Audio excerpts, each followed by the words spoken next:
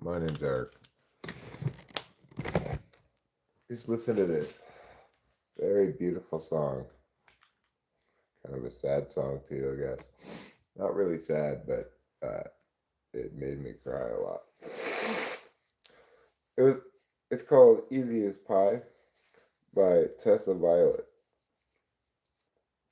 Oh, that thing just hit me right in the cry bone. It's about it's about loving your pet. You know, and even though it's not nothing sad expressly about it, it just really hit me in the cry bone. Anyway, I decided to live stream in part because I've got a couple of tasks that I want to accomplish. Really, a couple of tasks that I probably want to accomplish online. Specifically, I need to go to dmv.com. Obviously, it's not dmv.com, but I need to go to the DMV website and I need to do a couple of things there. Obviously, those things are going to cost me money. Everything costs money these days. And that's unfortunate. But the good news is your mom. Your mom has always been the good news.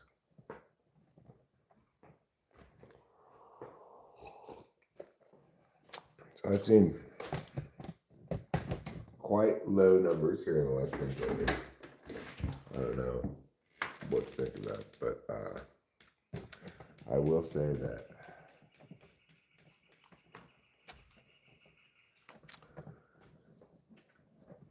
I could possibly do a better job of enticing people with titles and thumbnails, particularly.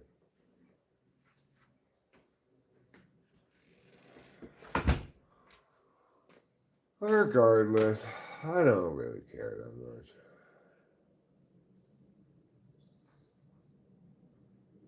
I like it when things are a little more lively, obviously.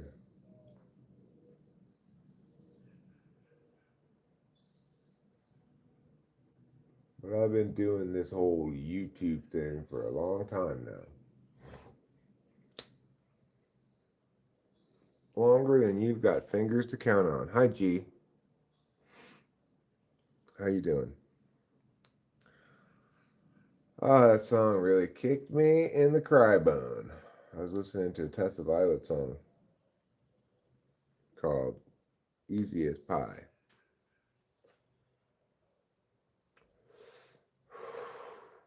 It's about loving your pet.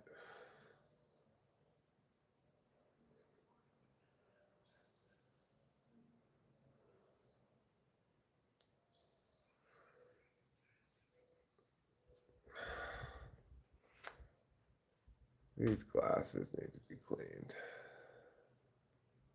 So, the title today, I decided to title today's live stream by getting Gemini evaluate evaluate my live stream titles and predict what the next title would be for a live stream. I really had a lot of trouble getting a good answer from it. It kept wanting to focus on like typology and stuff like that. I tell it just limit your data that you're using to recent live stream titles, and it still didn't quite do anything that would represent a good, intuitive, correct prediction based on the data I was telling it to use. I don't think I have a lot of typology titles, although I may have some.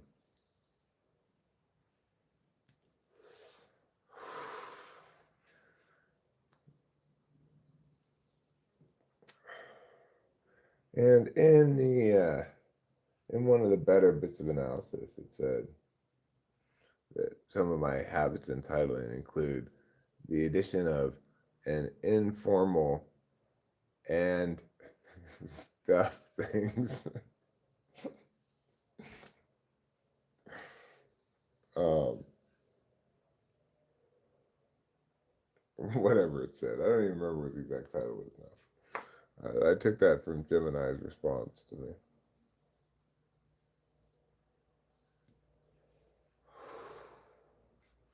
Things I've been thinking about. Why is it called a prerequisite? Shouldn't it just be a requisite? You know, like, well, you don't have the requisite certifications or something, right? You wouldn't say you don't have the prerequisite certifications. A prerequisite. I don't know why it's called prerequisite.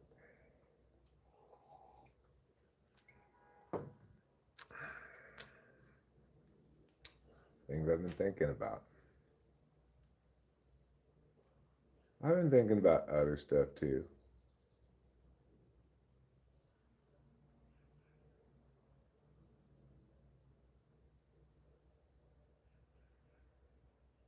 What was I thinking about earlier? The other thing that I was thinking about. Hmm.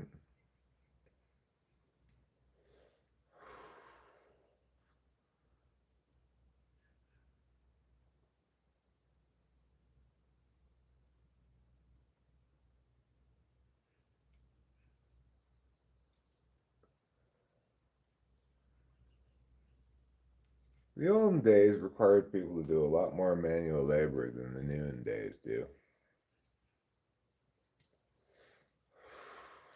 If you wanted to cut out a block of stone, you had to use some chisel and a hammer and slowly pick away at it.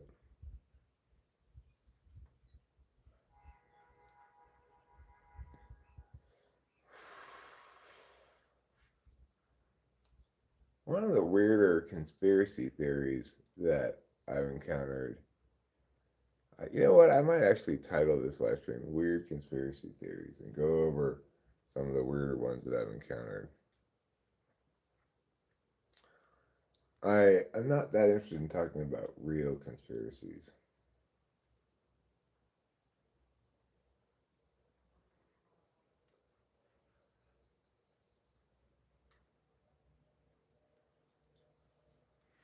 But one of the weirder ones that I've encountered is Tartaria, it's called.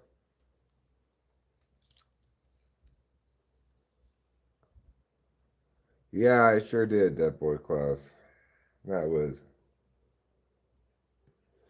not super fun game one. I could kind of see it coming. You know, it's like, I know our bullpen, 3 runs is not enough for the Athletics to win a game. That's just, we don't win games when we score 3 runs. It's just not going to happen.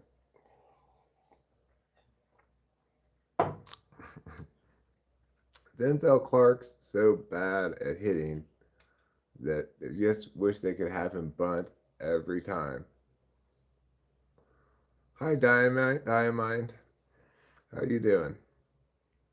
Yes, well, the title comes from Gemini. I was asking Gemini to predict the next live stream title, and one of its things explaining itself said, like, he might add this the and things thing at the end of it. So I thought I'd just quote Gemini there in the live stream title. It didn't do a good job. I was surprised at what a poor job it did of evaluating the question I wanted it to evaluate.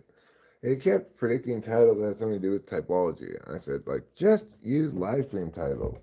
Because I rarely title live stream typological things. And it just couldn't, it never could produce any good predictions that I thought I would actually use unless I were talking about, like, I had to address the question multiple times because it kept, I was trying to get it to be right. more, But the best you could do is predict titles about abstract concepts. Like I said, well, if you, I just came in to get another cigarette. I don't know. I've been smoking a lot lately. What are you, the cops? Uh, what was I talking about? Yeah, he did make a great diving catch. You're right about that. He is a good defensive outfielder. That's why he's in the lineup, obviously. But um, he also struck out so badly on that one strikeout. I don't know if you saw it, but he swung uh, like a full 2 feet above a ball. It was like in the dirt. It wasn't quite in the dirt, but it was down low.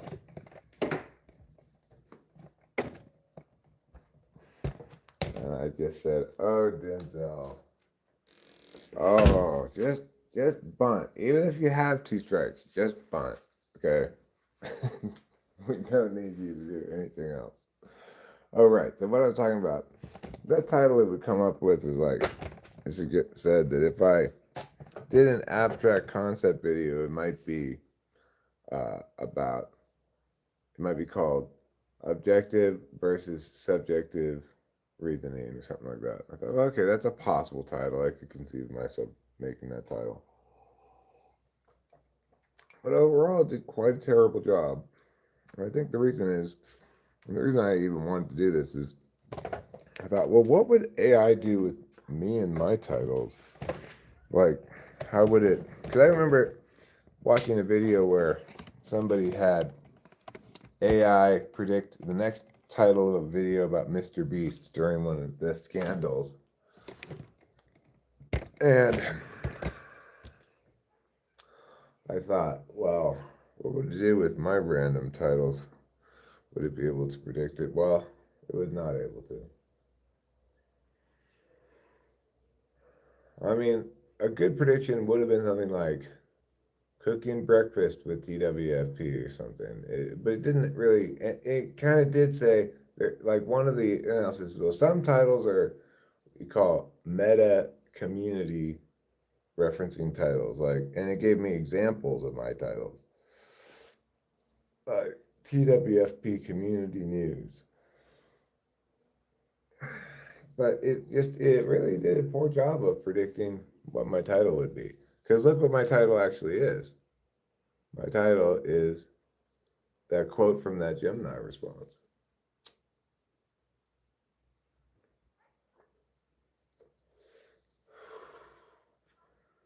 Anyways, we got a couple tasks to do. I've done one already today, which was to cancel the subscription that I accidentally subscribed to yesterday. Kind of tricked into subscribing to.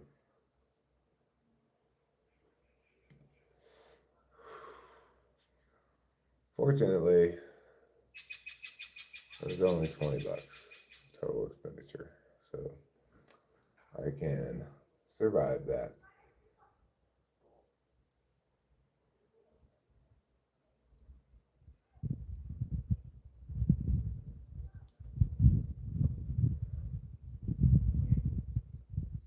There's Gemini, an actual Gemini. I don't know. Good question. Hi, CJ. How you doing? Didn't want me to butcher your name again, huh? Like this time, I'm gonna start by introducing myself as CJ, so he doesn't try to say my name again. I am curious how you say it though. Chaitanya Jane. Chaitanya Jane.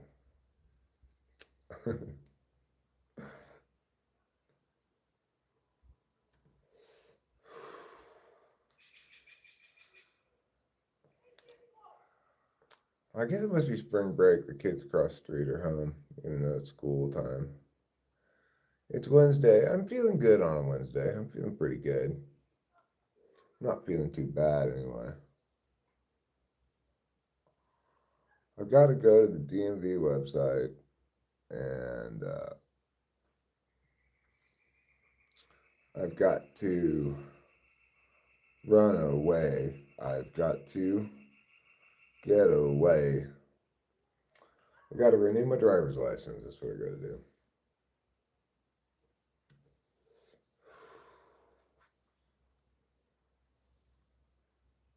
I got to renew my DL like Steve Carell. Who's Steve Carell? I don't know.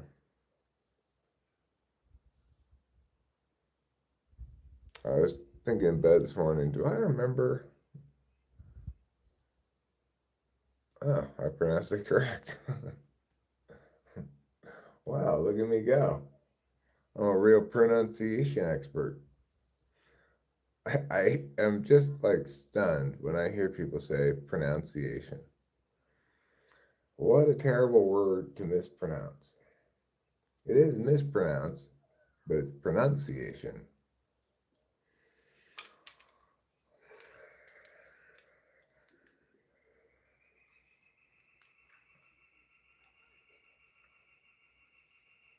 Birds are chirping, little bugs flying around. It's a verdant spring morning here in the forest. Hills all green and covered with grass.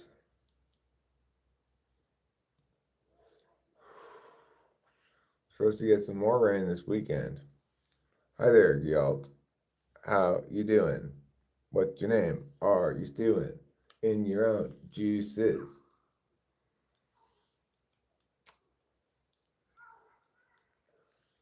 So, a sunny Wednesday morning. Not too hot or anything, though. I'm comfortable with this sweatshirt on. It's a nice morning for sitting on the porch, musing about the limits of AI.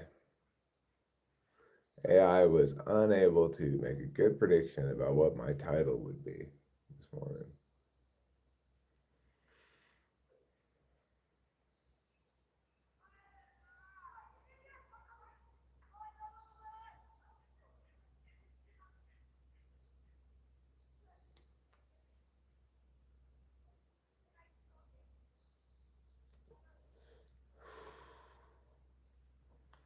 Yeah, it's really interesting. It's kind of like living in the future, you know.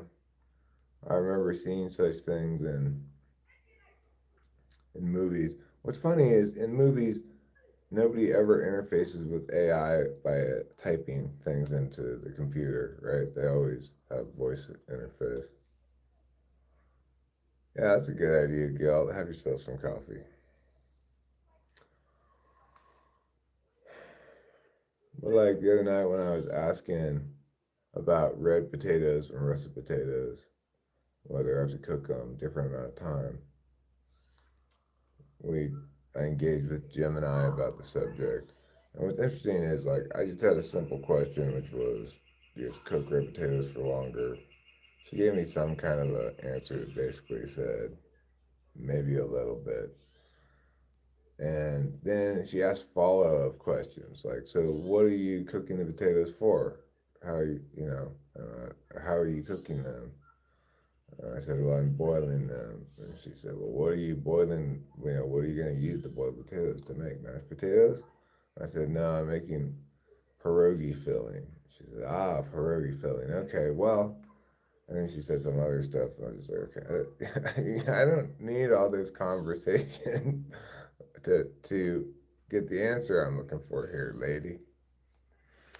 But that felt very futuristic. That conversation, like, okay, I'm living in the future and I'm talking to AI.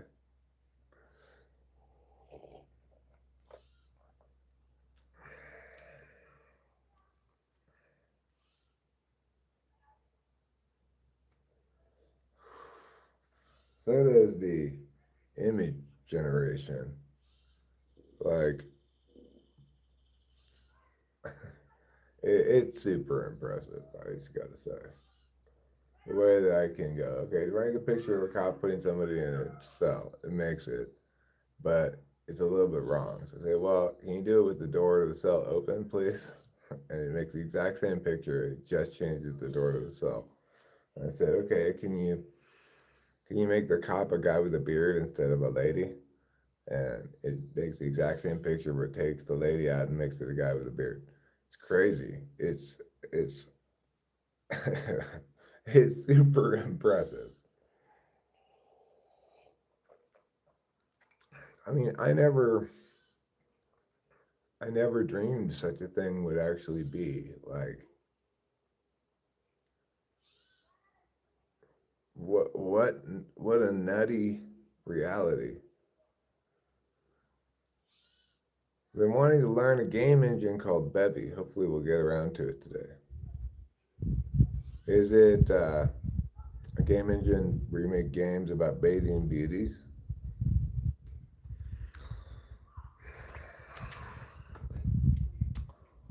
All right. Well, I guess I should go inside and start doing a task or two. Go to the DMV website and give them my money for no particularly good reason.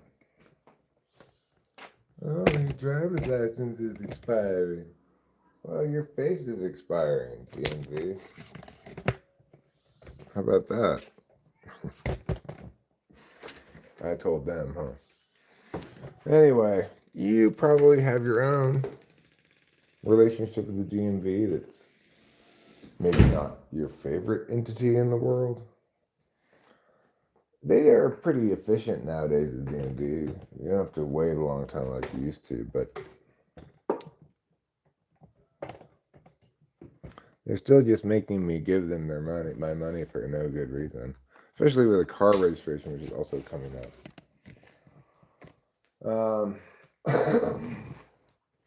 It's like, am I really paying like $160 for a sticker and a piece of paper? Ay. All right, let's see. First, go check the old bank account. Okay. No surprises there.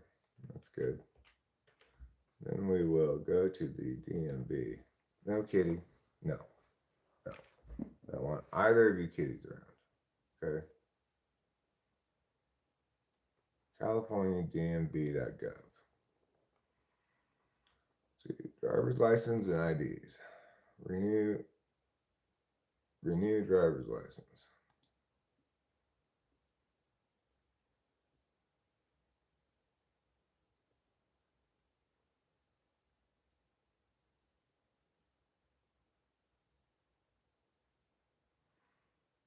Okay, that doesn't apply to me. Until further notice, the California DMV cannot issue, reissue, or renew limited term legal presence non-domiciled commercial driver's licenses. That's not me.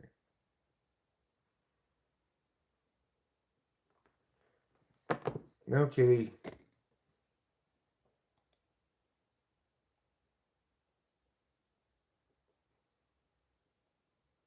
Renew my DMV account. Log in. Password expired.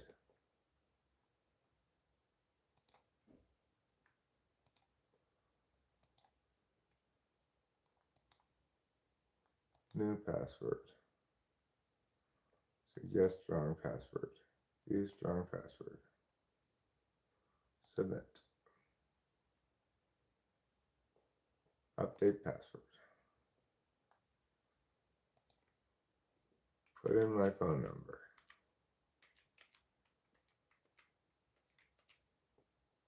Receive code via text.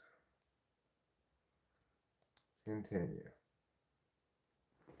Put in the phone code. 479108. 479108. 479108. All right, now access my DMV. Hi there, Show Media. How you doing?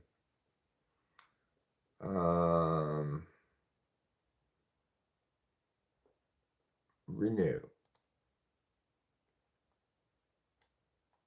I need to renew. Renew.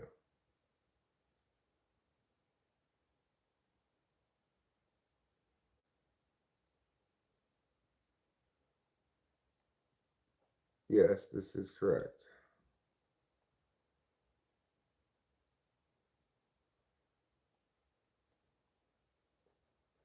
I have read the above medical information.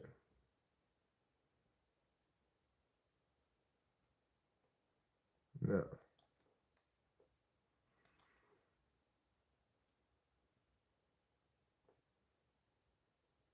I am not a veteran.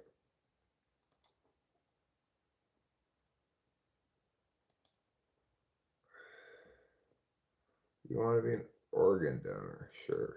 Why not? No, I don't want to make a financial donation to Donate Life California. For God's sakes. Voter registration. English.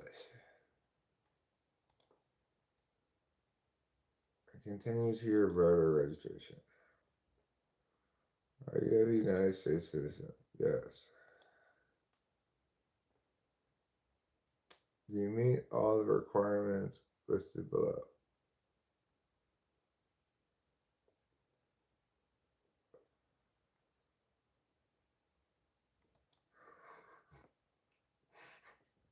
I am not currently found mentally incompetent to vote by a court.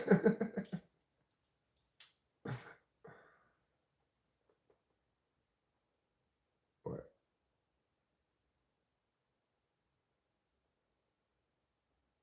Do I meet all of the requirements listed below? Yes. Okay. I want to register to vote.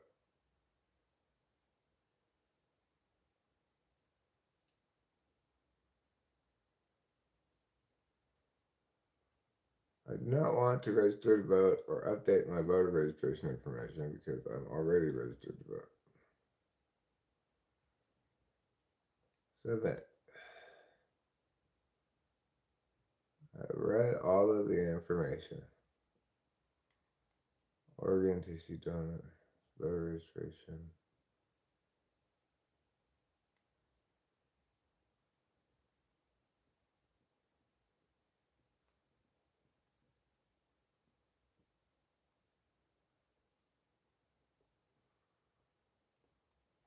I have read, understand, and agree with all these things. Add to cart.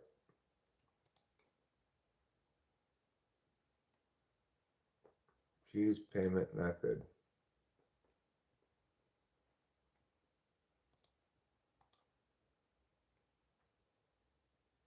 Continue to payment.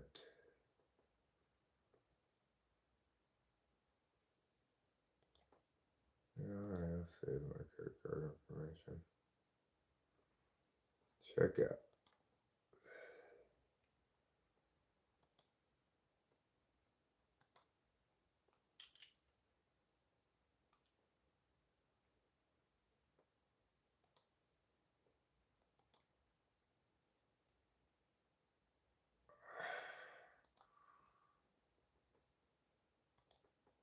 Okay, submit payment.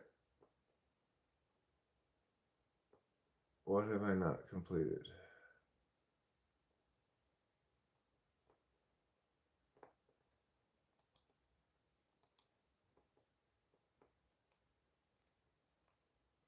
What have I not completed? Oh. I don't have the month and date of the credit card in there for some reason.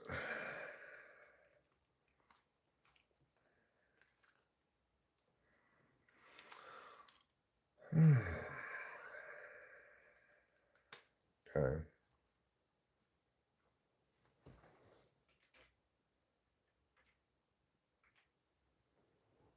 There. Now I do it.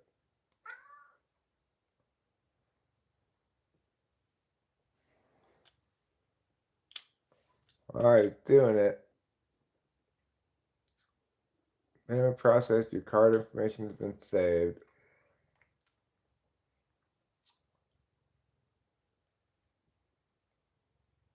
I guess it'll be mailed to me.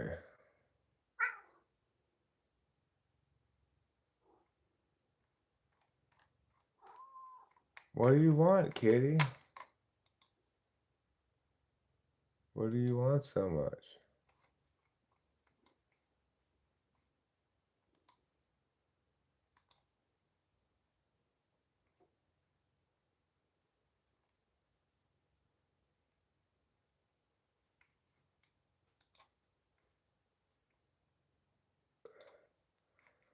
Alright, I think I'm done with that.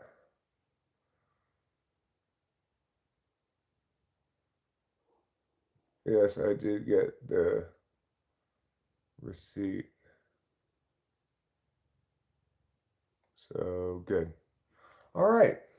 Well, we've done one thing now. How good is that? How good is that? So good. That's how good. Alright, we've done one thing. Hi, Cameron. Yeah, mine's like $161, I think. And that's coming up too, but that I don't need to pay right now. I have to pay by like June something. So I'll just sit on that one for a while. But I did renew my driver's license. That means coming up April 28th, I'm still going to be able to drive. So my old driver's license expires on the 27th.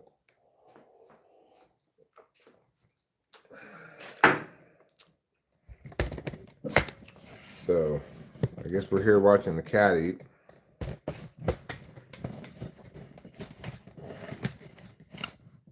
He needs some watching.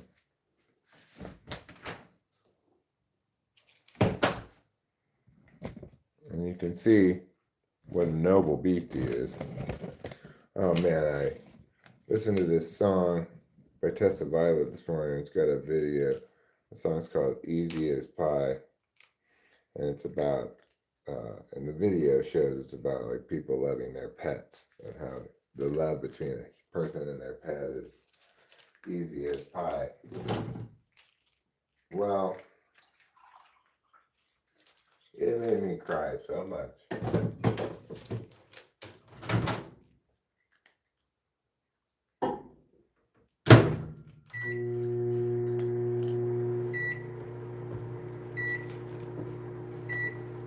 I was a real crybaby extreme. Kitty, meow, meow, meow. You were such a special kitty. Meow, meow, meow.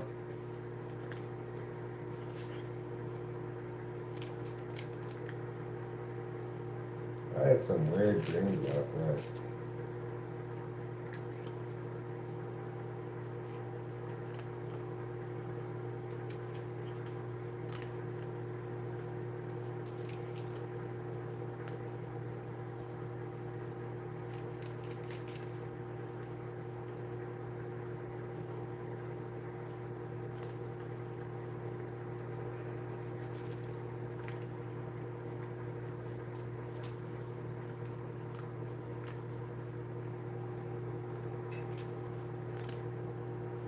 I'm getting pretty well combed lately. I do believe it makes a big difference, you know. The more hair I can get off of it with a comb, the less he sheds around the house that I have to clean up with a broom or whatever. Alright.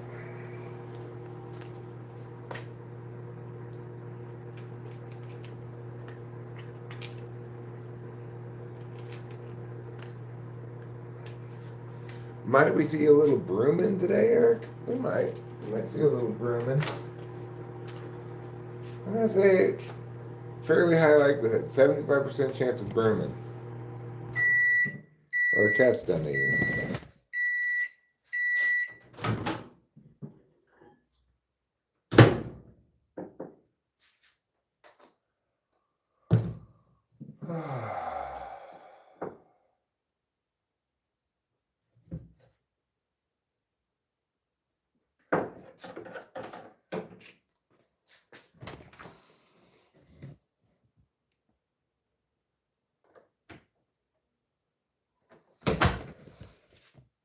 There goes the cat. Out into the world. Ready for his day now that I've watched him eat. Giving him a little combing.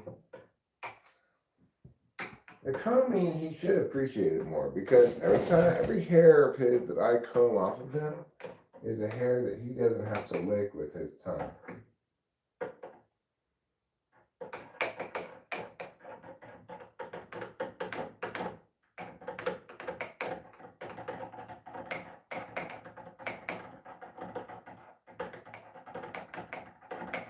I hate my. I love myself. Thank God I'm alive.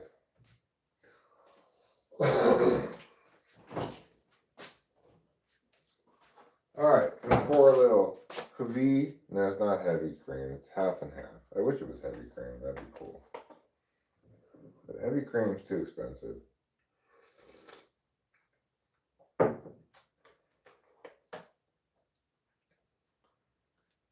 You know what I'm talking about? I think it's weird that when you get milk out of a cow, it separates into two distinct layers. One of them cream, one of them milk.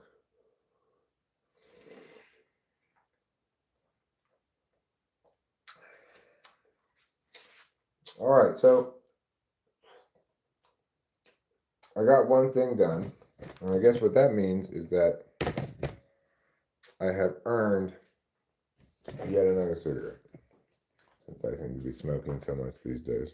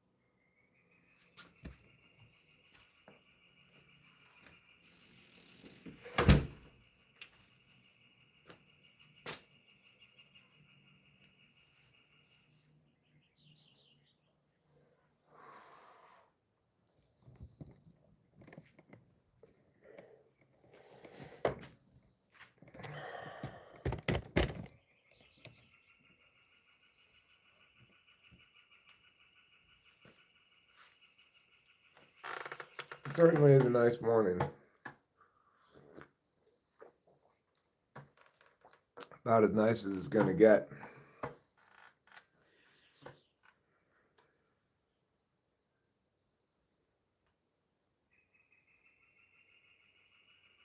I wish I could take you with me on a little car adventure.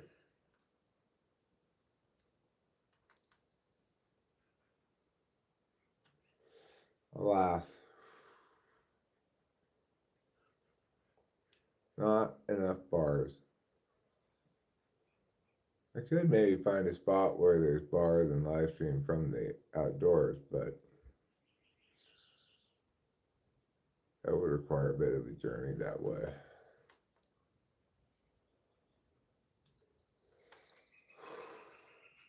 I have found that up on the hills up there, over that way, there's decent reception.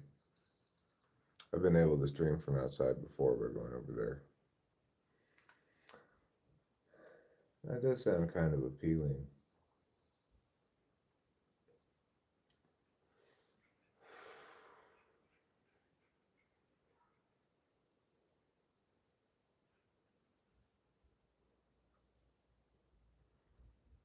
It's conceivably something Rachel and I could do at some point.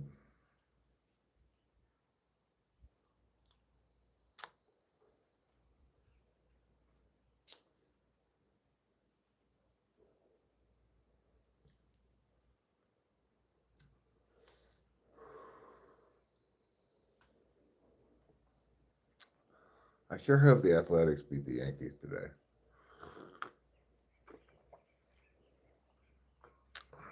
We've had to play against a lot of good teams at the beginning of the season. Toronto, Atlanta, Houston, NYY, NYM. Those are all good teams. Trouble, will you leave your sister alone, please? She doesn't want you to bother her.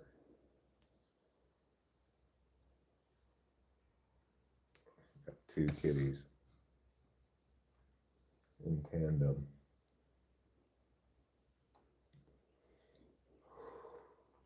What are you kitties doing? Smelling stuff? Wagging your tails?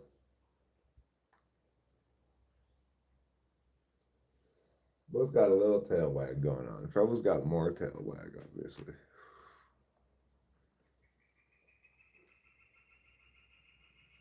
And you see Capio running away from him in terror. Because he's such a dick.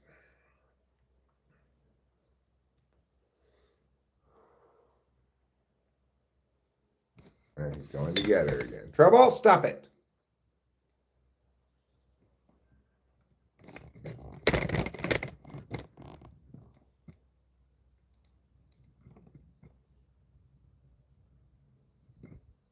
Hi, kitty. I'm sorry he's such a dick to you all the time. What a bad kitty.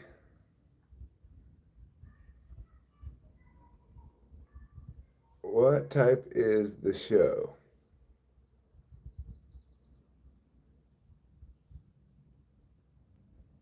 Trouble's getting trouble started again. He's always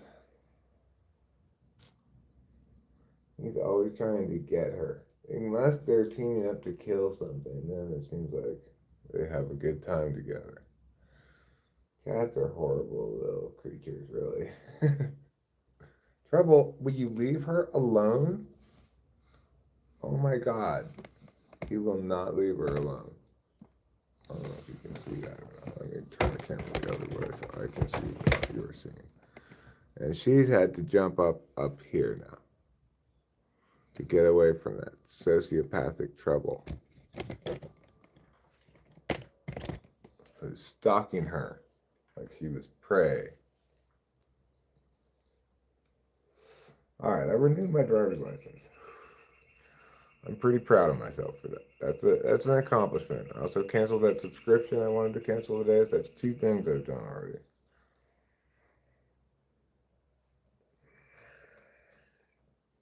The next thing I might have to do, though, feels like kind of a big job. Namely, mopping. We got one kitty on the ground, one kitty on the railing. And Trouble's like, that's right, you stay up there. You're not allowed on the ground. For you, the ground is molten lava.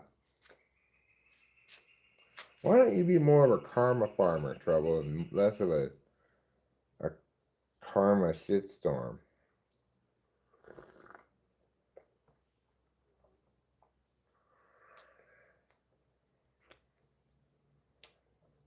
Fun fact, you can implement Conway's game of life in Photoshop with a 3-step macro.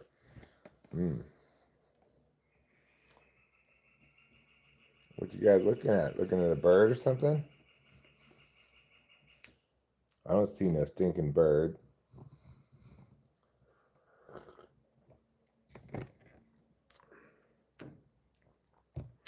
Here's a caterpillar.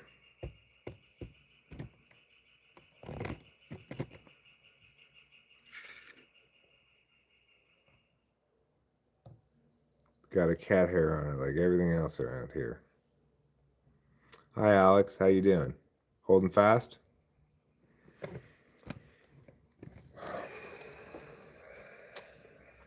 We're going to go inside. We're going to pull a couple bowls. I'm even scared to say the word. Mopping. It'd be a cat hair pillar, actually.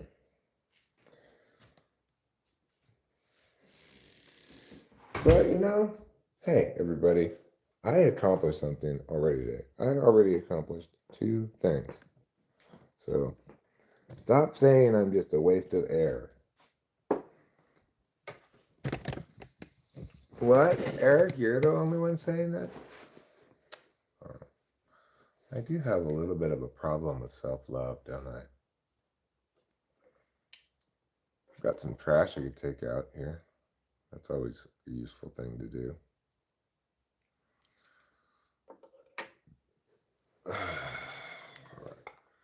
close this out.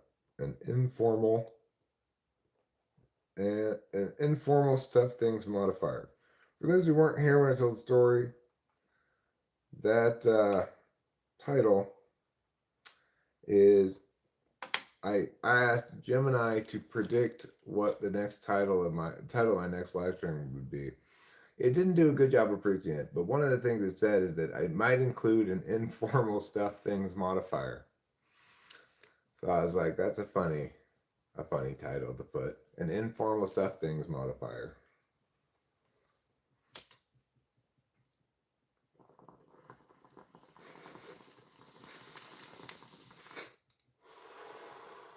But I really had to work it, you know. When I first asked the question, when I first asked the question, it did a pretty good job, but it like broke down the thing into different possible kinds of titles that I use. It was best at predicting what a title would be if I used a abstract concept title. And it said I might do objective versus subjective reasoning. That's conceivable. I could do a title like that, you know, if I'm feeling serious and wanting to talk about some particular topic. But today is more the standard kind of live stream, which is Eric feels like doing a couple of things, but because he's an ENTP probably, or for maybe other reasons, I don't know. He likes to be watched when he does things. And he likes to talk about himself in the third person when he's talking about how he likes to be watched when he does things. Ergo, by the way, in case you didn't know, I am he.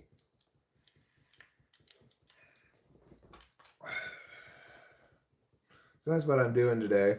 And accordingly, the title is not revealing of anything particularly that I'm going to talk about. Although I am talking about it now, but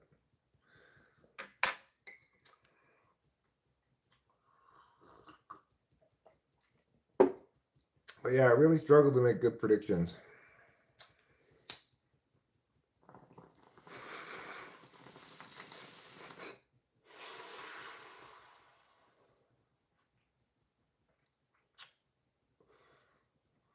What else do we got going on? Well, I started to watch, but I haven't finished watching, and we'll probably finish later. The new Sidetrack Adventures video, which is about the so-called Sistine Chapel of the desert, a place where ancient peoples drew a whole bunch of rock art. I don't find those kind of videos particularly interesting or entertaining in general, but I like Steve from Sidetrack Adventures a lot, and his blandness is very soothing. He's incredibly bland. It's impressive, but he does a good job of telling the story of wherever it is he's looking at. You know, a lot of times you just walk around with him and you're looking at dirt and rocks, but he's got this narration over the whole thing, telling the story, and he'll intersperse it with some old timey pictures of what it looked like a long time ago and stuff. So I enjoy his content. I recommend his channel, Sidetrack Adventures. The host name is Steve.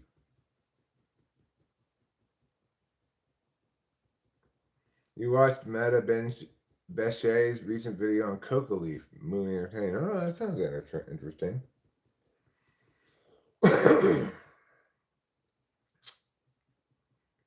does sound interesting. I guess you can legally get Coca Leaf. You must be able to.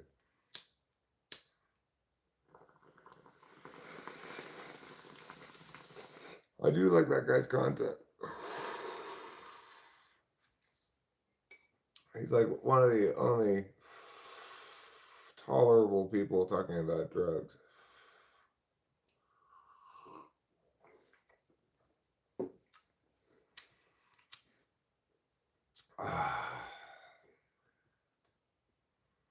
Okay, so let's pretend for a moment that I were going to mop the kitchen floor. And I know, it's a big pretend. We're not necessarily sure we're going to do that yet. But the question would be, how much more sweeping prep do I need to do before I can really mop? And the answer is at least a little bit. I already know I accidentally spilled some coffee grounds over here.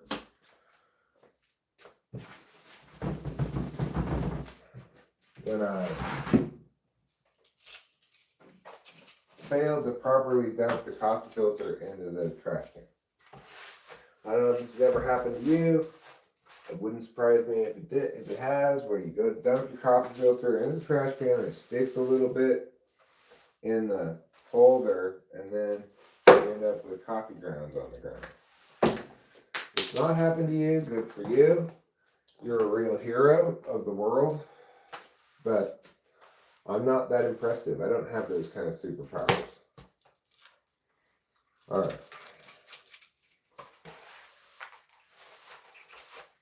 Obviously, when you mop, you want to make sure that you have gotten up already almost all of, or as much of as possible, all of the shit on the floor.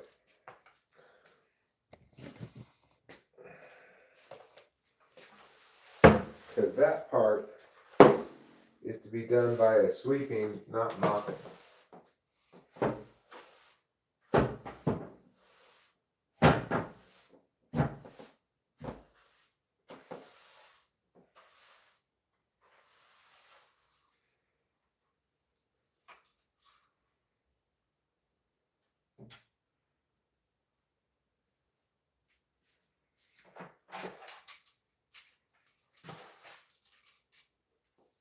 Okay.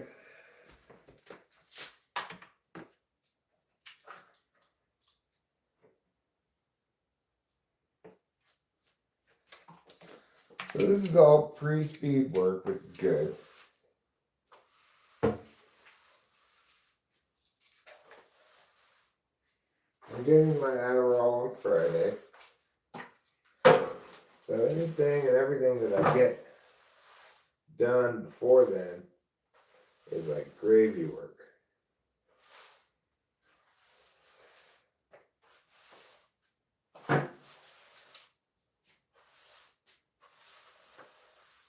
Alright.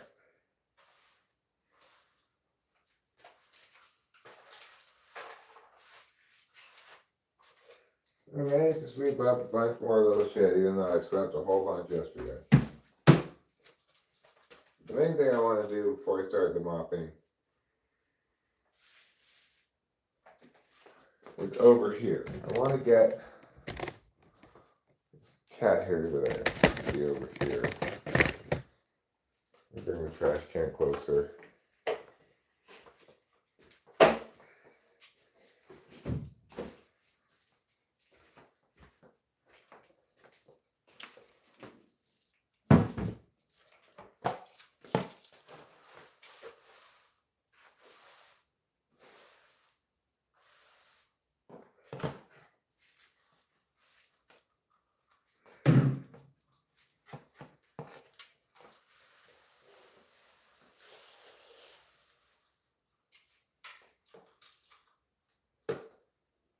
Look at all that cat hair.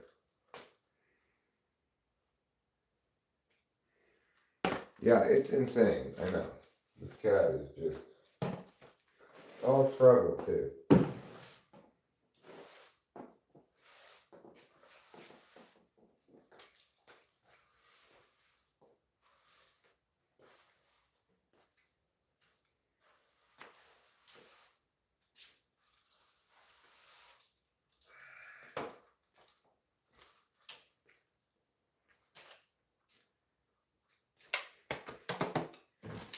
Alright, bring the broom over here. I mean the trash can over here. And I'm going to bring you guys right over, well, just right here. This will be a fine spot for you.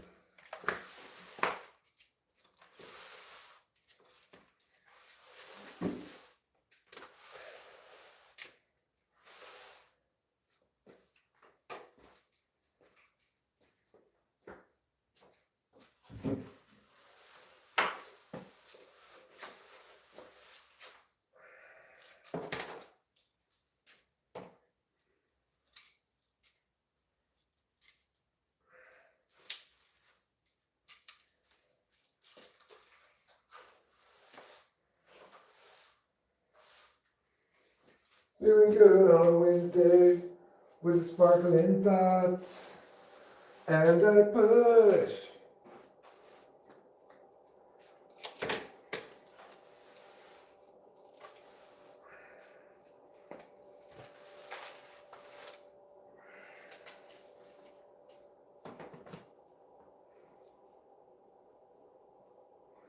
Help me unload the car.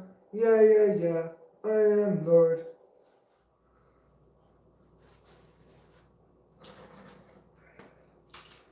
Alright. We've made some good progress here. Obviously, we've got more stuff if we want to be thorough. I'm not sure I want to expand the scope of my efforts in this room in full, though, although I've started to do so.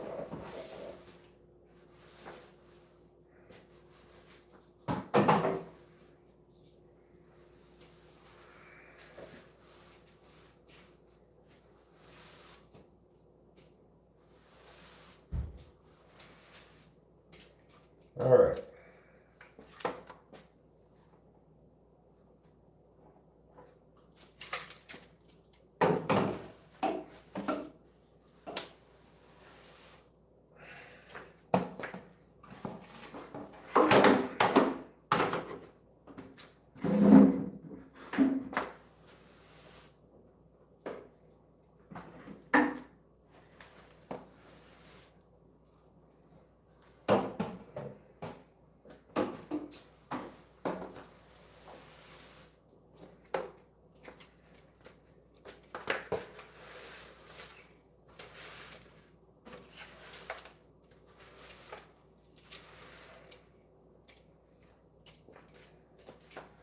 I still haven't finished cleaning up this room with all the little wheat scraps on the floor and stuff from months ago.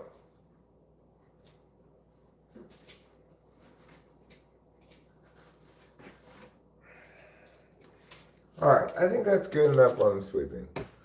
Let me get over here and make sure I didn't scoot anything over here that wasn't there when I started over here.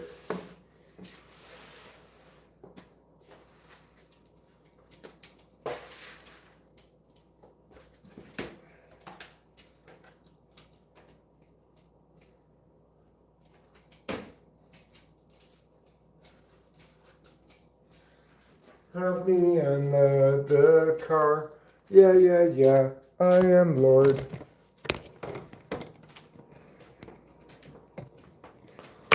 Alright. We've completed all the sweeping we need to complete.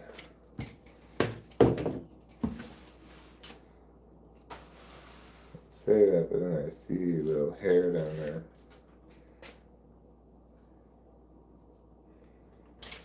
Alright. Time to take a break.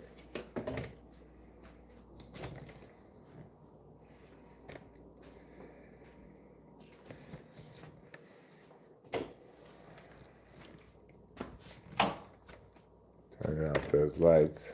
Reminds me, of course, one of the other things I want to do today is pay the electricity bill. Yay!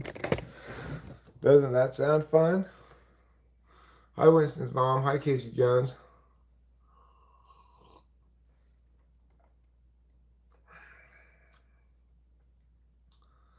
Can you tell Ted Bundy's MBTI? Good question, Michael Bell. Micah Bell. I have no idea what his MBTI is. The answer is no. I can't tell.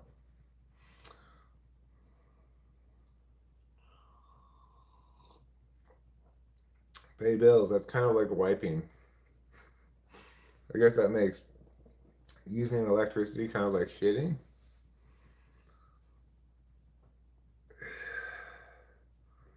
You're still waiting, hoping to catch a case from the spring fever cleaning bug. Well, I've had a bit of the spring fever cleaning bug. I guess that would explain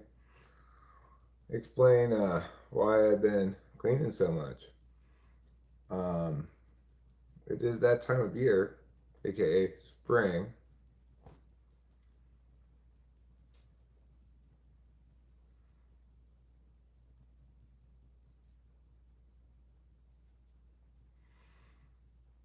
I don't want to chat. I don't want to describe how to do the thing or anything like that. Good morning, darling. It's my sweet and beloved beauty. She's awoken. The birds have started singing. Now, I don't know what Ted Bundy's MBTI is. I don't know enough about him. I've not watched any interviews of him or anything like that. So I couldn't even speculate about it. Uh, if uh, if I had watched some interviews or something, maybe I could speculate about it a little bit. But um, spring cleaning is when you can finally open the windows and release all the winter farts. Well, that's a good way of putting it, Casey Jones. I've got some trash here to take out, but I'm sitting down. Can I watch? No, I'm not. Those kind of things are depressing to me, you know? Like watching watching some serial killer talk, it's gonna be kind of like disturbing to me a little bit, I think.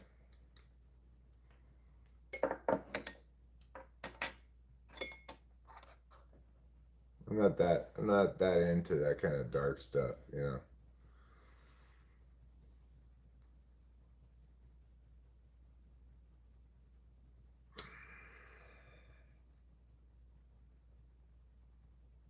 Nah, you just bored? I don't even know what to make of that question.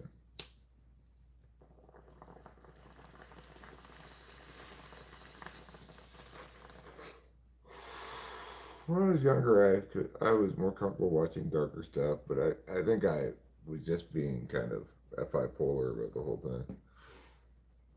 Nowadays, I can only watch a certain level of darkness. I can only pay attention to a certain amount of content about Epstein or Diddy or even Trump and our national policy.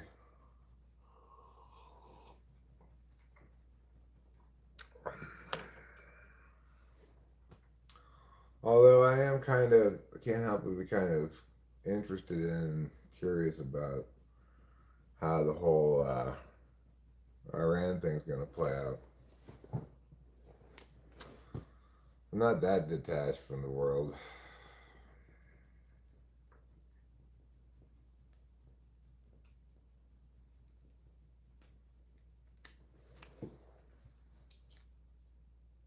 Making gloves.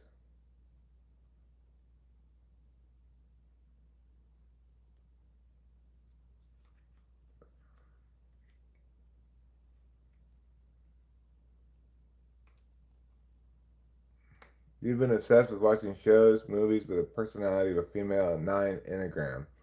It's actually kind of hard.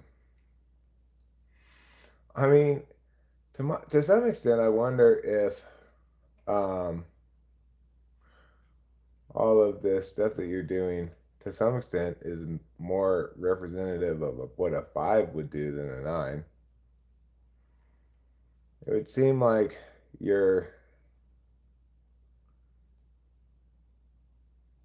you're trying to research yourself so that you don't have to be scared of the kind of thing that you are.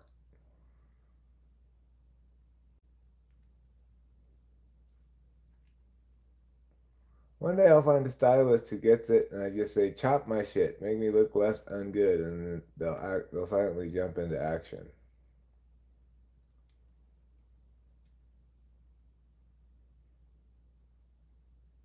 We grew up watching horror films and other films, and put me off for life. Really, I like watching real life stuff. Right, but what I'm saying is that behavior of yours seems more indicative of the 5 in your tri-type than it does of the 9. And that's not to say that you don't have 9 in your tri-type as well. It's just um, like if you want to watch something that you'll relate to in terms of your watching habits, perhaps you should watch something relating to a five instead.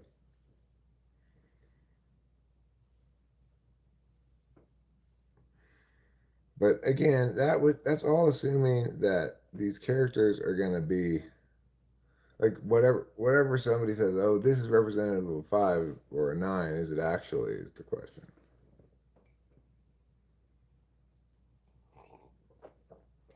Fuck off, G.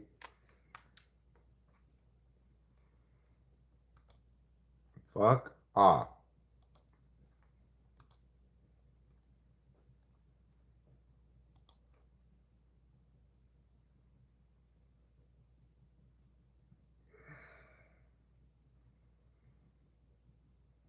Right. Well, I mean that's the problem you're gonna have consistently.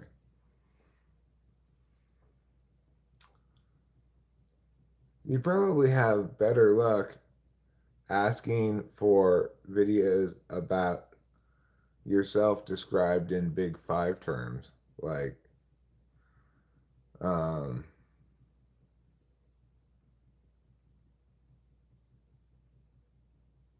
or just describe yourself as best you can and see if it can find a show that includes somebody that you think is um,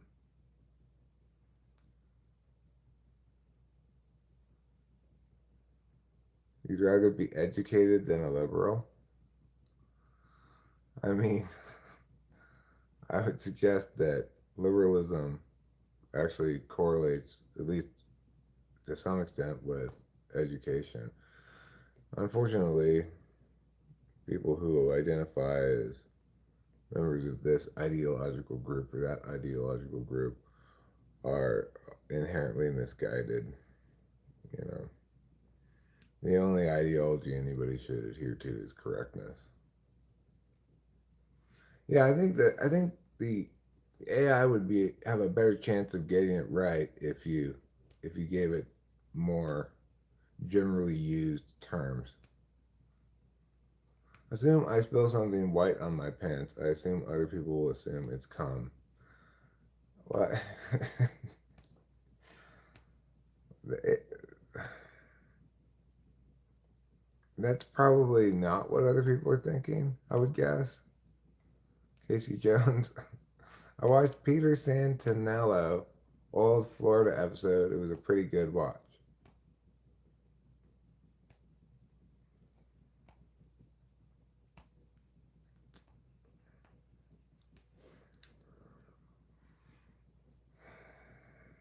I like this sweatshirt a lot. Rachel got me this sweatshirt. What's going on, mind of yours? A lot of times when you do nothing.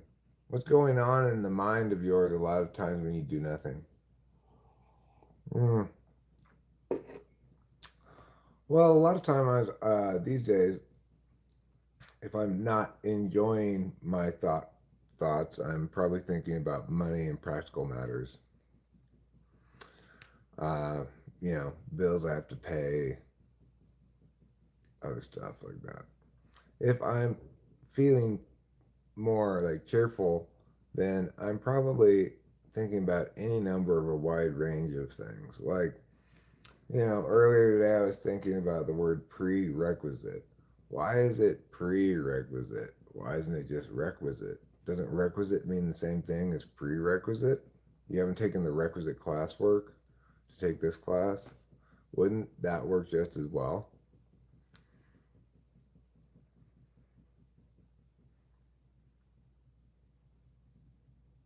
I could Google it.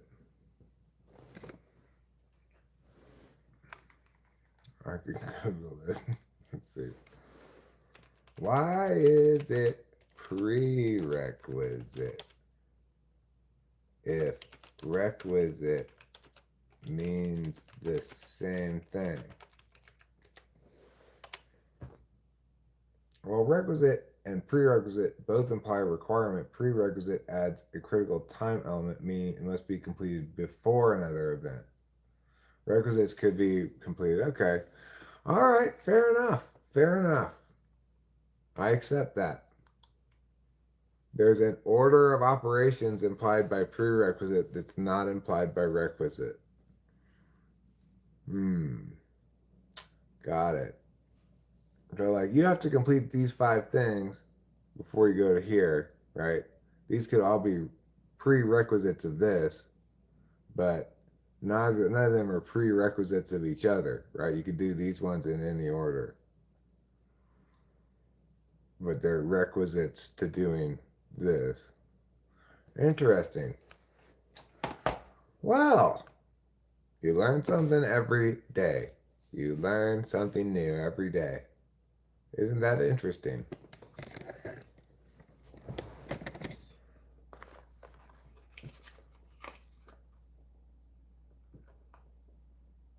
You learned the word on contrary? Is that a word? I've never heard that word before.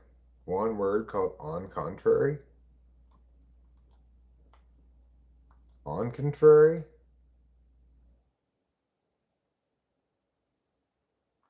No, I don't want results for contrary. I just want results for. Search only for on contrary. It still doesn't give me anything for on contrary. So I think that's not a word.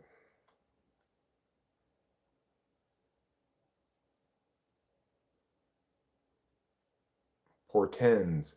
Yeah, portends is a great word, meaning, bodes. Portends. To be a sign or warning that something, especially something momentous or calamitous, is likely to happen. Ooh, calamities. Everybody loves a good calamity. It's a calamity. There was an old West lady named Calamity Jane. You guys remember her? Let's Google Calamity Jane.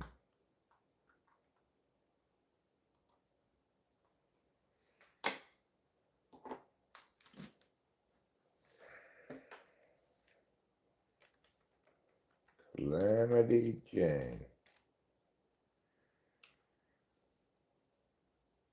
She was an American frontierswoman, sharpshooter, and storyteller. In addition to many exploits, she was known for being an acquaintance of Wild Bill Hickok. Later in her life, she appeared in Wild Bill's West Show, Buffalo Bill's Wild West Show, in the 1901 Pan American Exposition.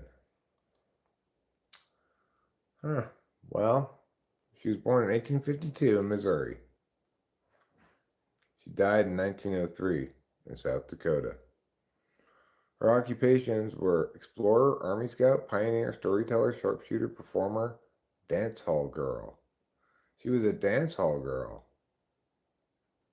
and alleged prostitute, acquiring the nickname. She was involved in several campaigns in the long-running military conflicts with Native Americans. Her claim was that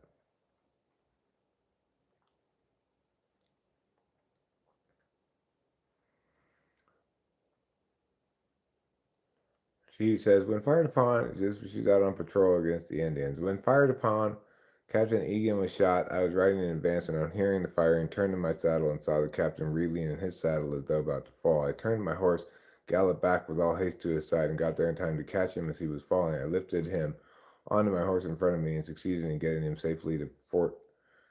Captain Egan, on recovering, laughingly said, I name you Calamity Jane, the hero of the plains. I have borne that name up to the present time. Well, good for you, Calamity Jane. What's interesting is she got the name Calamity Jane for saving somebody. Oh, it's on the contrary. On the contrary.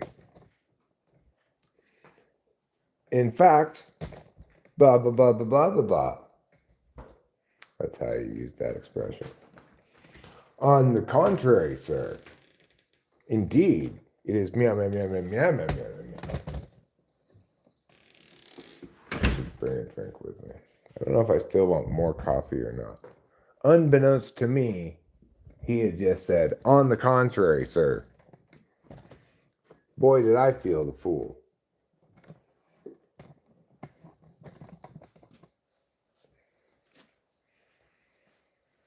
Boy, did I feel the fool. I believe Doris Day was in a movie and played Calamity Jane. I have just been looking at pictures of Calamity Jane, and she looks absolutely nothing like Doris Day. Calamine Jane was so named when she saved some people from itchiness after they got bit by mosquitoes. You've been drinking too much coffee today? Well, yeah, me too, but I've got enough of a cup left to give this a go here for one cigarette. Then I'm gonna come inside. I'm gonna take this trash out. Take Rachel's trash out too. Then, if we are really feeling it, if we're really riding the SE wave, as Ruben said the other day, I appreciate his encouraging words. Well, then we may just do a little something that rhymes with bopping. Can you guess what it is? Rhymes with bopping. And it involves cleaning the floor. That's right. If you solve my riddle, no, it's not chopping. Unbeknownst to me, the wabi sabi was on contrary to the SI goggling. Maybe kids are using the term that way these days. I don't know. No, I'm not actively sexting. That doesn't rhyme with bopping. I'm not cropping either.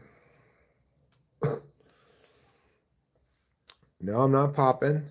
And I'm also not shopping.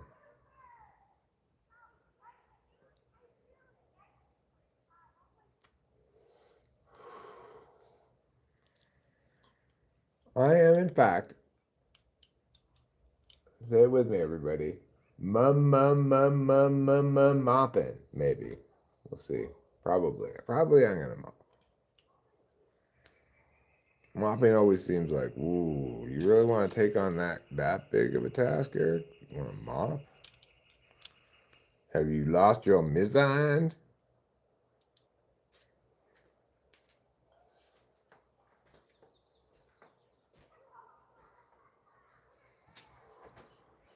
And then I'm all like, and then they were all like, and then we were all like.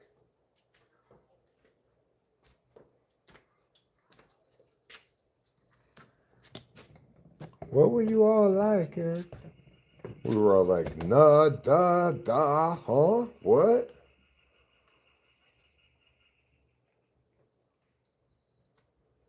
That's what we were all like. And they were all like, grr?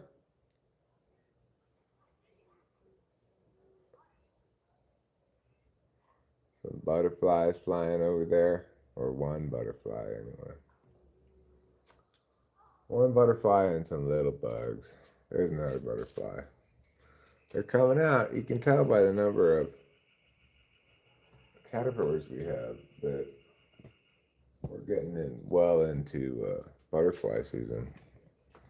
I really hope it does rain this weekend like it suggests it might.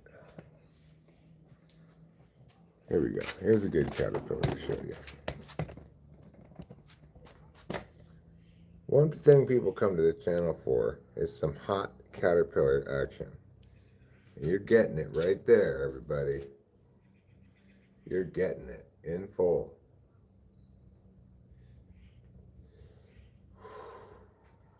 Oh, there's a fat boy over there, though. I'm going to go take you over to the fat boy.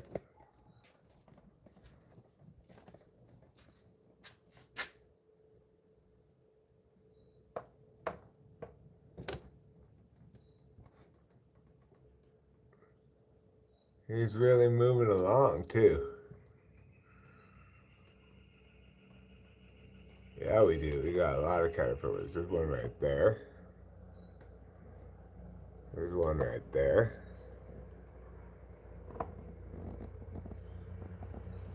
As well. So yeah, we got a lot of caterpillars. These ones aren't lonely, they got their friends right next to them. This guy, he's catching up. He's taking the high road and he's catching up. This guy losing ground. Who will win the race?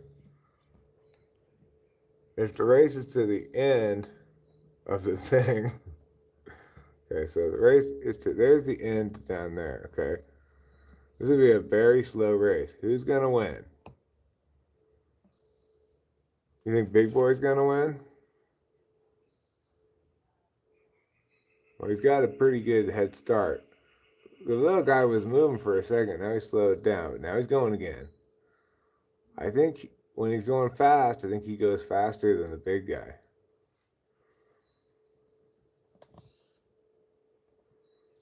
You're my butterfly sugar baby. You're like a butterfly flying in the butter sky. Everybody loves you.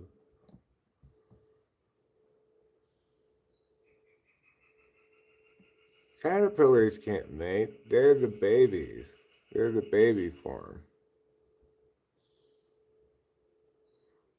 Oh, I think, Rachel, you were right. Big Boy is almost all the way at the end. He's stretched out his lead now.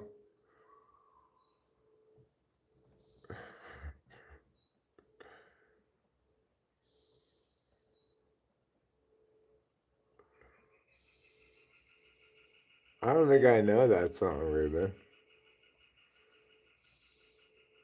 Oh, look at that. He's almost made it all the way to the end, but he's come across a roadblock that could thwart his efforts. There's some spider web right there. Oh, what is he going to do? Let's zoom in on him and see what he's going to do.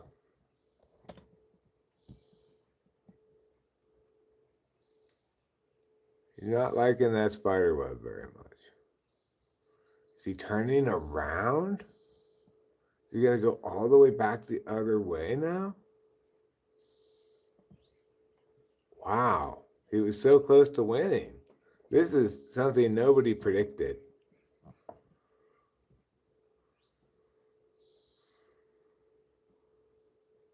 The sports books in Vegas are going nuts on this one.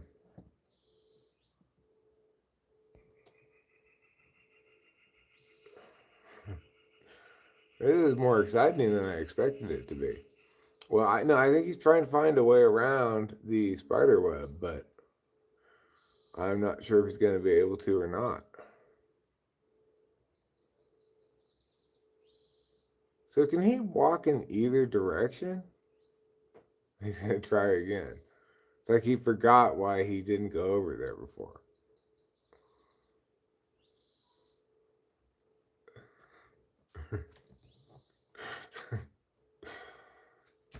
Oh, I gotta stop holding this up though. We're gonna still be able to see it, I think, just fine. Yeah, there we go. Okay, all right.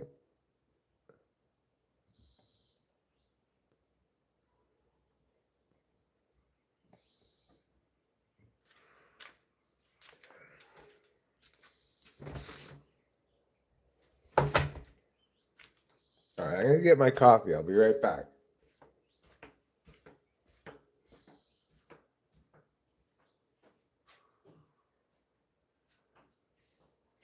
Nobody could have predicted this. Is the upset of the century brewing? Wow.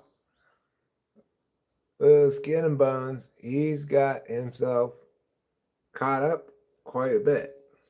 He's caught up a lot.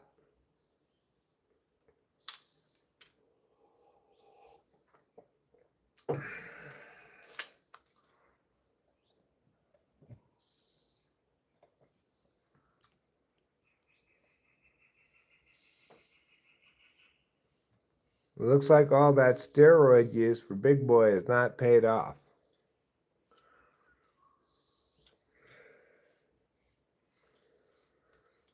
Yeah, Bob, this really goes to show you how much planning a good route is an important part of caterpillar racing. You can see the consequences of a poor plan right here. This big boy struggles with the lower route and has given up almost all of his once massive lead to Skin and Bones.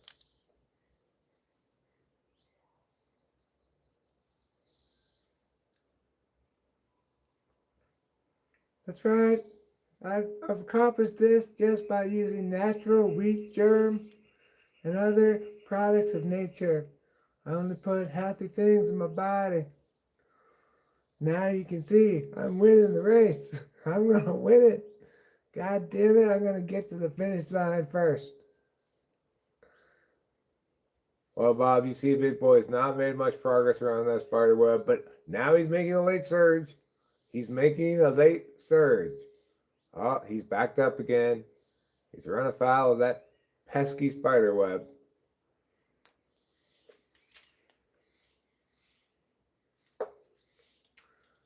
I think the little guy is almost at the finish line.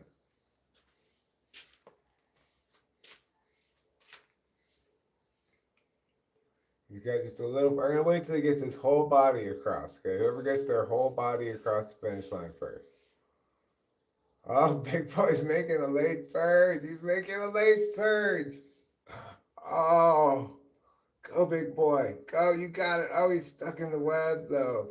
Oh. Come on, little guy. Now, the little guy's coming across a little bit of a web problem himself.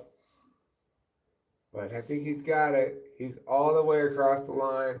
We have a winner, folks. It's Little Caterpillar. Wow. That was so much more exciting than I ever expected it would be. What a great race. You guys both deserve a medal. You get the gold medal and you get the brown medal.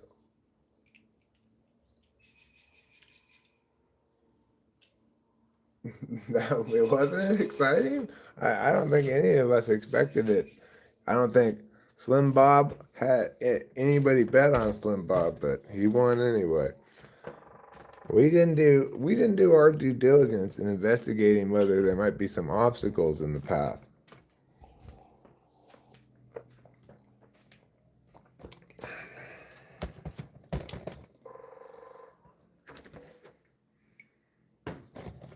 I mean, I think that's probably the best caterpillar race on the internet. That was the best caterpillar race on the internet. I didn't think they were going to move, but they really did. Yeah. They really did.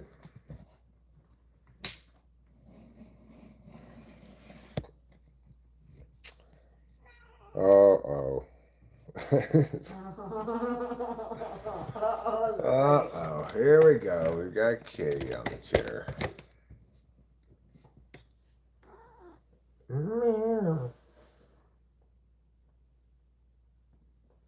Yes, come here. They did. They gave it their best. They both are winners in my book, you know? Obviously, the little guy, he picked the better strategy. And that paid off. Just goes to show you there's more to sports than just pure athleticism and size. You know, baseball proves that every day. People of all different shapes and sizes are very successful baseball players. Oh, yes. Oh, Indeed.com. Yes, you're my Indeed.com. And I love you. And I think you're very special. Give me the head push. Oh, yes. Daddy knows. And Daddy loves. Daddy admires. And Daddy emulates. Daddy respects. And Daddy feels cherishment towards. And Rachel, and Mommy is jealous, so Mommy's gonna come over.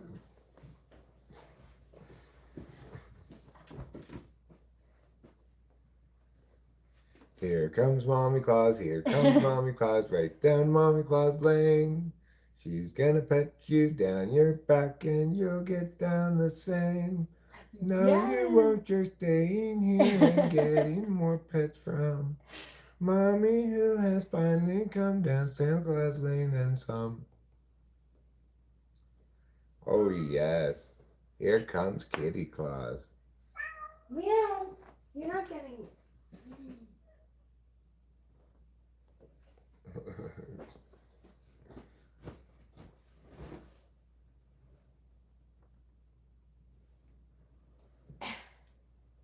Well, I know how to make her get down. I could do the next task in line of tasks. I renewed my driver's license earlier. Oh, congratulations! Thanks. You were able to do it online? Yeah, Really? yeah. So they're gonna mail me a new one, I guess. Oh, great. Congratulations. Thanks. So I got that one task done, and that was good. Now we've been working up to a little something, like I said, called mopping, and yeah, Trouble has to watch Capillo get pets. He didn't like it, and he was just like, meow. What's going on over there? Oh, yes, Daddy knows. And guess what? Guess what, though? Daddy's gonna get the trash. Oh! She likes it up there. She's been going there. Yeah, she does like that chair.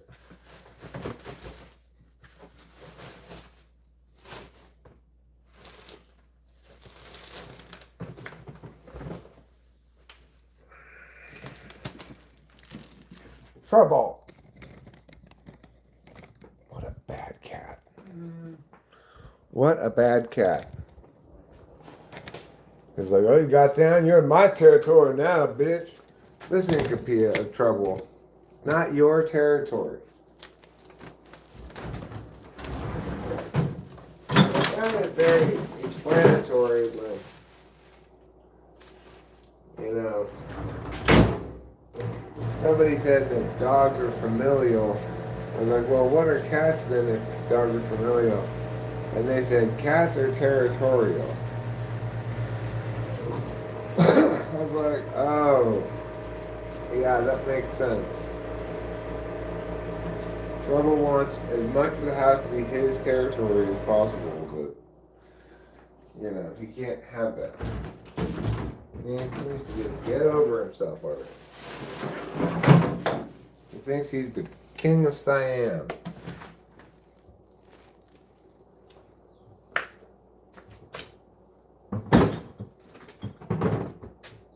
Or as Martin Van Buren says, Queen of the Summer. Let me get Rachel's trash too. Look at me go, getting stuff done. Get in the trash, it's so much fun. Thank you so Turn it much. around, Thank you watch so me get much. it. You're welcome. You're welcome, my darling. I didn't mean to mess up your song. That's okay. Don't you worry about it. There's a million more songs where that one came from. Here is a thing. Oh, thanks. Yes, that's texture.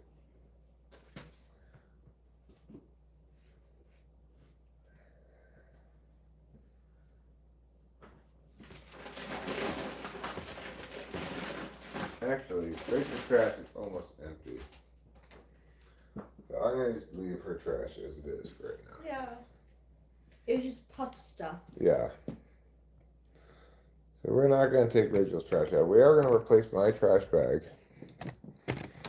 And to do that, we're going to get a trash bag from over here. These sweats are always falling down so much. Meow, meow, meow, meow. Meow, meow, meow, meow.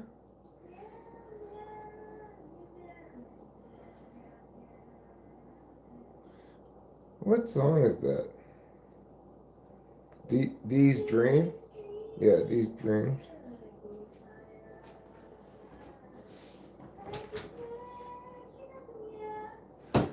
Meow, meow, meow, meow. Yeah, it's a good song. Who's that by? I don't know. I heard. In fact, it's only 2 minutes long. I'll put it on for you. This new Tessa Violet song. I'll go outside while you listen to it. This new Tessa Violet song I listened to this morning. Oh, It yeah? made me cry so much. Really? Yeah, because, well, it's about loving your pets. Oh. Let me put this trash bag in here. It's a good song, too. It's kind of slightly reminiscent of The Boxer. Really? Yeah. That's a good song. That's quite a song to be compared to. This is it right here. Easy as pie. So, when I go outside so we don't get copyrighted, put it on. Okay. Here's the mouse. I'll let Rachel listen to this 2 minutes of song. I'll go out here. Yeah, 2 minutes is a great length. All right, go ahead.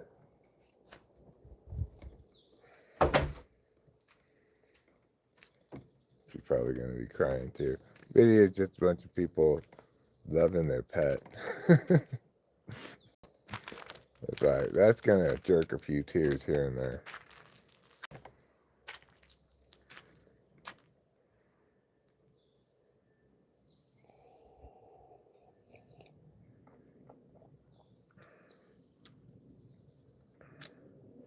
So this Tessa Violet song is brand new. Came out 1 day ago.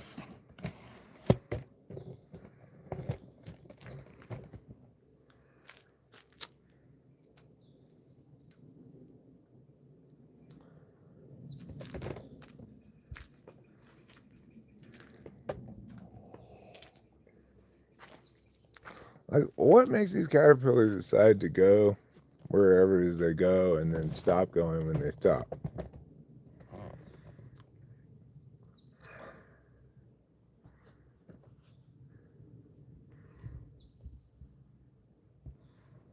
Here's this caterpillar. Presumably, he's going up to the top, like the Jeffersons, to a deluxe apartment in the sky. But those other caterpillars, they were going sideways.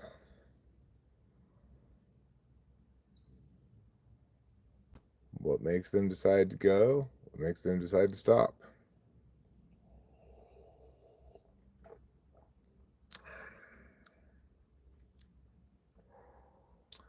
One of those mysterious questions to which no one will ever have any answer. Oh, wasp's nest. I gotta get that. Gotta get that. I gotta knock it down. I gotta get that. I gotta shoot it around. I gotta get that. I gotta put it down on the ground. Like there's a caterpillar that's all the way up there at the top near this wasp's nest.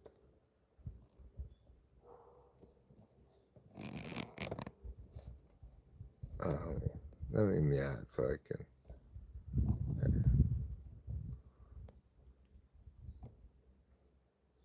There's a caterpillar right up there. You can kind of see it near the top of the pointy part, all the way up there. It's past the wasp's nest. You can see the wasp's nest too, or waspitorium, as we sometimes call it. This guy, meanwhile, making his way up to the blue part.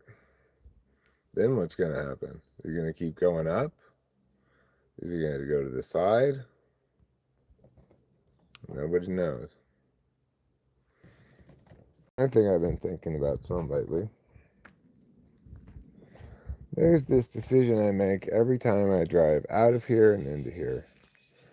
And it's close to a completely random decision as I can come up with. It has, you know, a large data pool of examples and independent trials or whatever.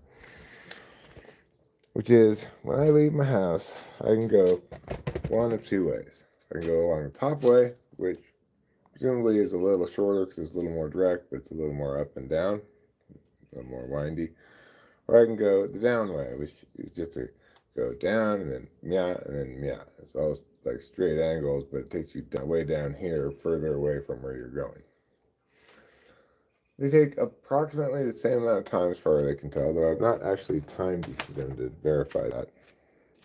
And I've noticed that I go one way or the other way, not at all the time. You know, like it changes. I tend to go out the top way more and in the bottom way more. If I had to guess at tendencies that were anything other than completely random. That was so sweet. I was tearing. Yeah, I It's cried really a good. bunch. Yeah, it's a good song, huh? Uh-huh. I put it on the C tracks. The chaps. Oh, you did good. Yeah. Alright. I will put the link in the video for anybody who wants to listen to it.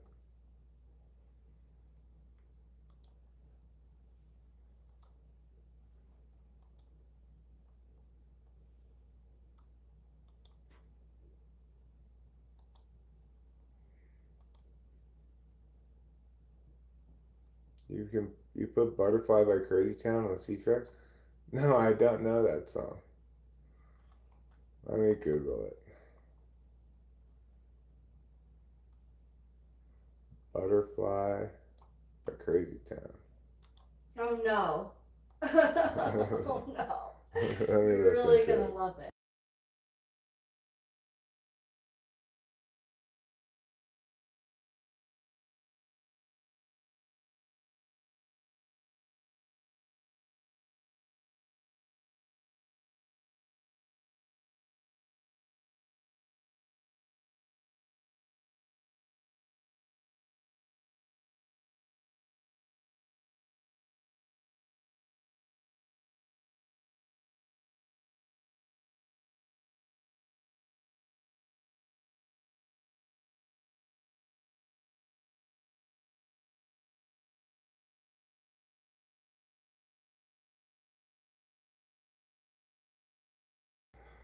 Oh God. Oh. Oh. Yeah. You got the dance down. Oh.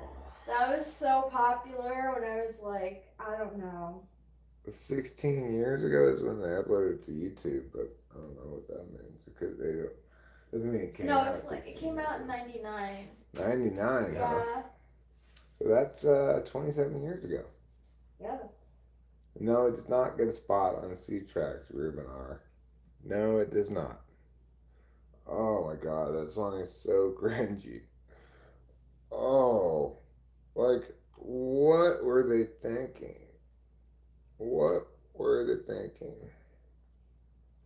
Come, come, my lady. Come, come, my lady. You're my sugar pie. You're my sugar baby. Yeah.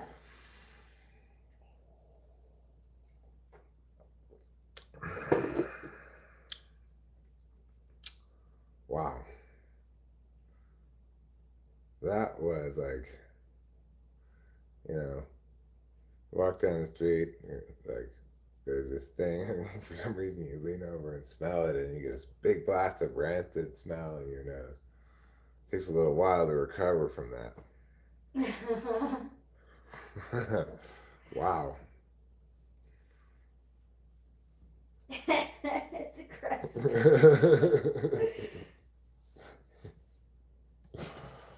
It's got 300 some million views. Yeah, I mean it was huge during the time, like that and like that song and like it's not right, but it's okay.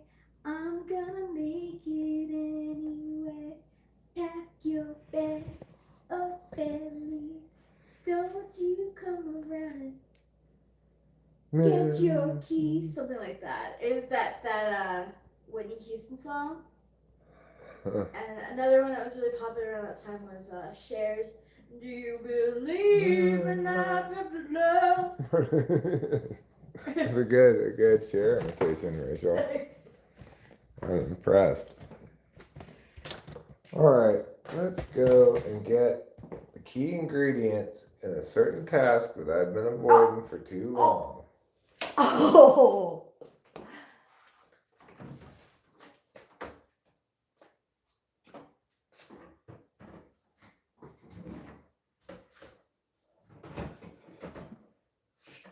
We're gonna mop, oh yeah. We're gonna mop, oh yeah. We're gonna mop, and we'll not stop as we mop up the floor. Good job!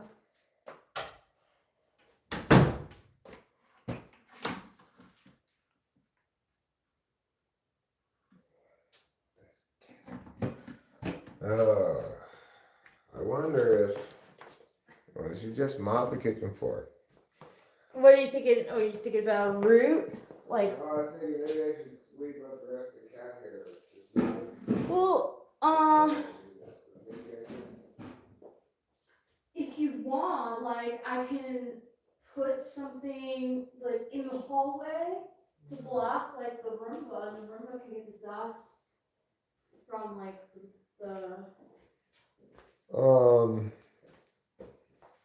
from, like, the areas that you haven't been in yet. That's not a terrible idea, but I think I should probably use a broom to sweep up around here because the cat hair clumps are pretty big. Oh, okay.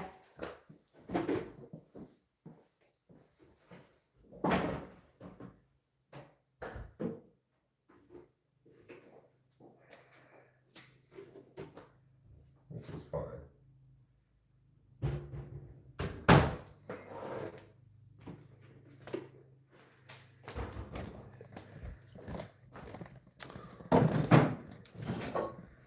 So this will work as my clean water basin. I need two basins. I don't want to pour all this dirty water down the drain. It's just, that's not what it's for. The drains are for, you know. So I'm just going to have a clean water basin here, and then I'm going to have a dirty water basin. A dirty water basin being this one. And by incorporating both of these two basins, I will be able to mop, wring out the mop, and not have all the slop go in the kitchen sink. Got this broom for any tough spots. I can scrub it with this little scrub broom. Right now I'm just waiting for the water to get hot. Let me give Rachel some cold water first. I don't mean to ruin your, No, it's fine.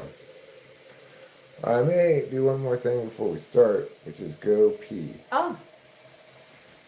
I'll tuck this into these sweats, stay up as much as possible. These are my fall down sweats. Not ideal for this job, but if I wear them like this, hold up as high as possible, and really get them to cling to my belly a bit. Do you need another pair? Well, I don't know where my good pair is. They're probably in dirty clothes, I guess. I just pulled it out of the dryer. Okay, I can put those on. Yeah, if you want to, but if you're cleaning. Right, but if I'm cleaning, I especially don't want my pants to fall down. They're in the laundry basket on top of the dryer. I just pulled them out. Alright. We'll let that warm up. I'm going to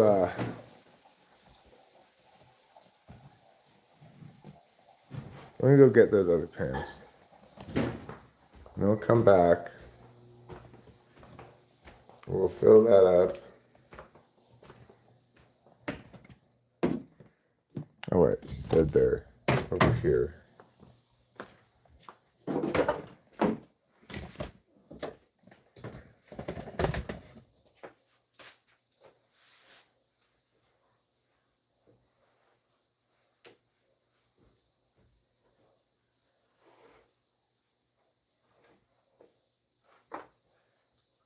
Here we go. These are what I like to call my good sweats. These are my dress sweats. These are the ones I wear at tuxedo events.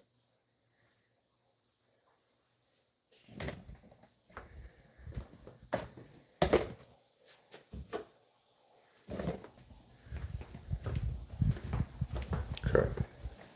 Water should be hot by now. Takes a little while here in the kitchen.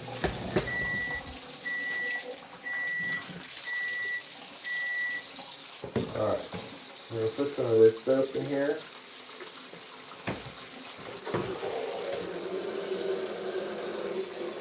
I'm going to fill this up with some nice hot water.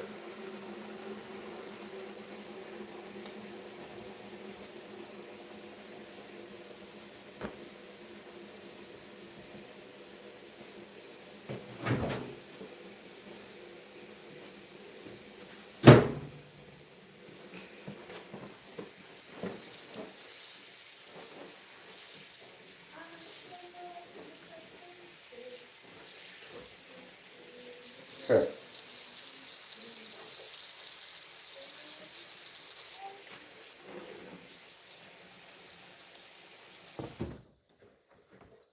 I don't think it needs more than that.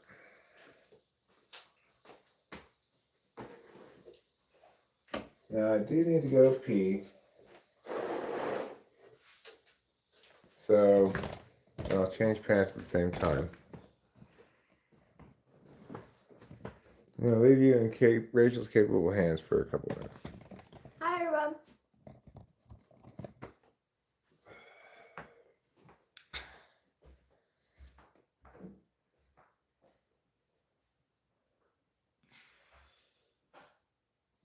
Is your brother older or younger, Ruben? Is he your only sibling? Oh, Cool Water, that was a really popular, that was a really, oh, that's nice. Cool Water was really popular for like high school kids, I remember. I used to wear like Ralph Lauren Sport or something in high school. That was my first perfume, basically, ever, was Ralph Lauren Sport. I think it was Sport. It was in this like teal bottle. Oh, Da Vinci. Burberry Touch is a popular one. I wore Dolce and Gabbana light blue like as I got older. My mom really didn't like she doesn't my mom's very sensitive to smells. She gets migraines easily, so like we weren't really allowed to wear fragrances very much. But I'll show you the perfume that I used to wear when I was like 16.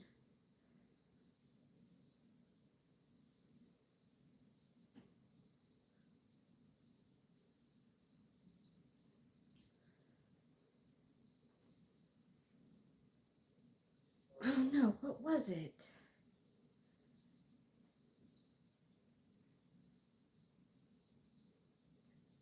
Ralph Lauren.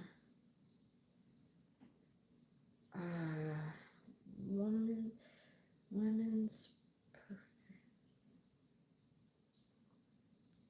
Yeah, so I think when I was older and I had money, I bought light blue, which light blue is really nice. Dolce and Gabbana nice blue is really nice if you like citrusy and it's the summer. But if it's wintertime, it doesn't really like add up. Oh, here we go. Ralph Lauren. Just the Ralph Lauren, I guess.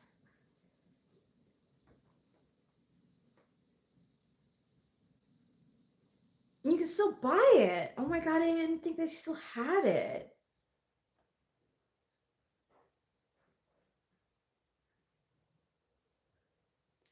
This is the one that I used to have. Ralph Lauren. I wore it for a little while, and then the boyfriend who got it for me broke up with me, so I stopped wearing it. What was it? Ralph Lauren. What, I'll show perfume? Or yeah, something? yeah. Oh, I see. I had asked for it. I see. Well, it shouldn't stop you from liking it if you like it. Yeah, no, but my Oh, look what we have here. Oh, catch it or the act. Does she have this? She could have hands. I'll give you more food to do that.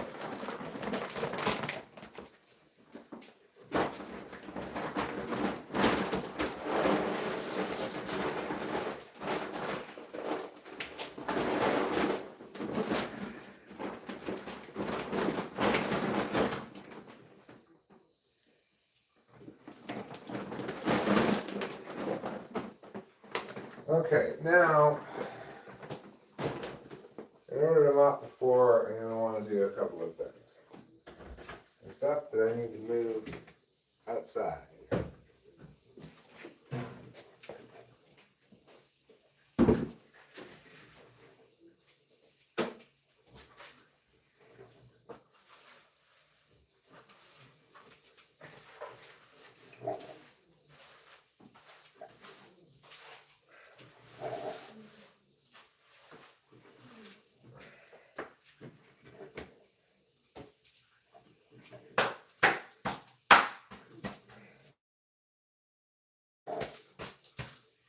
All right, move these outside. And what else we got to move outside? A couple of chairs.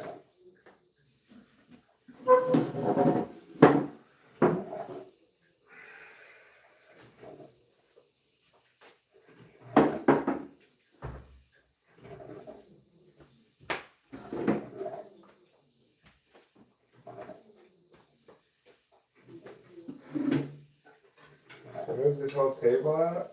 Probably. If I want to do a good job.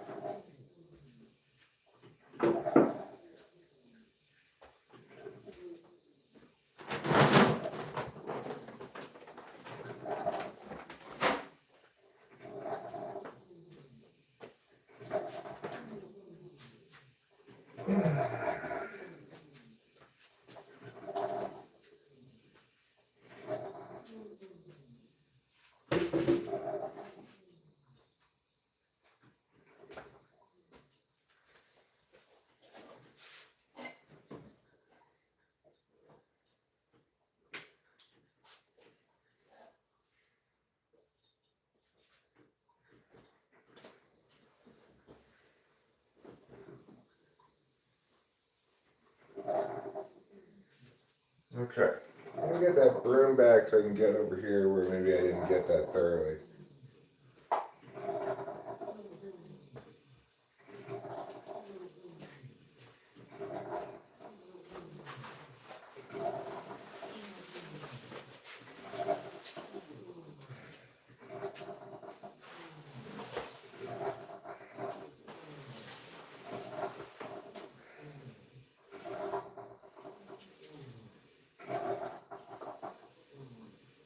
Alright, a bit of cat hair, of course. Oh. Oh, I like cats, but it's gross.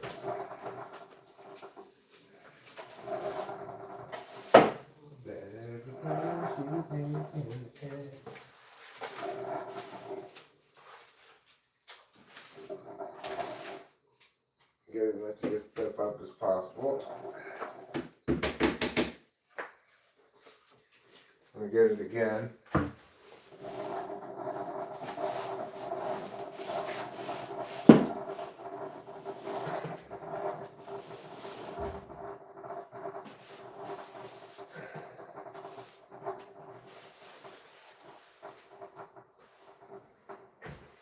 This is what you call real spring cleaning.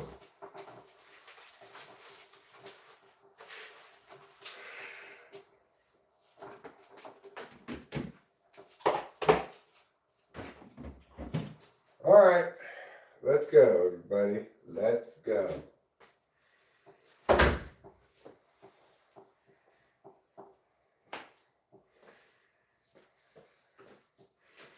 We're going to start in the obvious place, right here.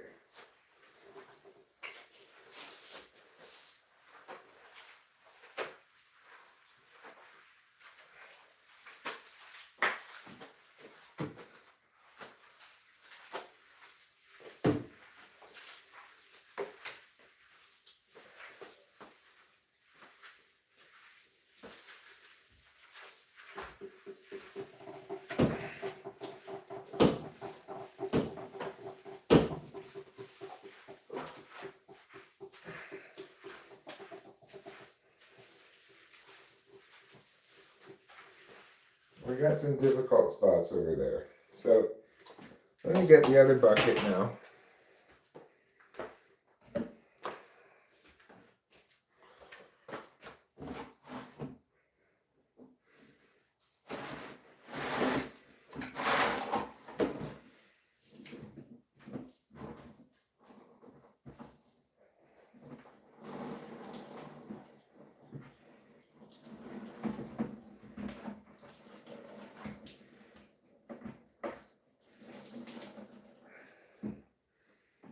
Okay. Some more soapy water in there in a second. But first I want to get this out.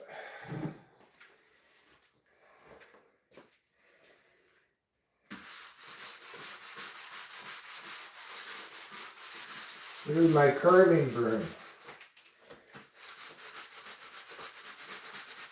Not really a curling broom, but it kind of feels like it.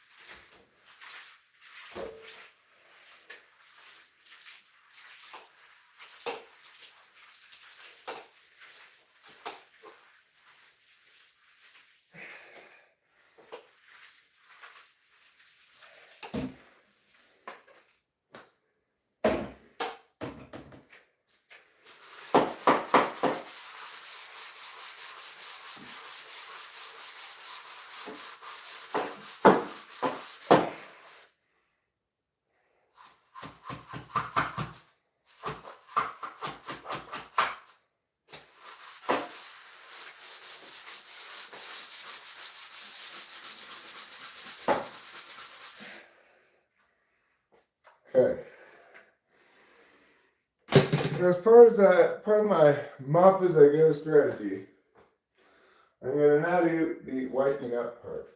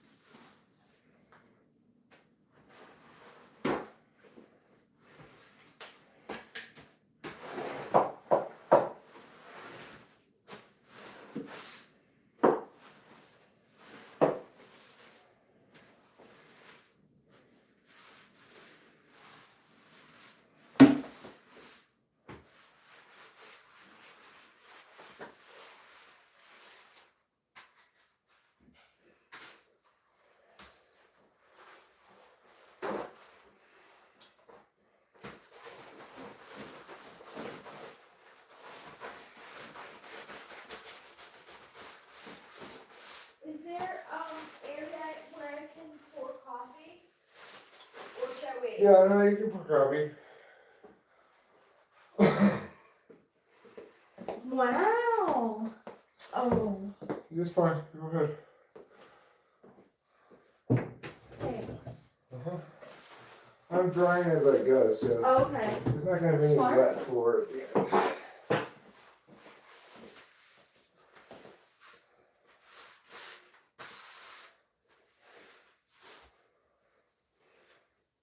Okay.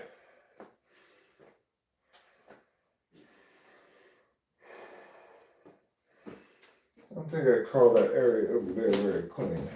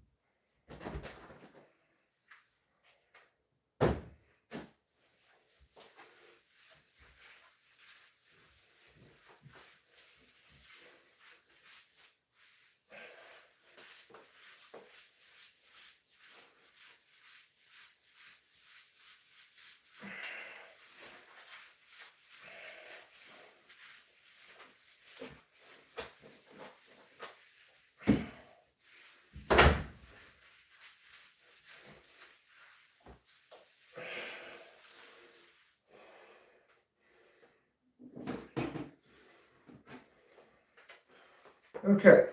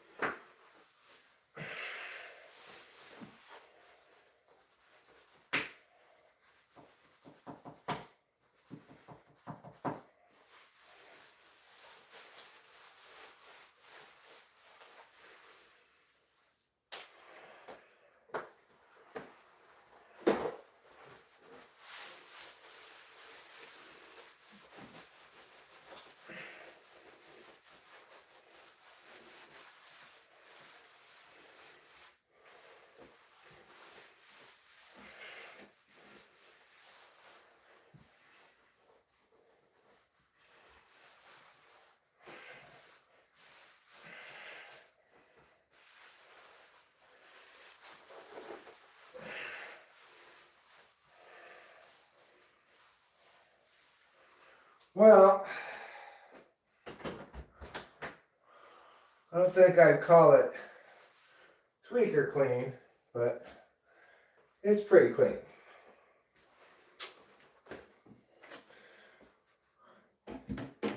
You're not just clean, yes, you're tweakerly clean.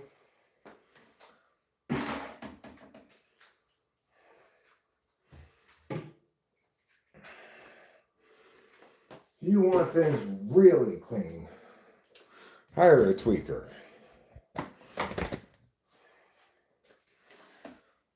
Okay.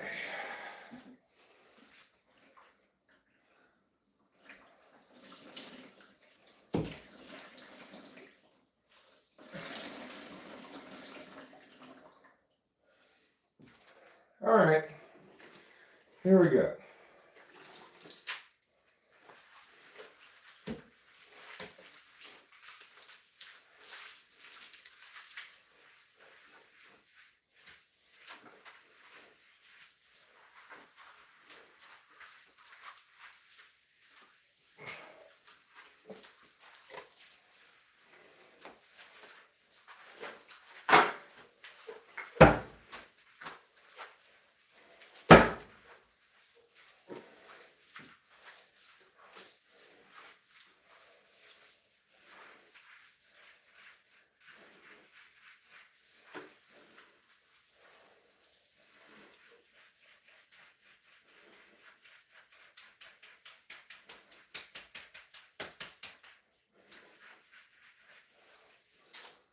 Tough one. Okay. Get that spot now. Dried.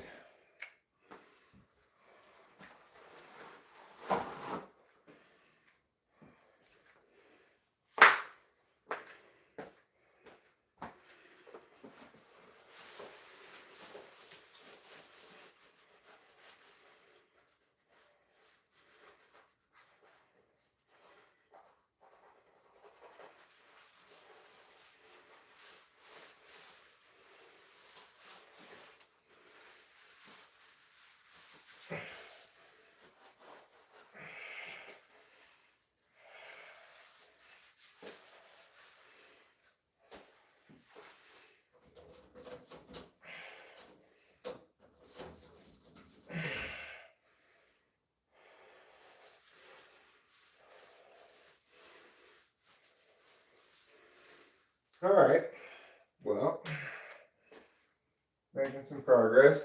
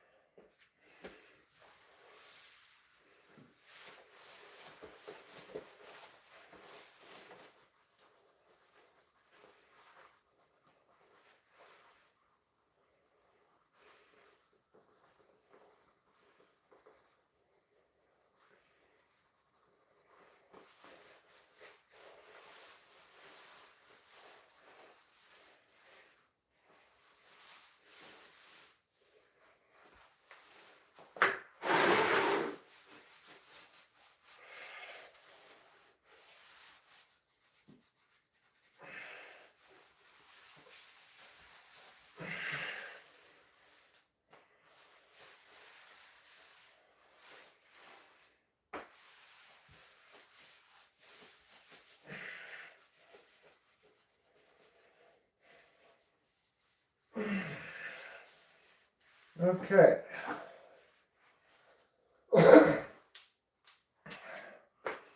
We only got one spot of kitchen left to get.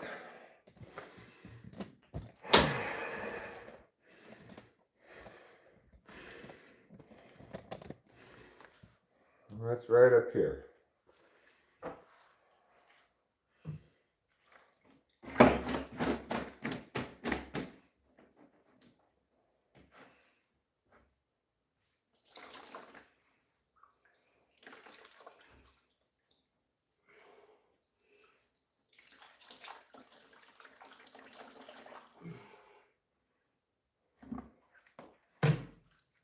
Okay.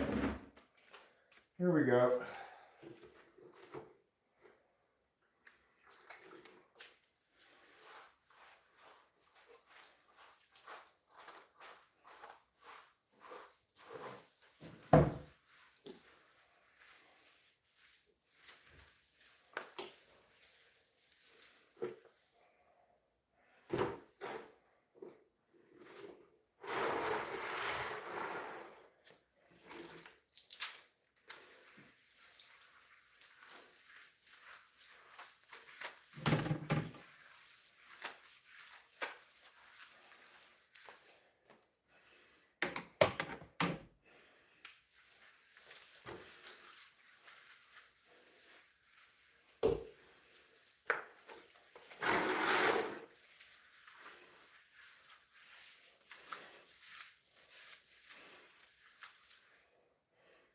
Okay.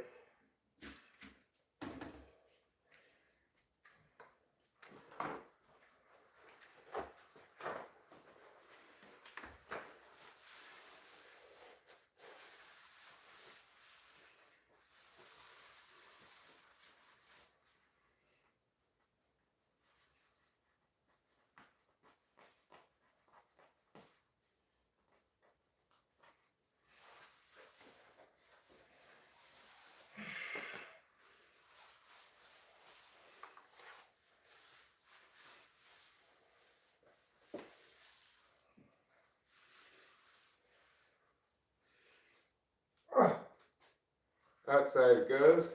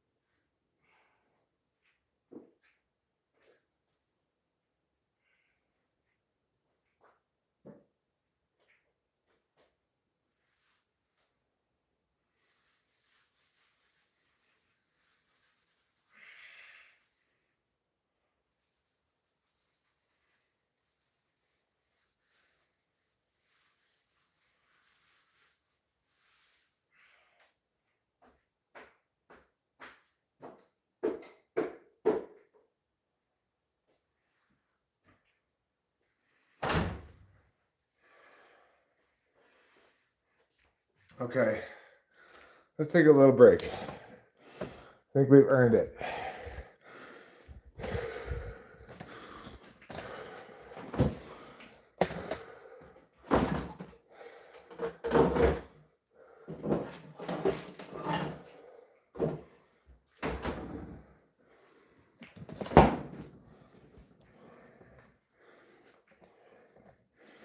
I think we have earned it. Whew.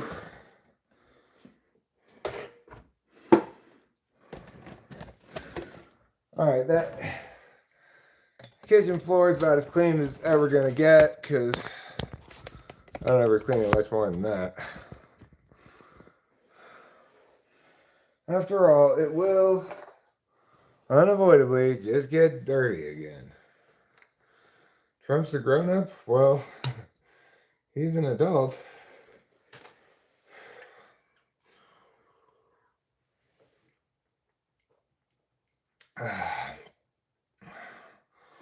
Oh, that tastes so good.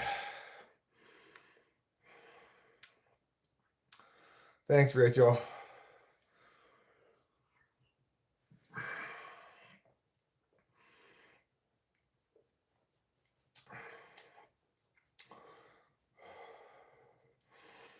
But don't wait. But wait, friends, there's more. I'm not done accomplishing things today.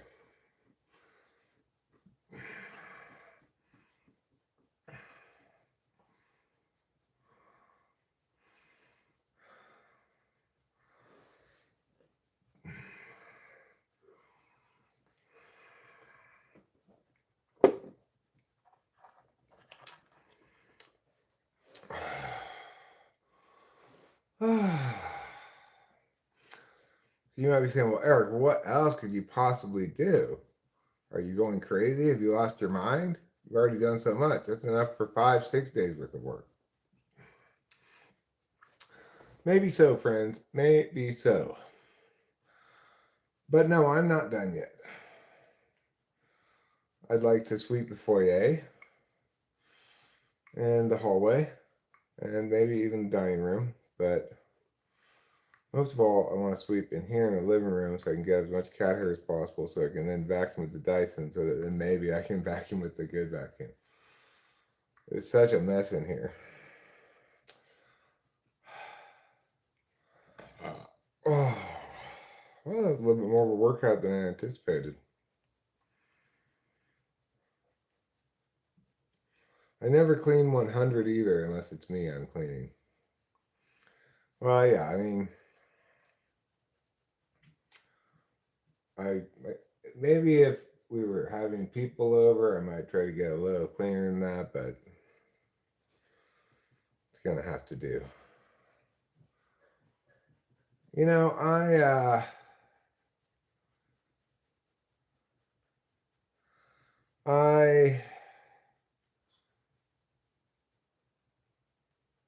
like it clean around here, but in general, I'm not fond of tasks that are maintenance tasks. That you when you're done doing them, I've been spreading my elbow grease all over. That's right, Acacia.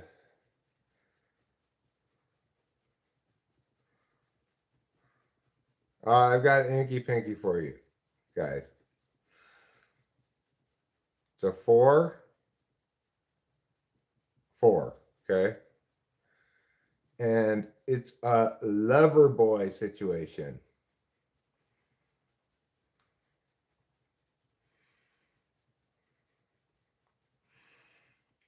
A lover boy situation. I will warn you, one of the words is a bit of a vocabulary word, but you probably know it.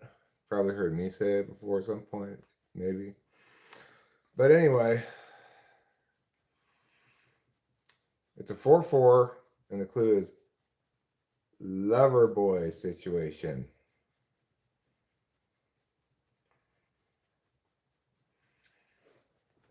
Yeah, he sure has.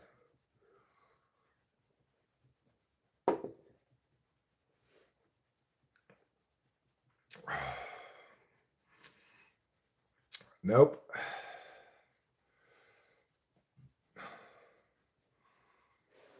I'm gonna help by eliminating things like that, so you know it's not that.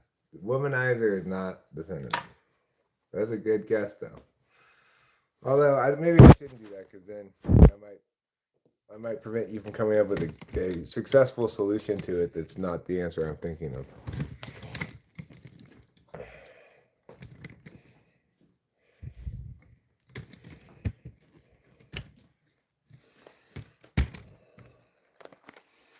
Although I don't know what solution you could come up with. Womanizer, schmomanizer. Hey, Acacia, you got it. Lothario scenario. Wow. Wow. I'm impressed. I thought that was a pretty hard one. I thought you were going to have trouble with that one.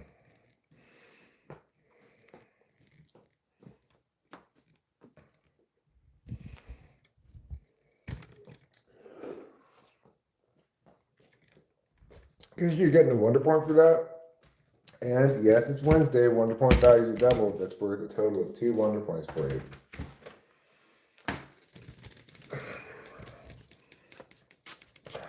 Now, of course, you might pronounce scenario,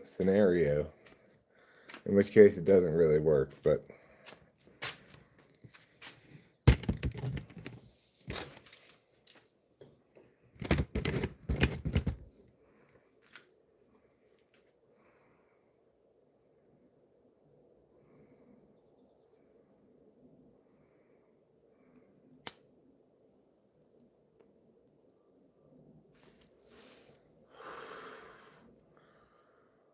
Ah, beautiful day for a cigarette break.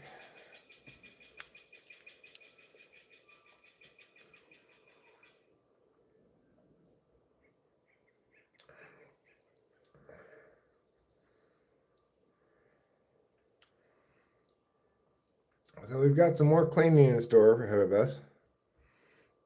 And later on, I will make something for dinner. What are we having for dinner? Well,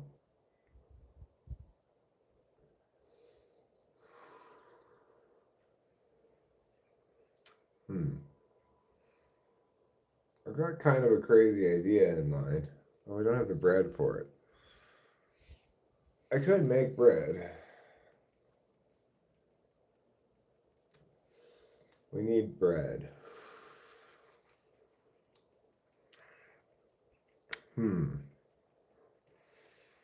If I started making bread now, it would be ready, not that long from now. It's about a 2-hour process, I'd say, to make bread. I got the good kind of yeast, so everybody can relax about that.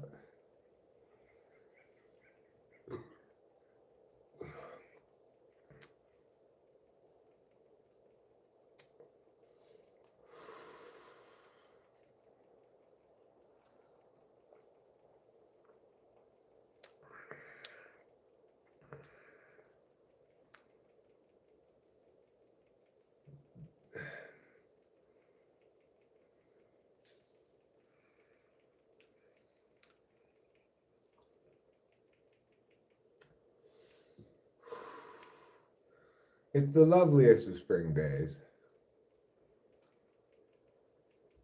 Green all around. Caterpillars doing their thing. If you missed earlier our caterpillar race, you really missed out. It was so exciting. We had 2 caterpillars. They were racing to the finish line. It looked like one of them was going to win. It looked like when I started the race off and said, okay, well, they're racing now, that it was ridiculous because the big one was definitely going to win. It was way out in front. But a surprise to all of us, he ran into a barrier he did not expect, nor did we expect, namely a spider web. Oh, big boy versus Skinbone Jones. So yeah, he got almost to the finish line, and then there was a spider web there, and he was having a lot of trouble getting past it. And sure enough, what happened? Skinny Bones Jones, he made the comeback and he won the race. Yeah. And he was at such a disadvantage too. So that just tells you an important lesson about life. Don't give up, even if you're Skinny Bones Jones.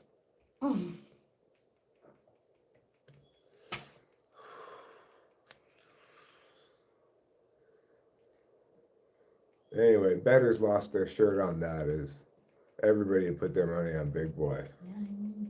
He had the lead. Yeah, it seemed like he had on the ESPN analytics, he had a 99.9% chance of winning. Whoa! Big Boy had a real. Yeah, but you never know. That's why the future hasn't happened yet, because we don't know what it is.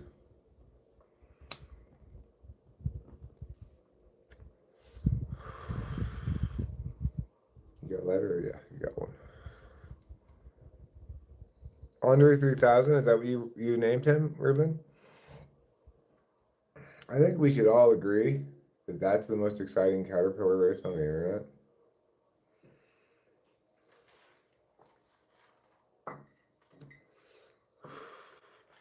Makes me want to find a couple more of them race too. So I'm seriously thinking, okay, maybe I should make some bread right now because we don't have any bread. And I was thinking about making for dinner. I know this is kind of a crazy idea, but hear me out. Philly cheesesteak. Oh, I love that. I haven't had Philly cheesesteak in years. We'll put some real cheese in there. We'll also put some Velveeta in there. Yeah. Make it like a real Philly cheesesteak. Oh, that sounds great. But what we don't have is any bread. Do you have onions? Yeah, we have onions. We've got Oh, steak. we don't have bread. We don't have bread. But so what I'm going to do is I'm going to start the bread, and then I will cook the steak most of the way in the pan. Then I will chop up the steak, and then I can even like cook the onions, and then wait for the bread to be done. And when the bread's about done, then I could put the cheese and the onions and the steak together in the pan, melt it all together, and we've got voila, Philly cheesesteak. Sounds good. The bread's gonna be a little bit weird bread for Philly cheesesteak. Yeah. But we'll make it work. That's okay. Yeah. I'm thinking one thing we could do to make it work is to try to cut it long ways. You know, I was thinking that too. I was trying to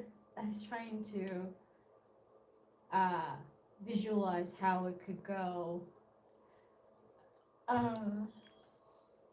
Yeah, long ways is a good idea. We'll figure it out. Yeah, and even if we have to just eat sandwich style, it's more about the cheesesteak than it is the roll. I mean, I get it. The roll is part of it, but No, you're right, Winston's mom. I could shape it into rolls instead of loaves. true. It is true. You can make. But I don't feel comfortable with the timing on the rolls. I still am trying to get down the loaf of bread. So I'm going to just do a regular loaf of bread, and I bet it's going to be delicious. It Even is. It's going to be a little bit strange. I don't think it'll be that strange. Well, I hope you're right. Now, let's get baking. As they say on the cooking channel. Yes, darling? I was going to get the door for you, but I don't have any hands. Yes, I was going to do some more sweeping, but it looks like we're putting that off for a moment. First, I am going to have to deal with the dirty water from the mopping. So, I'm going to take that and pour it outside, actually. I need to bring things back inside, too. Alright, so, first off, let's sweep off this table.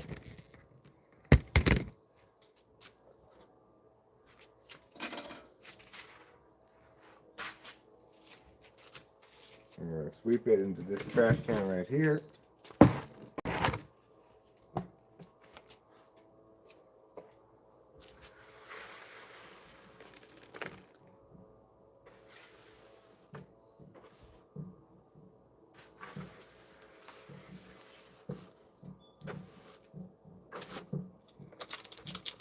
See all the cat hair coming up of that.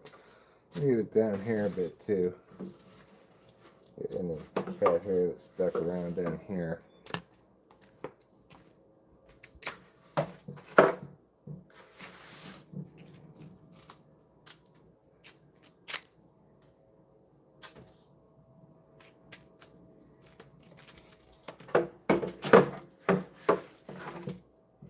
Alright, good enough.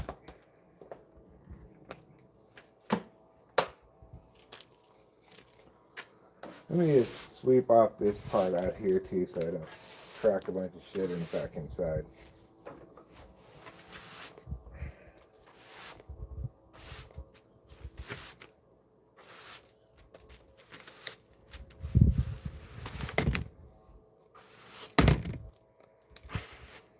Alright. Let's put the table back in and then we'll get the dirty water poured out here.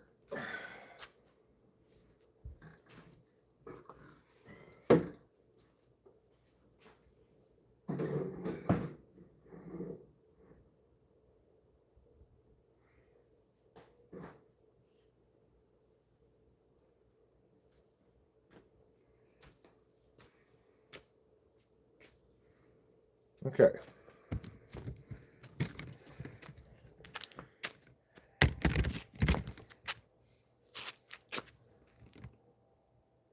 Here I come with the dirty water.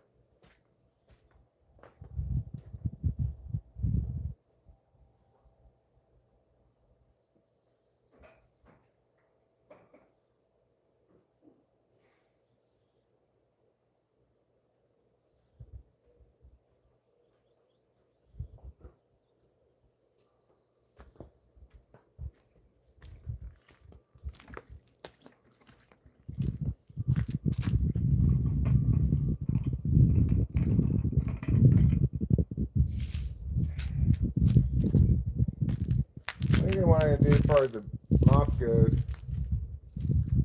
leave it out here, mop side up, so that it dries well. Just put it right here. It's a perfect place for it to dry. Check it out.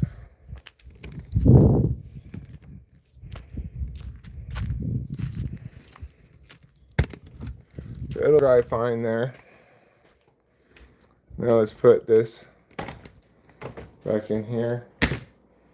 This back.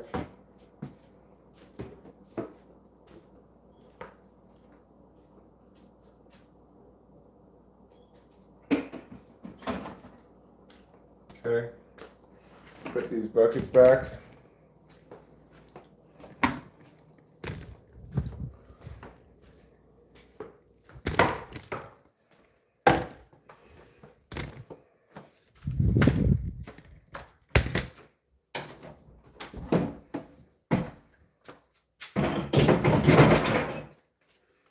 Alright, good.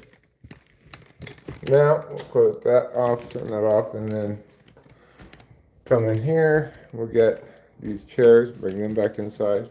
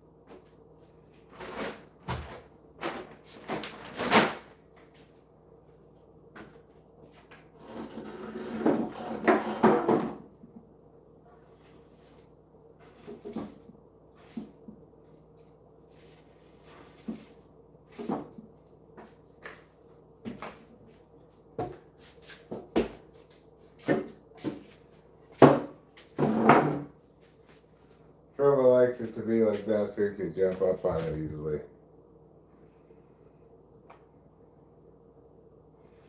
Alright. Last things to bring in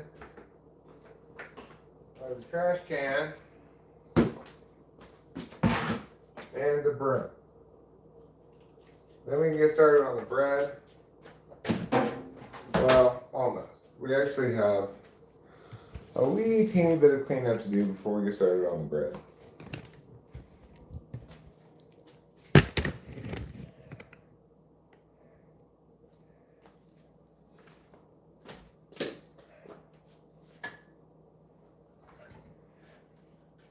These are clean, I just need to put them back.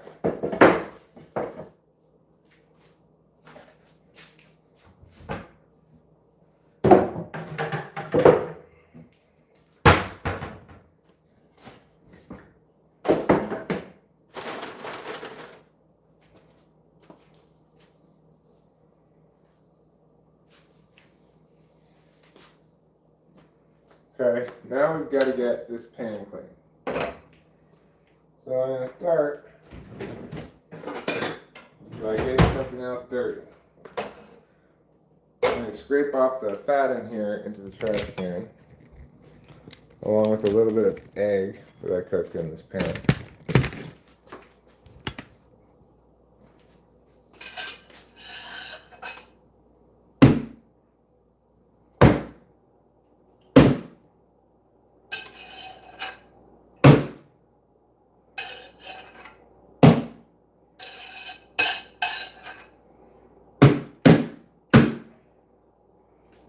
Okay.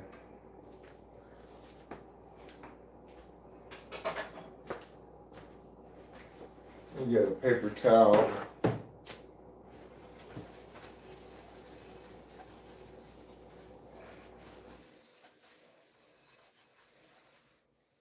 Alright. Now I can go wash this.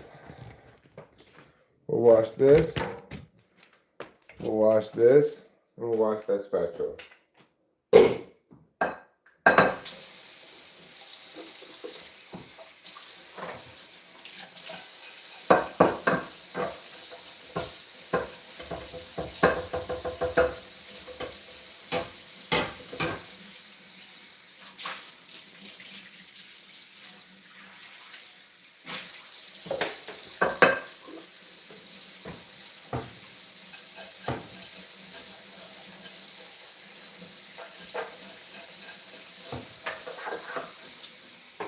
Okay, you know, the can is very stained. Doesn't get any cleaner than this.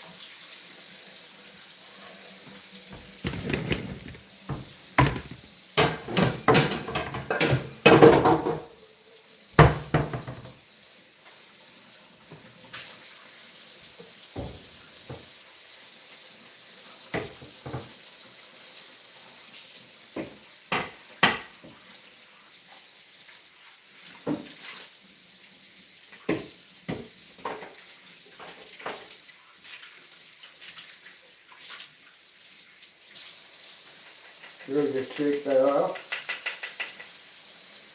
Could get a paper towel.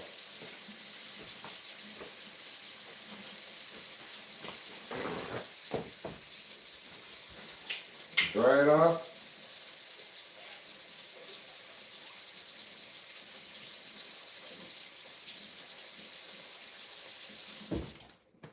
Put it away.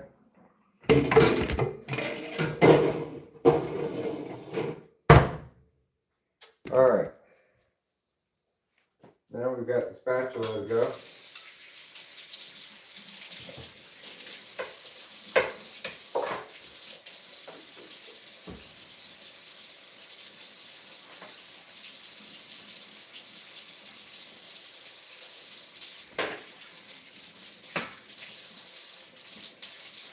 Okay, hot. Hot water, 103. It's hot water, it's 103. I think it's warmer than 103. Okay. We're doing a great job. Everyone's proud of us. Even a little bit maybe ourselves. Alright, things are looking pretty clean in here, excepting by the coffee maker, where as always, I spill a lot of coffee creamer. But not today, Satan, I'm wiping you up too.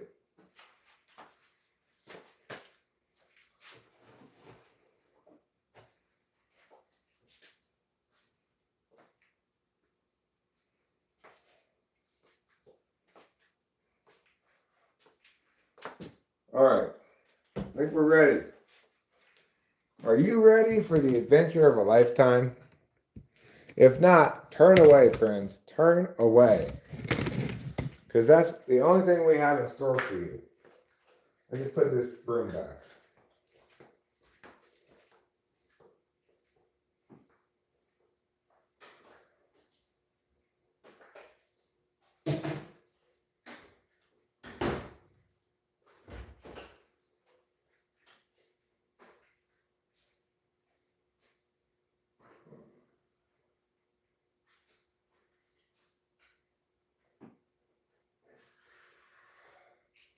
It's a miracle. This time I carried it without dropping the thing inside.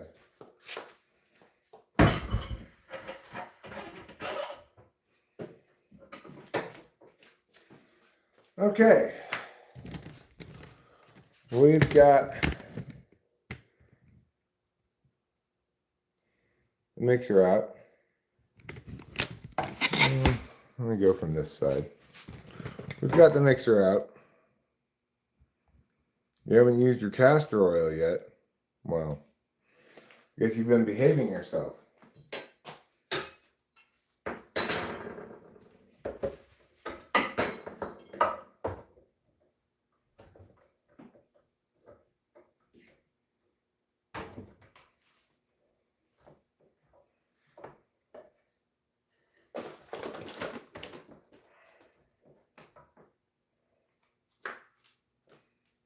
Alright, I'm gonna pull up the recipe just for shits and giggles.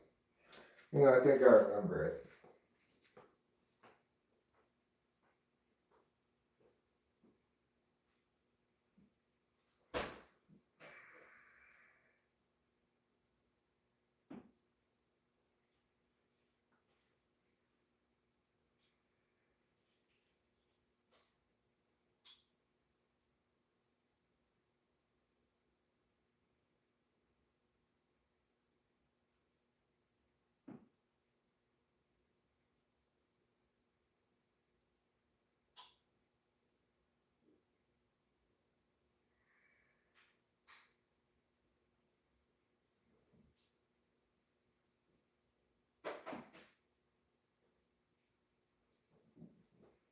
Alright. I did remember it correctly.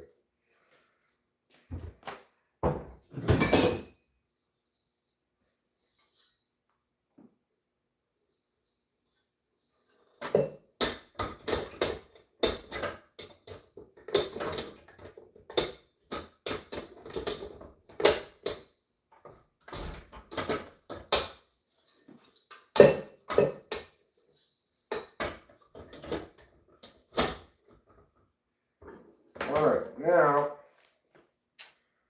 what we're going to want to do is we're going to get out one of these cups.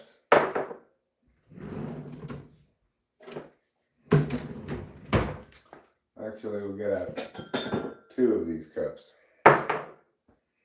We're going to need a quarter cup of hot water, hot warm water. Not boiling or anything, but nice and warm. So let's see how hot the water is.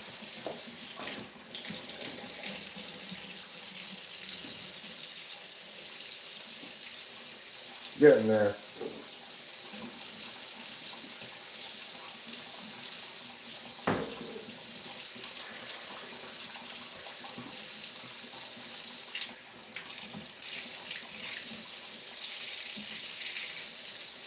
That's a quarter cup of very hot warm water. I'm going to put it in there. We dropped a drip or two, so put another drip or two in. Now in this other cup, we're going to put 5/8 of a cup of hot warm water in it. That's half a cup plus half of a quarter cup.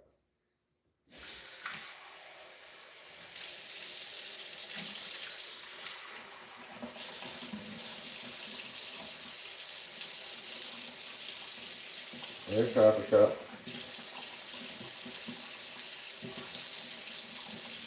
Seems like about half of a quarter cup.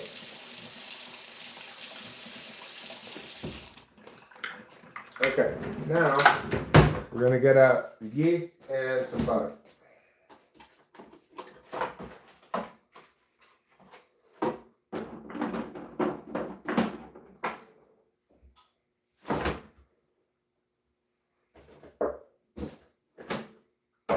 And yes, we got the good yeast. Don't worry, we didn't get that cheap store brand yeast again. We learned our lesson from that.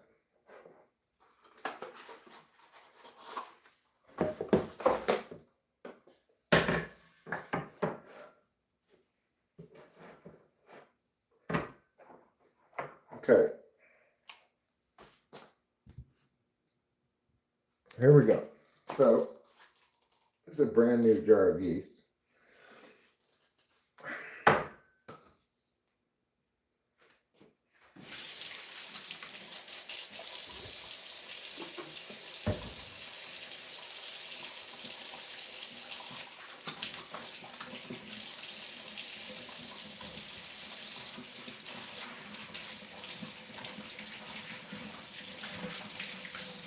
All right.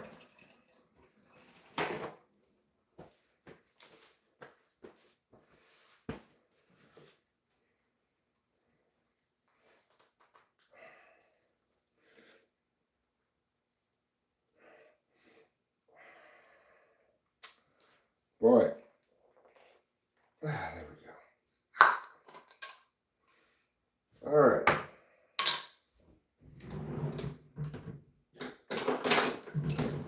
1 tablespoon of yeast.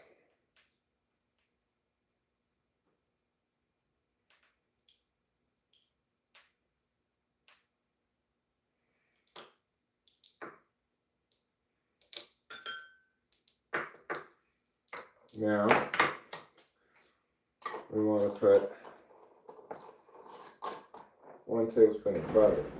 I like to kind of poke this around a little bit, make sure it all gets wet.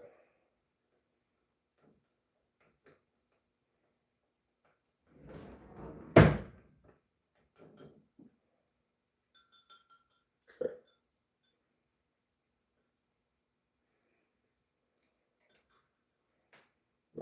Make sure I don't pick up too much butter when I'm stirring it, because, I mean, not butter, but yeast, because yeast is very sticky.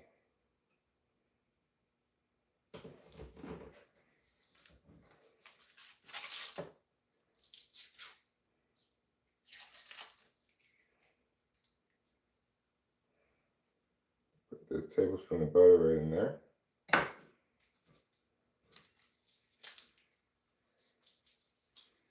Then we are going to put the butter back.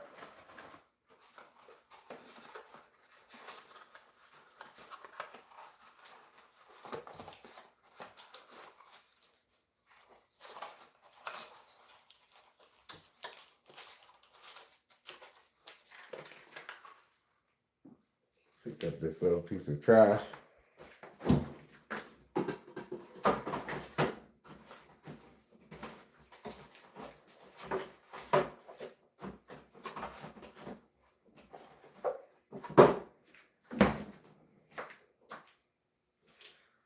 So we're just going to let this yeast bloom like the beautiful flower that it is. As you can see, it's doing nicely, much better than the store brand yeast. Much better. So I recommend get Fleischmann's, don't get the store brand.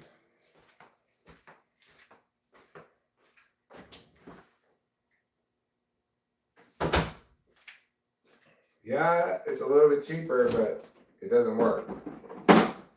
So, pretty straightforward calculus there. All right, now I need 2 to 2 1/4 cups of flour. I'll start with 2 cups of flour.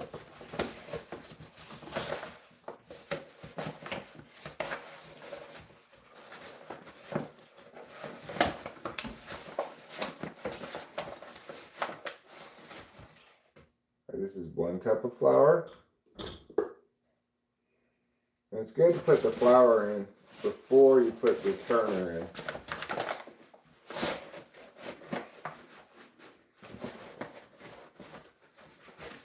That's 2 cups of flour. And then, where's my 1/4 cup? Where did I put it?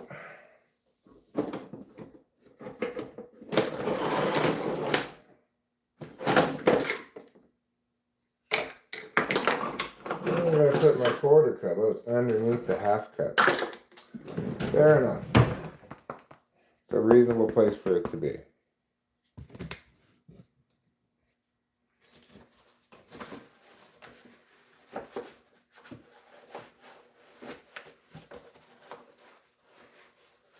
So I'm going to scoop out this full 1/4 cup a little bit.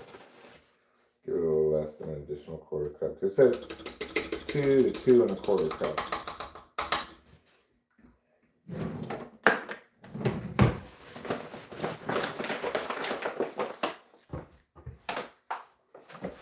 I'll put that flour away for now. We might need to get it out again later. And we're going to get a 1/2 teaspoon of salt. This is 1/2 teaspoon. This is salt.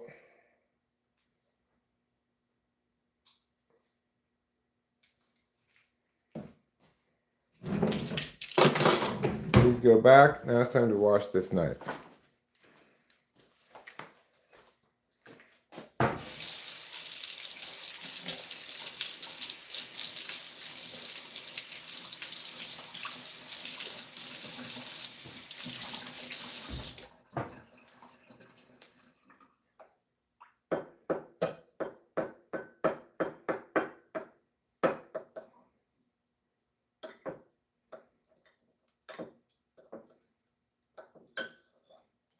encourage this butter to melt a little bit before I finish with this knife.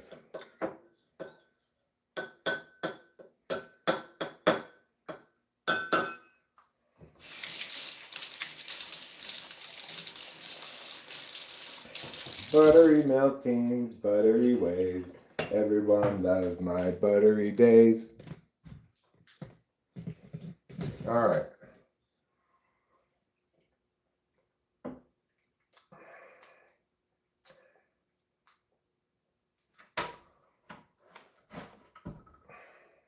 I'm going to say this is probably fine. Good to go.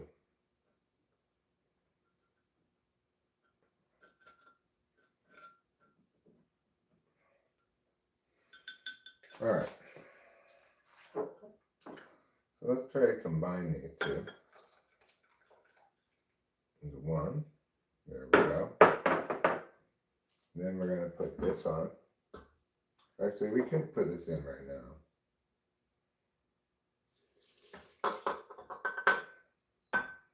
Probably a good idea.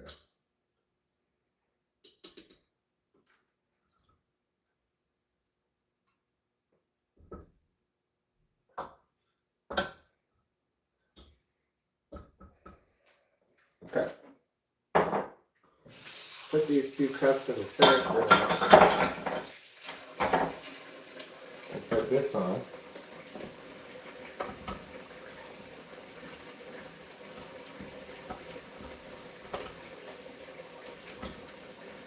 There we go.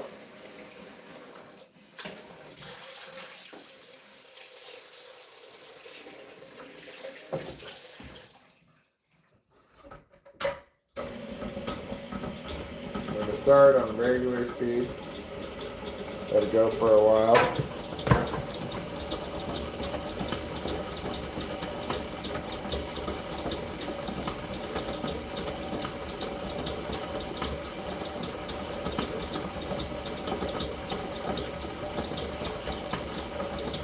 I'm going to turn it up a bit. Looks like it needs a little more water.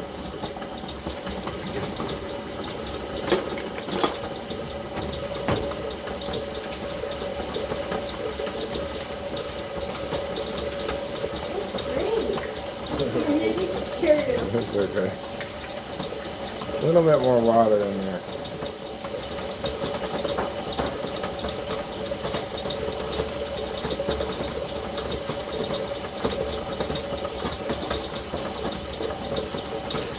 That's good.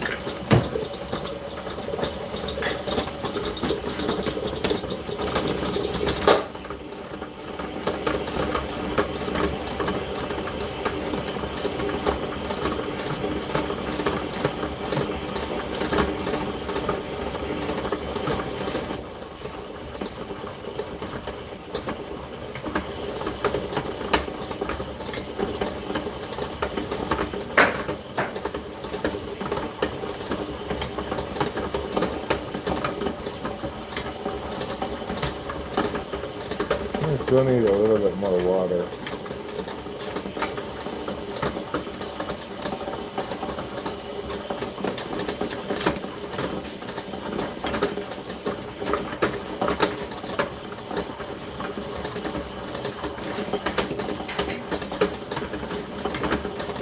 Now it's starting to come together properly.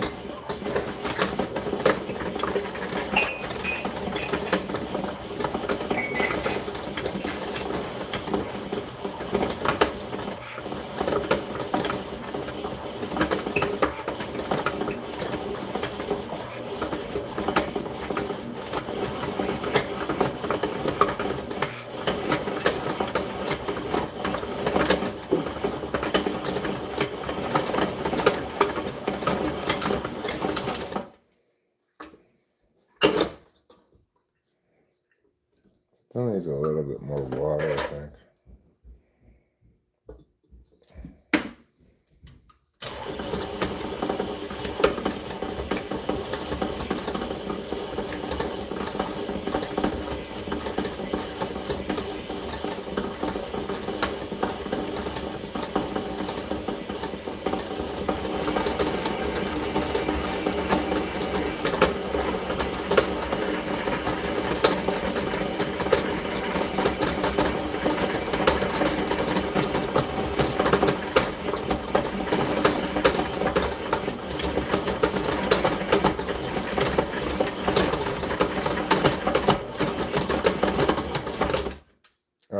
that's what we're looking for.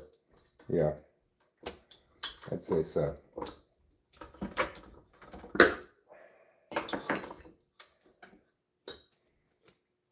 Feels pretty good to me. Okay, now we just need to let this rise.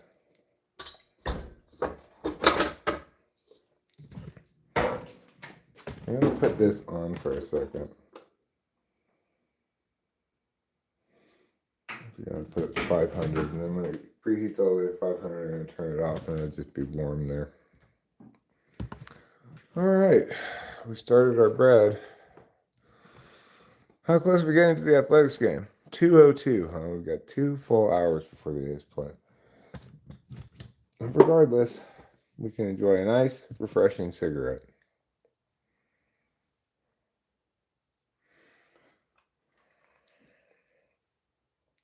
The craziest thing is Brazil nuts aren't even from Brazil. Are they? I don't know, actually. Macadamia nuts aren't from Mesopotamia. Therefore, Brazil nuts are not from Brazil.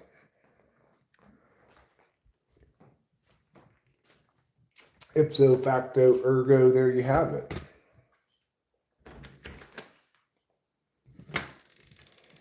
Thus and thusly, ipso facto ergo, therefore.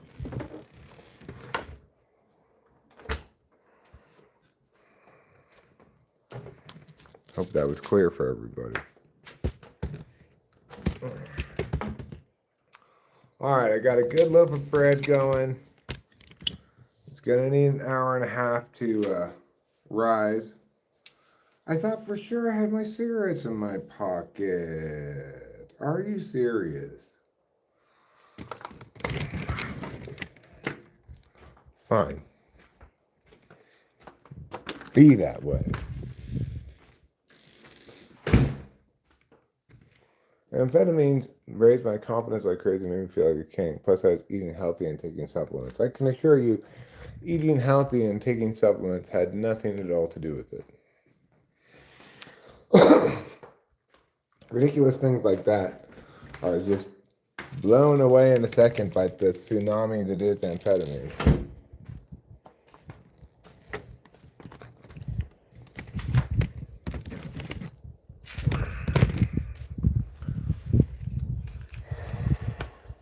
Well,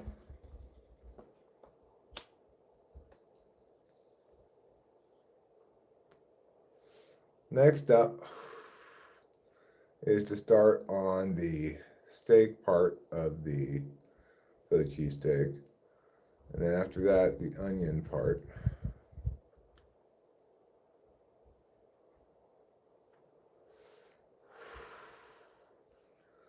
I believe we are all out of garlic, so there's not going to be any garlic with the onions today.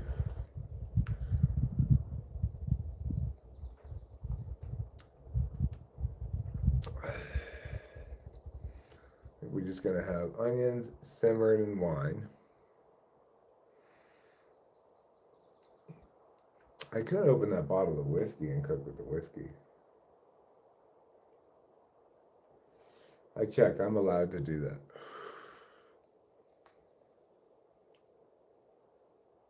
I was talking about why I think I had high testosterone. Because you're a tough man. That's why. You're a rugged, tough man. You got a full beard. You get in fights every day. You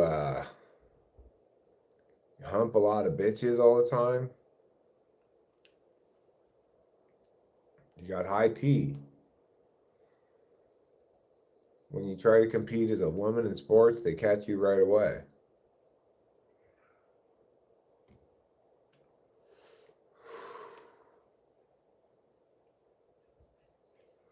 So I'm eating all those Rocky Mountain oysters, y'all. That's why.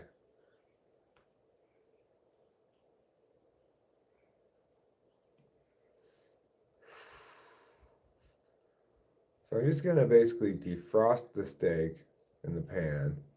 I got 2 of them. And then I will, when it's still like undercooked, I will take them out and cut them into small pieces. Then I will cook the onions. Then I'll put the steak back in, finish cooking the steak with the onions. Then I'll put in the cheese. We even have Velveeta, which is part perhaps of the inspiration for doing Philly cheesesteaks. Having some of that kind of cheese, which is not really cheese, but it melts super good. So you really get a melty cheesesteak. I'm going to add real cheese too.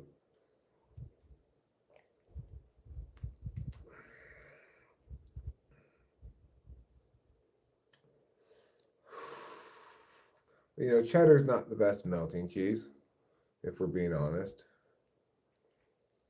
It'll work, but not the best melting cheese.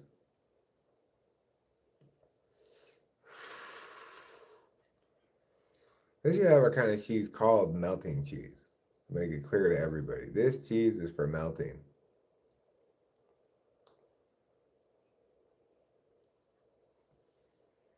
Don't you think that product would sell well? Melting cheese.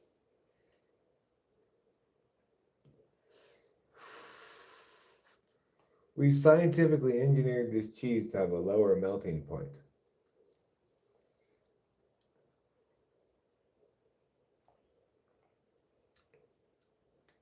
It melts at just 50 degrees Fahrenheit. Wow.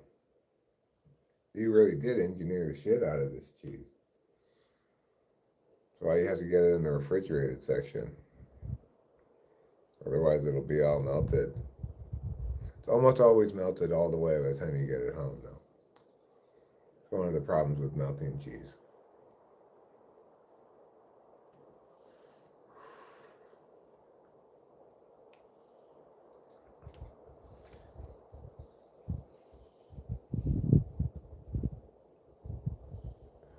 Do you think you put mustard on a Philly cheesesteak? Probably not ketchup, huh?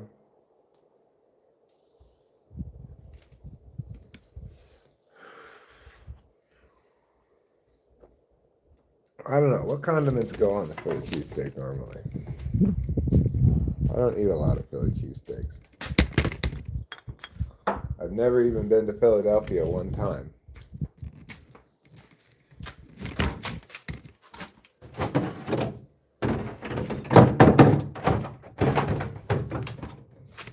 Not even one time.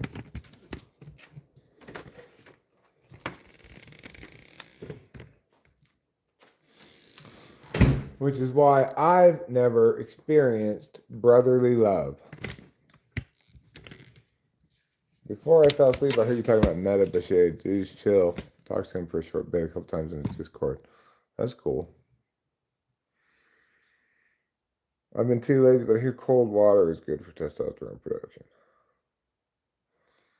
Cold water, huh? Have you heard also, though, that it's a watery grave? I don't know if you want to take that chance, Ruben. I just don't know if it's worth it.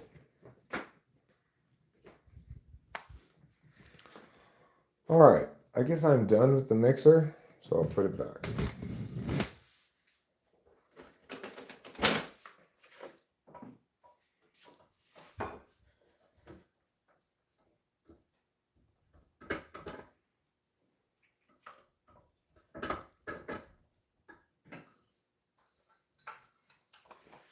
I'm not going to drop this thing this time. I'm going to put it in my pocket. Okay.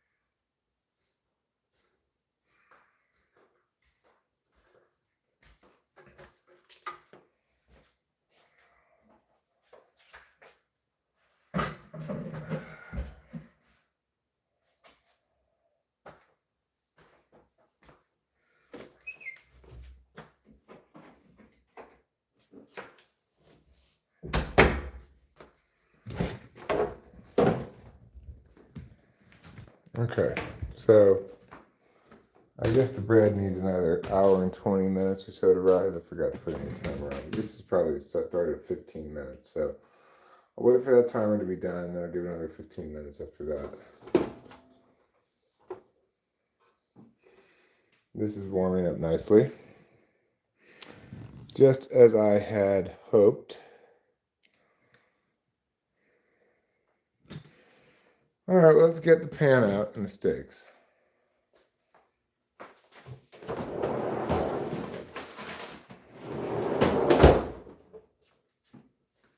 Got 2 steaks here, but you know what? We might only need 1 of these steaks.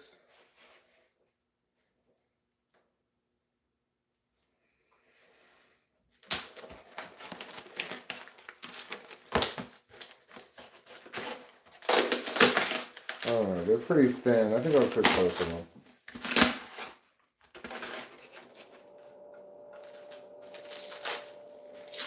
Oh, God.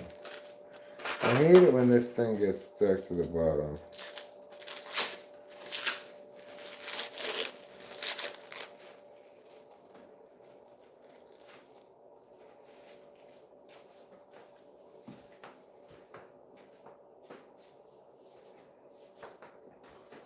Alright, let's try to pry this thing out.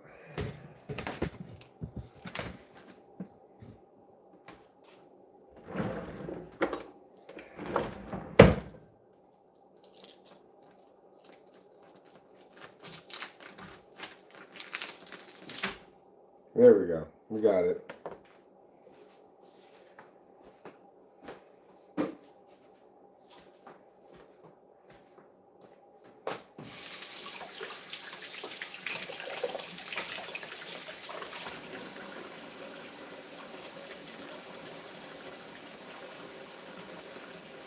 Oh.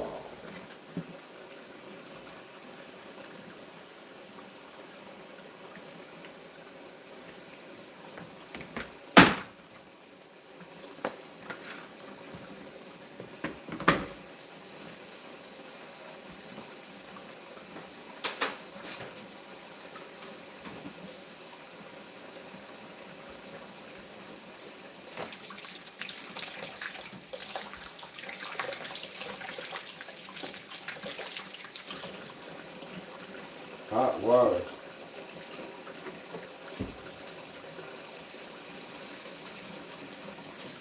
So I was a dummy. And I gotta go put this thing away.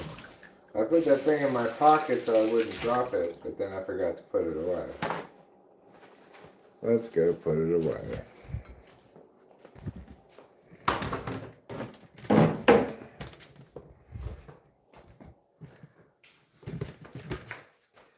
Hi there, Hippocrates.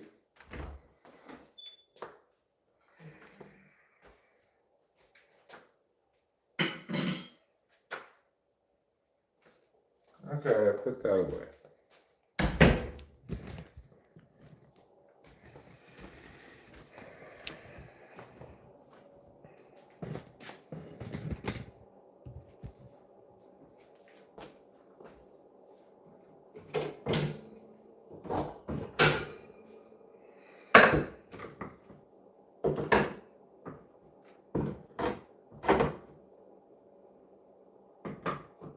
Guess I'll cook them separately.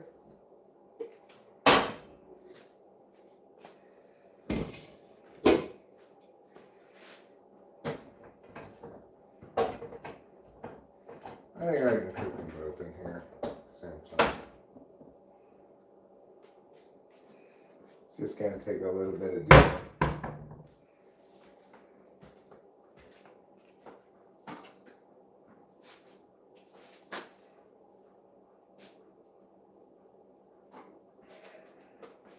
Okay, well, let's start with a little bit of wine.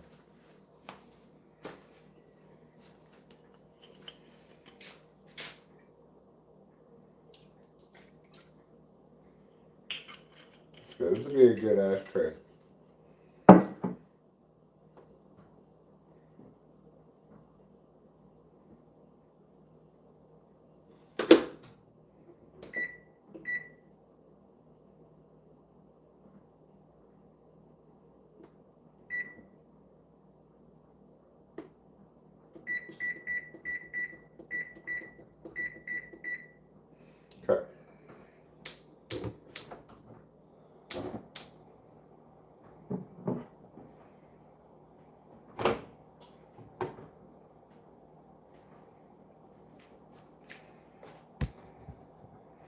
we're starting with the steaks there. I'm going to wash off this cutting board that had the raw steaks on it.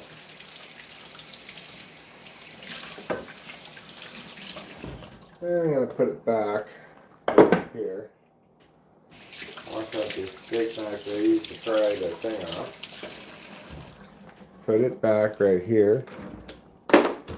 And we'll get a paper towel, wipe down this counter here.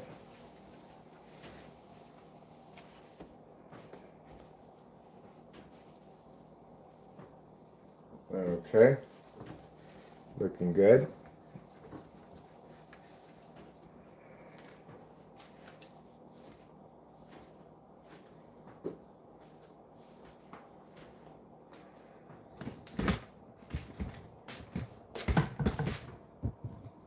And you see we've got a couple of steaks cooking.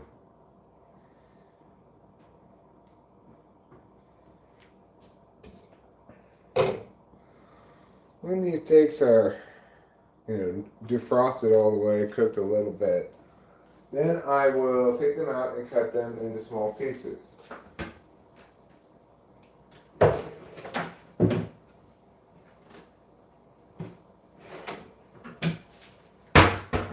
When I do that, I'm going to use this cutting board.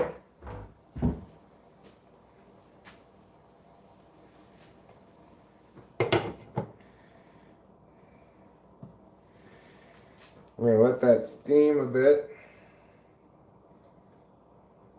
Help defrost it.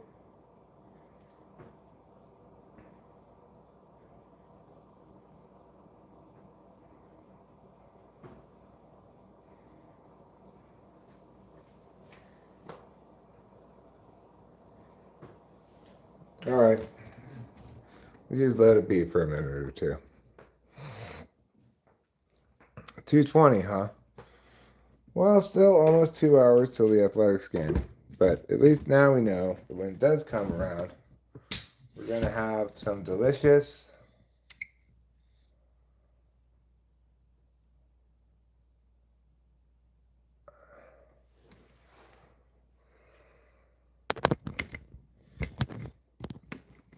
I think I've heard about this thing you're talking about, Gil. Ah.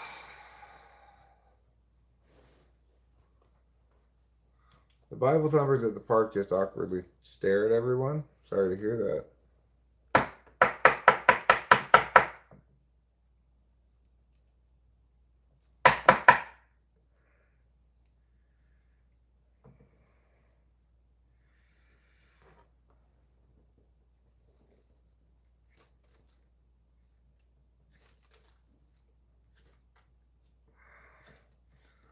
Even though I just cleaned this bomb, it's already filthy.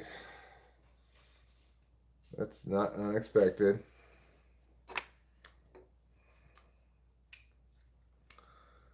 Implemented in Photoshop as a 3-step macro, huh? Well, I wonder why, I'm not sure exactly why Photoshop even still exists with AI to make photos so easily.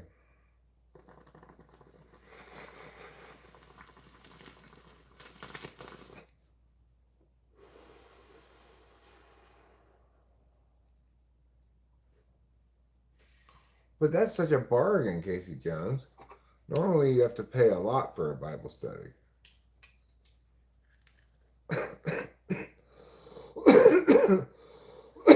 Most people at Bible study, they've paid thousands of dollars to study the Bible.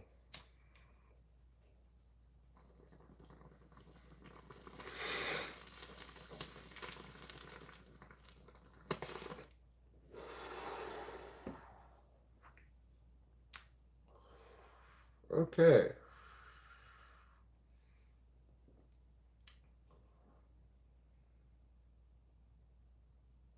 Threshold convolution curve. You can configure this filter in such a chain that it results in an implementation of Conway's game of life. Well, that's kind of cool.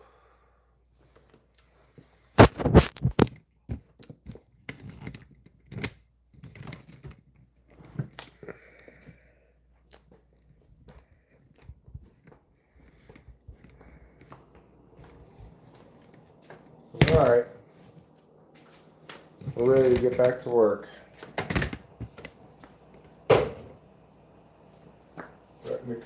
fine now. I'll flip these bad boys over.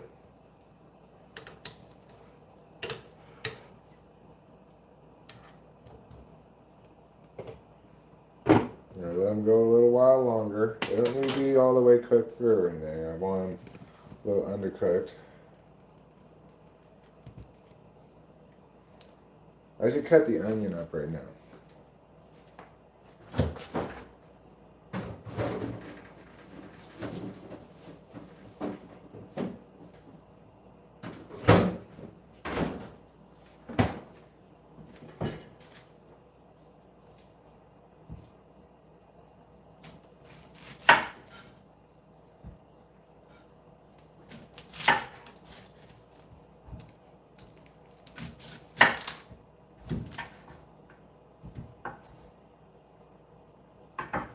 This one's also a little bit under red, like the last onion I used from this bunch.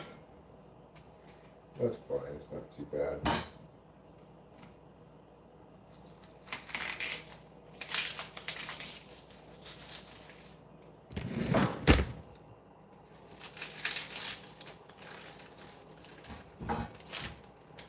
Let me get a bag for the compost.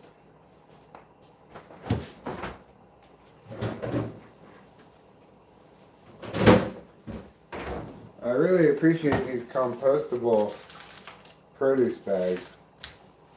I can just put the onion bits and so forth in here, and then when I've got all the parts I'm going to throw away, I just throw the whole thing into the compost pile. Very convenient. Alright, this steak's probably almost done. They're 10 steaks, like I said.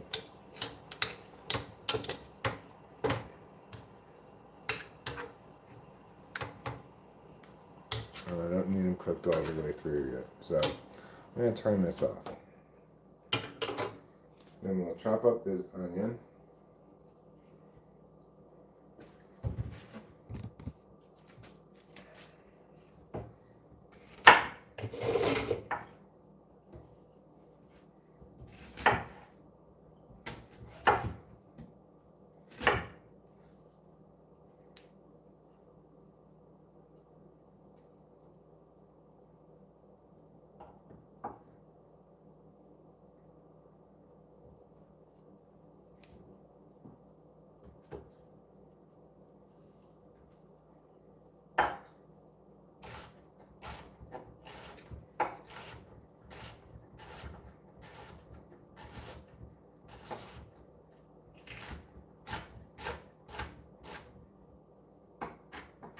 Okay.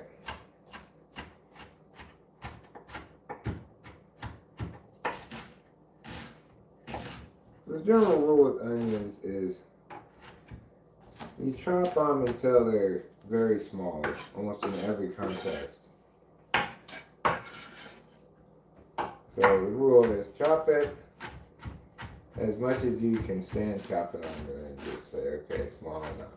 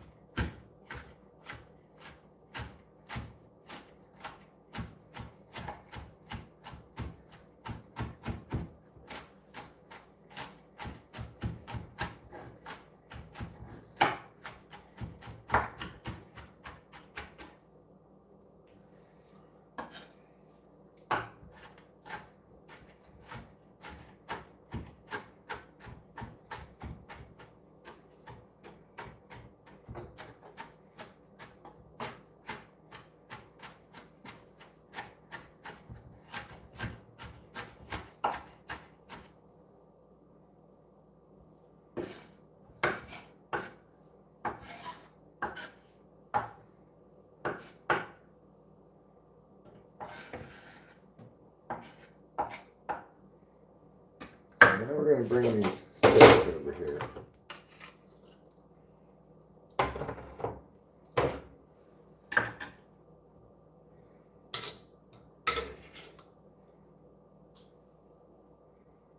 Okay. Now we're going to do this.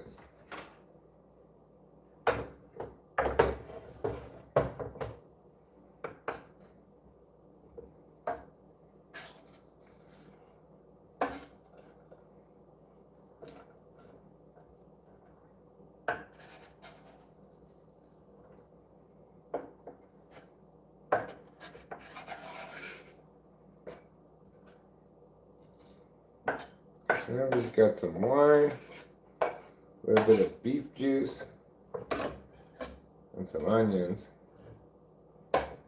going right here.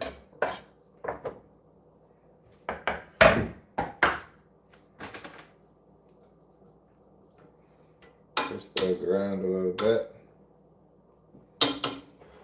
Put this back on the fire over here. We'll get that going nice and hot. Now, while that's starting to cook, we'll turn our attention back over here.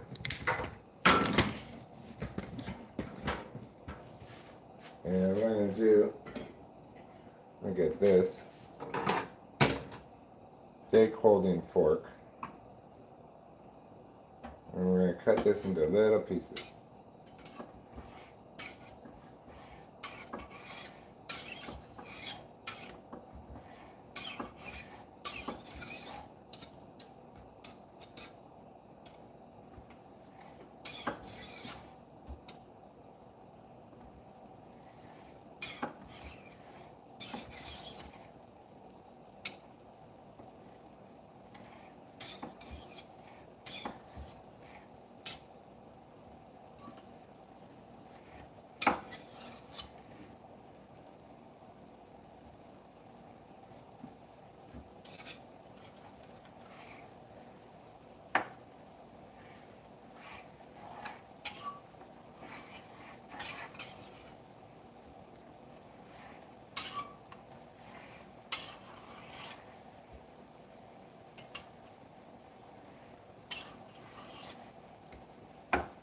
I've got it.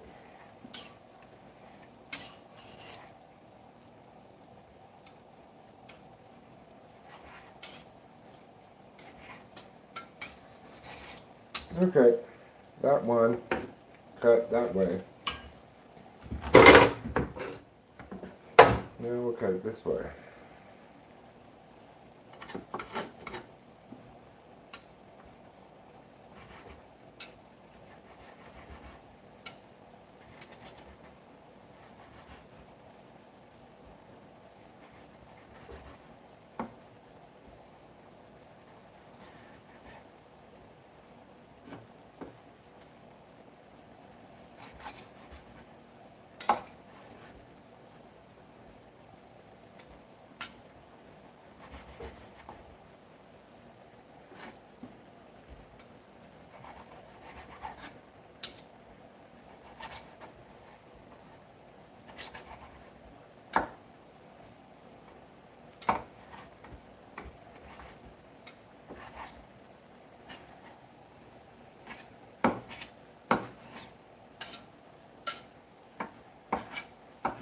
Okay, one of the steaks, now the other.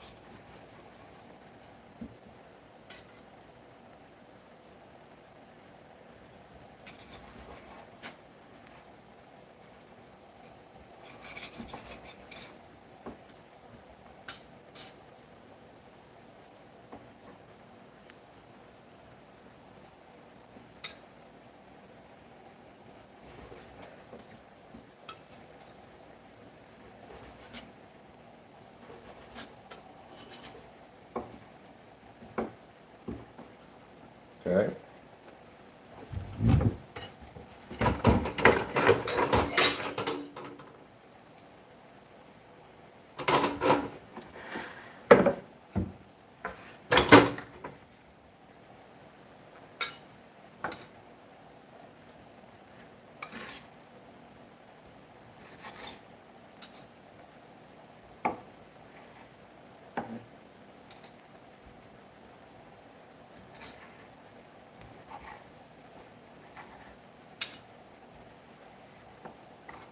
Oh, what a mess now.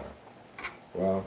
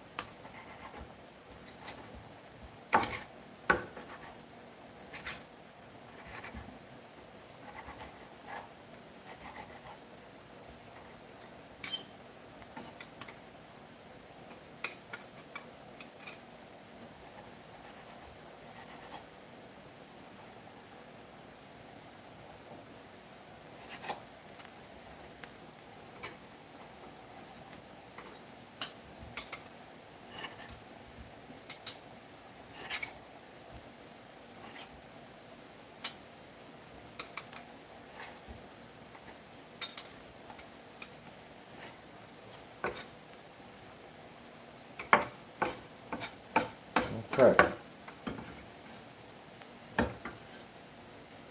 Steak is all chopped up.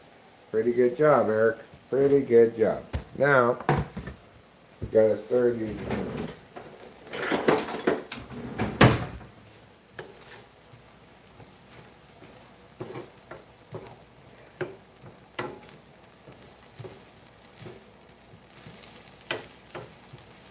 I'm trying to fry it nicely, but I think they need a little bit more wine in there and let them go for a little while longer. So let me get some wine. I got a new bottle at the store, so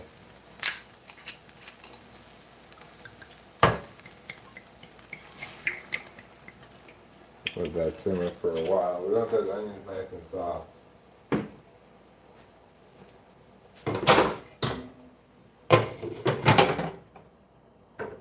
Okay. It's time to put these tongs away.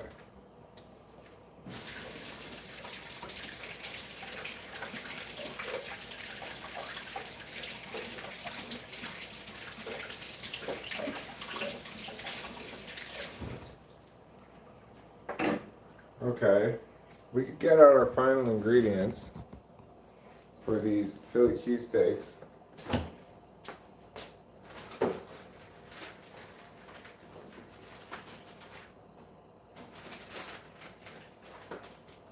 Alright, so I'm going to do 3 different cheeses here. First I'm going to have some Velveeta. I got this remaining chunk of extra sharp cheddar here, which I'll chop up into small pieces. Then I'll put in some of the shredded cheese as well, so that we'll have plenty of cheese. I can chop this cheese right now.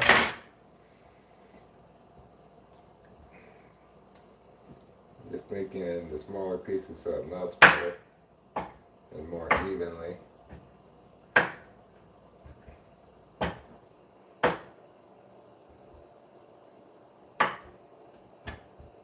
There we go. So there's that cheese. For the Velveeta, I'll use, I don't know, a tablespoon or 2 of it. It actually comes in chunks of 2 ounces. Maybe it's recommending that's how much you use. Maybe you use 2 ounces of it. 2 ounces is like from here to the top.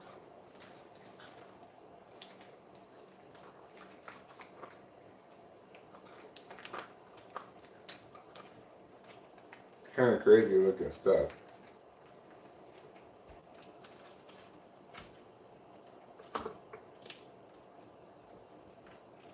I guess that's what you call melting cheese. So we still got an hour before we have a half an hour for bread. So we have an hour and a half before bread. It's another way of saying that. If you want to be all fancy.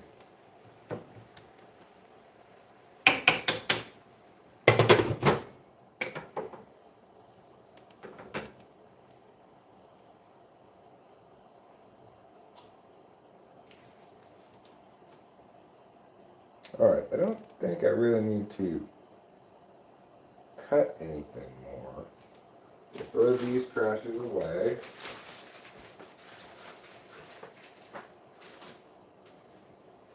And if in fact I don't need to cut anymore, then I can clean this knife off.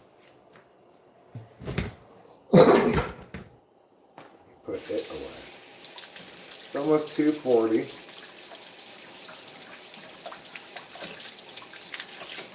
We kind of got the day scheduled around the A's game today.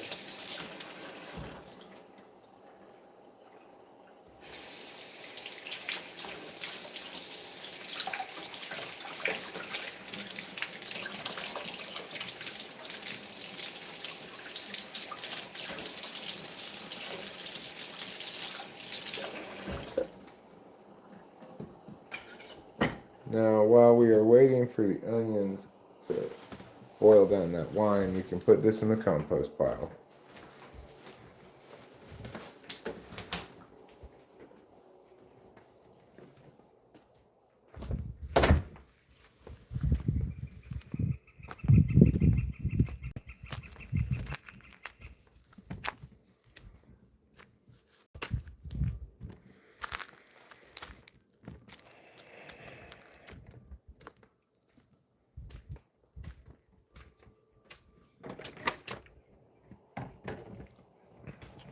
What did I say an onion was? I looked it up the other day.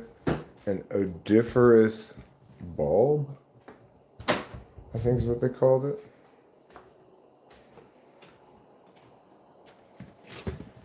I'm a huge fan of odoriferous bulbs. What besides an onion is an odoriferous bulb? Lots of things. I don't know, green onions, leeks. Are you sure green onions qualify as odoriferous bulbs? Yeah, probably. Why not? These onions are getting pretty cooked. I could add a little water if I wanted. Cook them for a little longer. They're not quite as soft as I want for a chili cheese steak.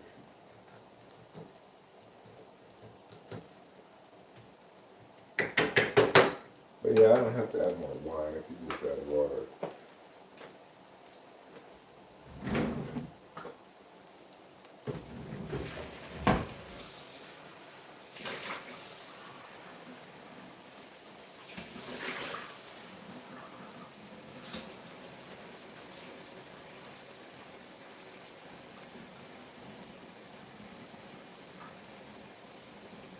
Let's put it all.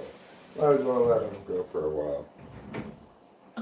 Somehow I either missed a spot down here, or it got sticky already or something. There does seem to be a sticky spot down there, so I'm going to clean that right now.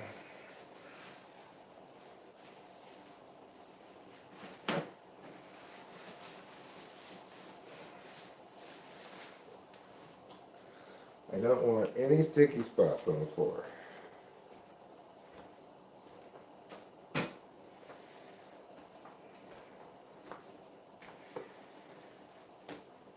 Okay. Now, let that simmer for a while. And then we can probably turn the whole affair off for a bit. But I want to simmer away all the liquid in there right now. Take this outside. Make it the #1 ashtray.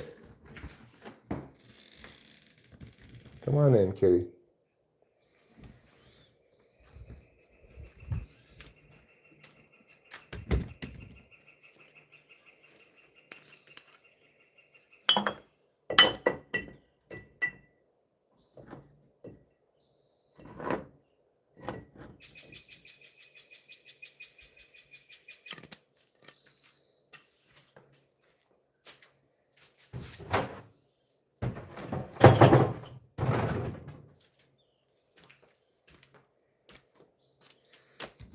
Oh, that's a good ashtray.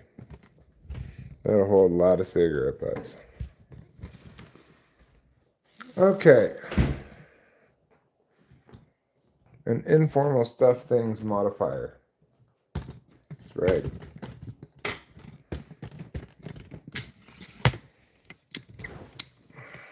Gemini said when I asked her to predict my title that maybe I'd use an informal stuff things modifier.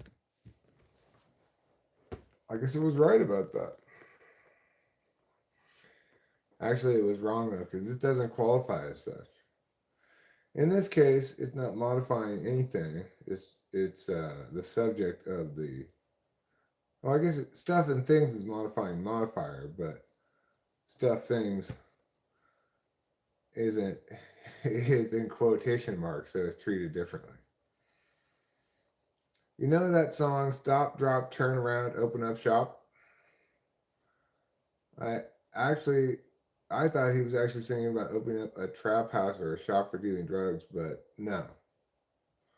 What was he singing about? I don't know that song, but I want to know now what he was singing about. Ho yo, make it Rough Riders bowl. Are they going bowling?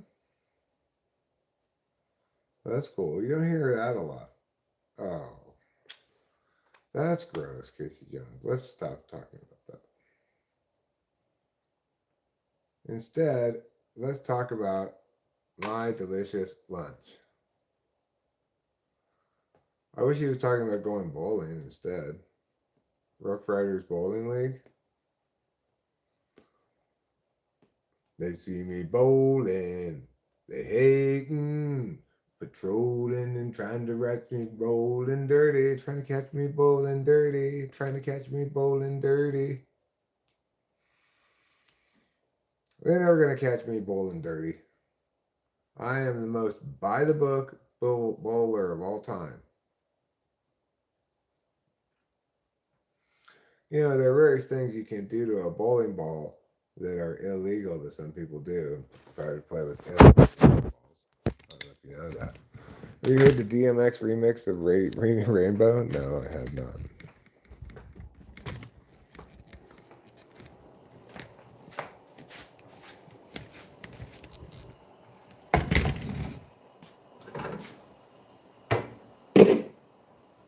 Still a lot of liquid in there. It's got a ways to go. Gotta get all that liquid dried up.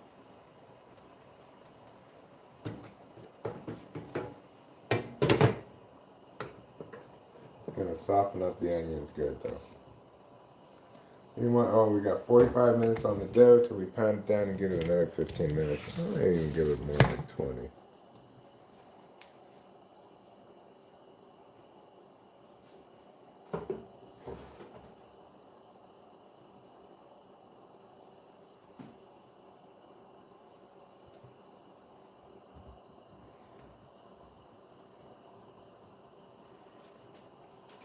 It's getting puffed up quite a bit.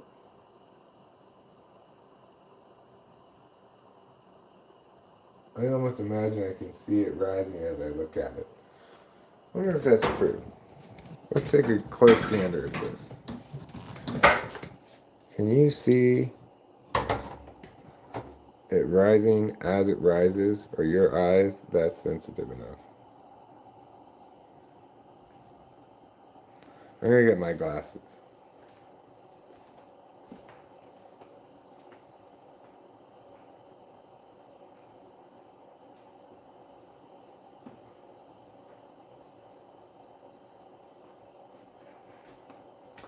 I can go anywhere. Suck my dick. Looks like cauliflower. It's not. It's bread dough. Do you imagine you can see it rising as it rises? Is it morphine shape before your very eyes? I mean, I'd say it's definitely, if it's moving more slowly than a cloud, right? But I like to imagine I can feel like it's moving. I can see it moving. It's probably just that disorder you get from taking too many psychedelic drugs So you see things always moving. Alright, now let's take a look over here. Water's starting to boil away.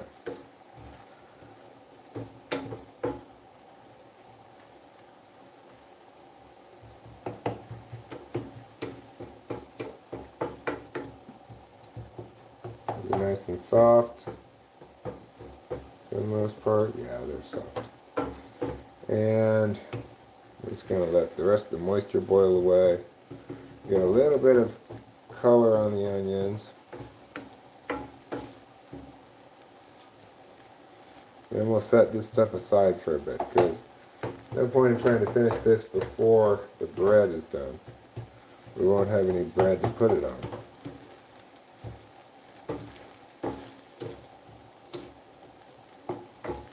We're just going to let that fry away. Basically just wine, onions, water, and a little bit of beef juice from the steaks.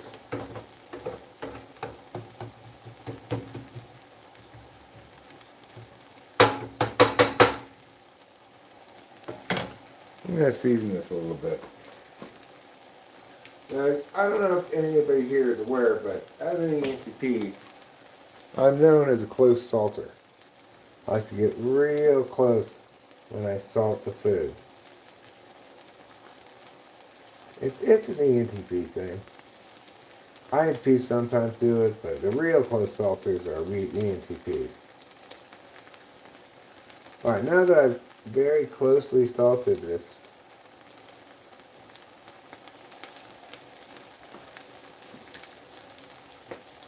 I'm going to stir it around.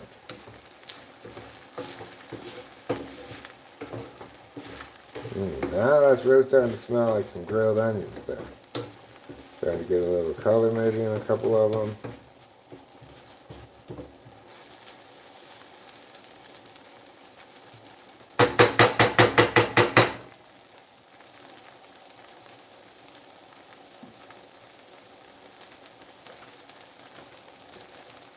Interestingly, perhaps, as an ENTP, I'm a far pepperer.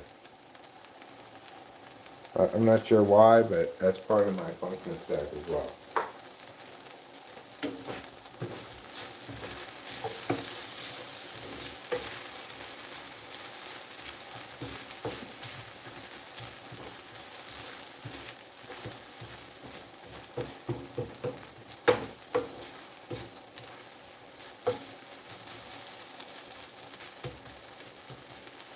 Oh yeah. Them's looking fine as raspberry wine.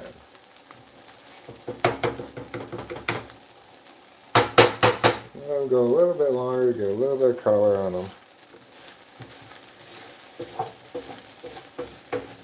They're starting to a little bit.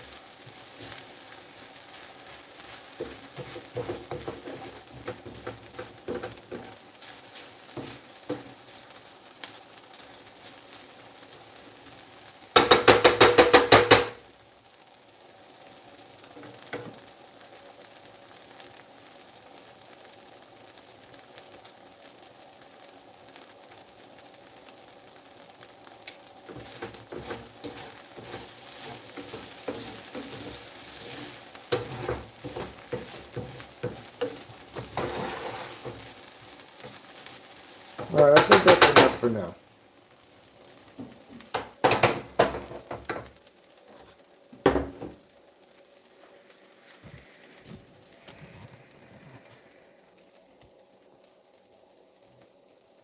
Thank you, y'all. Yeah, HPPD.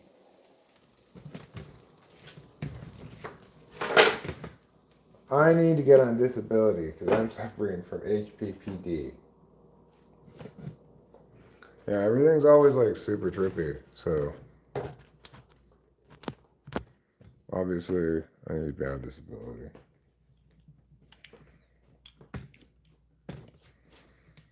Alright. Oh. Wow. That adventure. And it's an adventure that's not going to end for a while now. We've still got like at least 30 minutes, I think maybe 40 minutes of time left before the bread is done rising. So,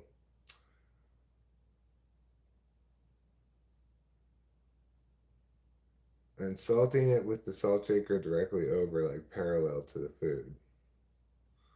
Well, how else would you salt it?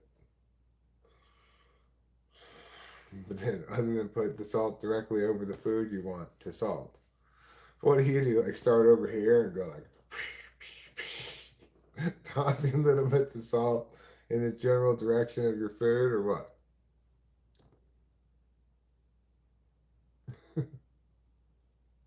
Yes, you do that, huh?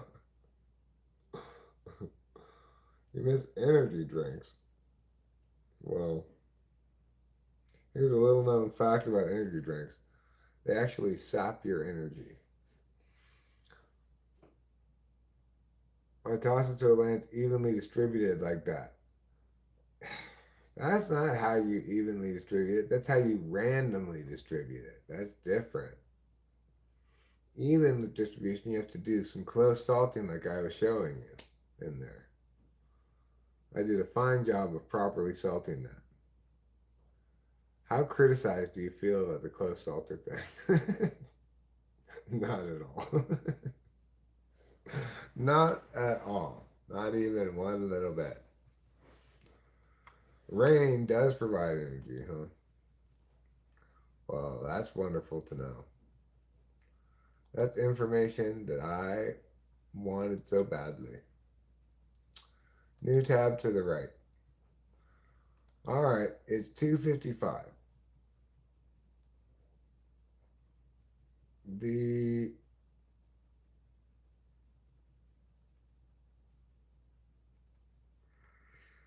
athletics game starts at 4:05. We are 1 hour and 10 minutes away from Dodger baseball. It's a little SI getting going there for you. Dodger baseball is on the air. The athletics broadcast starts with let's go. I'd say Dallas Braden saying that.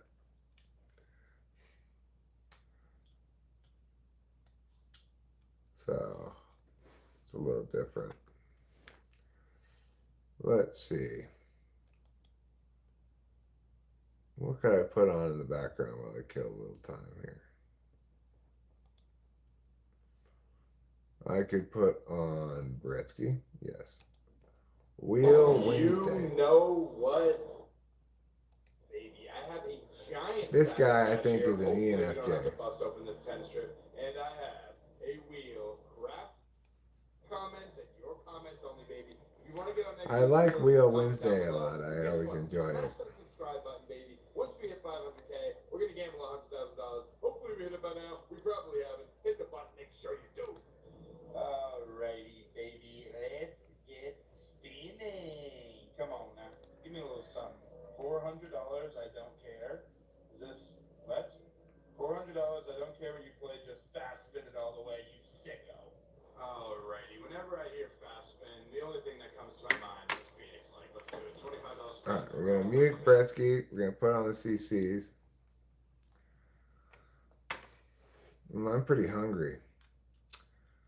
Can I wait all the amount of time it's going to be until the full meal's done? I should maybe have a little bit of a snack right now. I feel like low blood sugary. Well, I could eat what? Eat a bite of what? Eat a bite or two of cottage cheese. Cottage cheese once again says today. Or I could eat a bite or two of, this looks gross now. I need to throw it. I need a bite or two of cottage cheese. I declare Rachel's leftovers too old.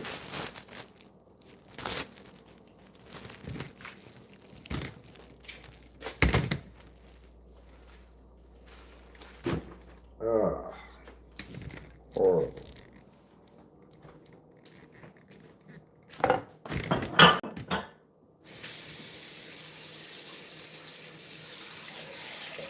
got 30 minutes left till I punch the bread down and then let it rise again for another 15 minutes. While I preheat the oven again. Onions are done. Steak needs to be cooked in the pan a little bit, but basically done. And we've got the cheese ready to go. So all we need to do now is give a little bit of time. We're going to buy that time with a couple of delicious spoonfuls of cottage cheese. This is the snack that keeps on giving. Let's say you're hungry. You just need a little bit of food. Well, just go get some cottage cheese.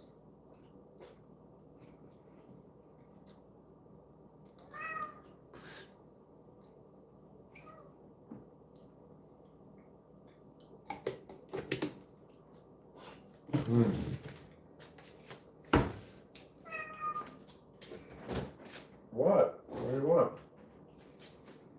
Want me to let you outside?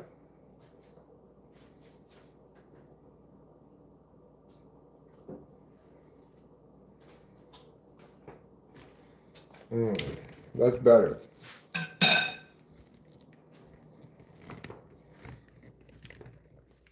I feel much improved by just a few little spoonfuls of cottage cheese.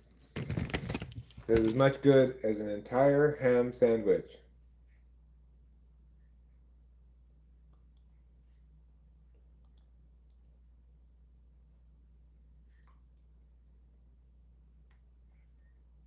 Let's see here.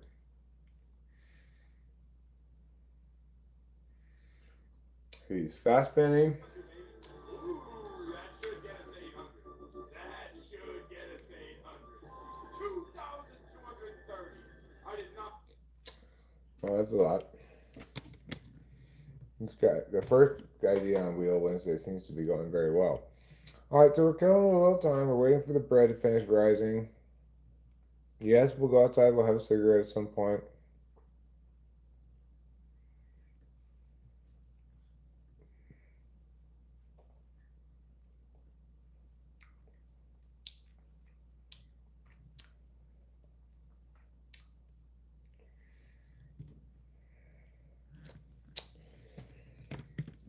All right.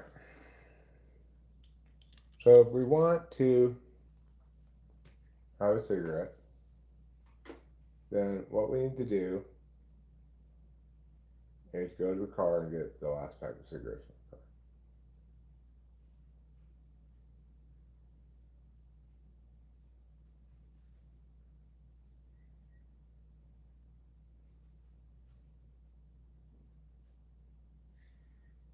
$400 into Monopoly. Okay, it was a little bit of satiation. I feel better. I feel less low blood sugary.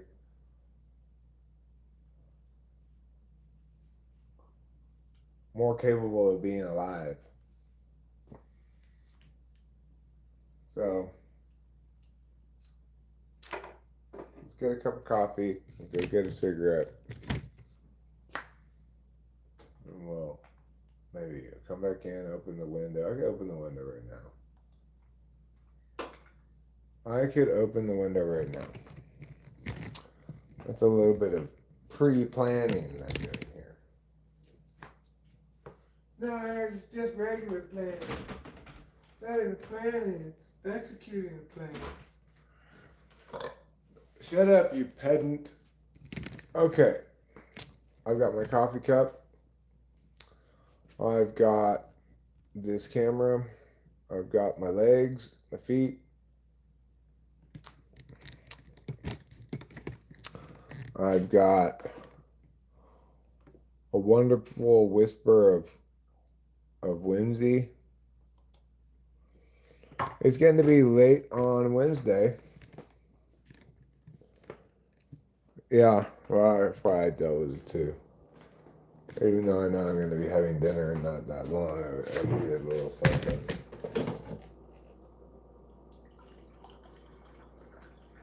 Every once in a while, or at least once the other day, not that long ago, I ate a piece of candy.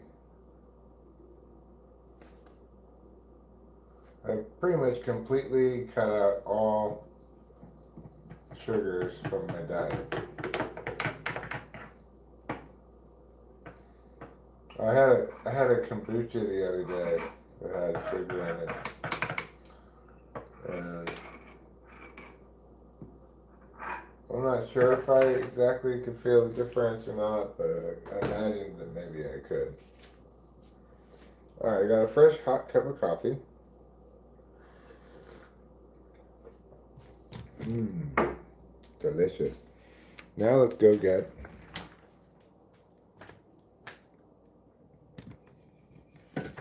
yeah, it's a good idea to reduce your sugar intake while you're still young so that you don't get diabetes until later, or maybe not even at all if you're lucky.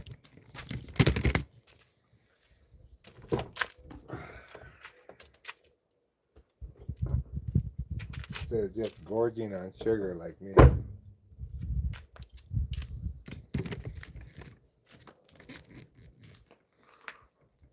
I guess Rachel's asleep, huh?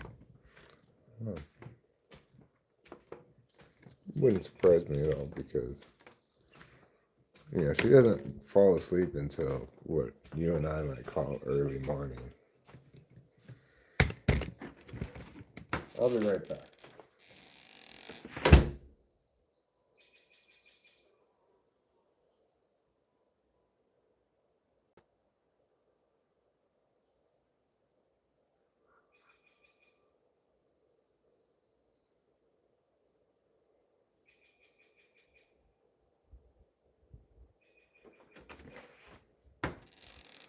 Well, you know, it took Jesus 3 days to rise. It takes this bread an hour and a half, of which we have 26 minutes left. So, you tell me which is more impressive, Jesus or my baking skills?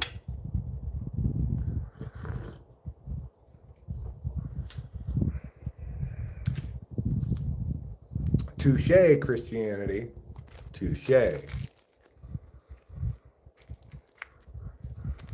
body responds decently well. You're not burning the candle at 3 ends. There aren't 3 ends to a candle, Ruben. What kind of candles have you been using? You've been using the letter T instead of candles. You didn't even realize it. Now, of course, you feel the fool. I'm sorry I had to embarrass you like this, but sometimes that's the only way a person learns. Learns about the letter T. Capital T, of course, capital T, obviously. That goes without saying. I shouldn't need to say that, but. Hi, handsome. Hi, beautiful. I was just upstairs watching a movie. I was just teaching Ruben about the letter T. Oh. Capital T. Yeah. Yeah. I've been listening to the live stream at the same time. Yeah. So, we're just, you know, watching bread rise. That's a little bit more exciting than watching paint dry, I think. At least the bread gets bigger.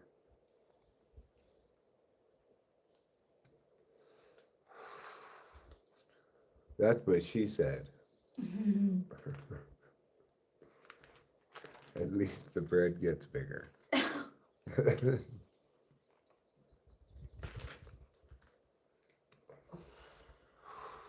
sorry. Oh, that's fine. You blow as much smoke on me as you want.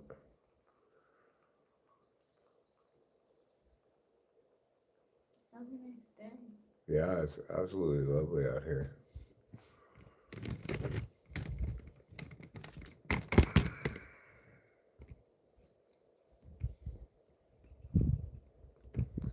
Oh, wonderful outdoors. So gentle and true. The air is like the perfect temperature. Mm-hmm.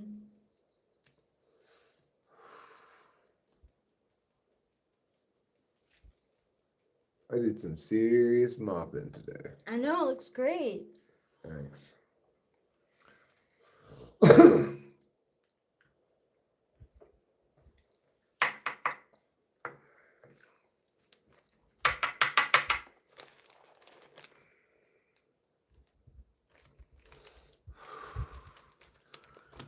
Tomorrow's Thursday, sometimes called Christmas Eve. Yeah, sometimes it is, yeah. But this Thursday is called Christmas Eve because Friday is when I get my Adderall. Do you think tomorrow we can go for those drinks? Yep. I think we can.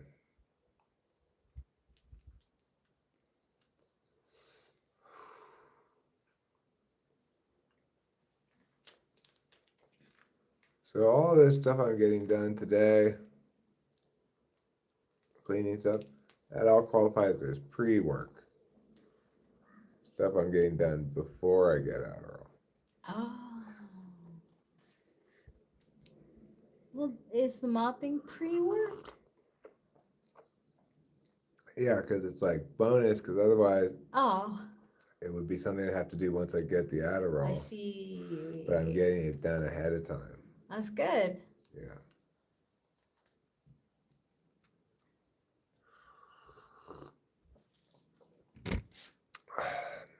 Oh, you're the candle. Well, I hate to point this out, Ruben, but you actually have 5 ends. You're like a Jewish star. Head, 2 feet, and 2 hands. 5 ends.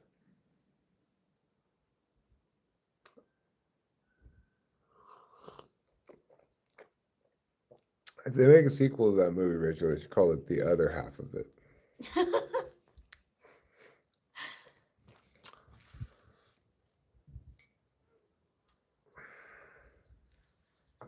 What was it about? Two Well, I people in love and doing something together, and then something happens. Well, yeah.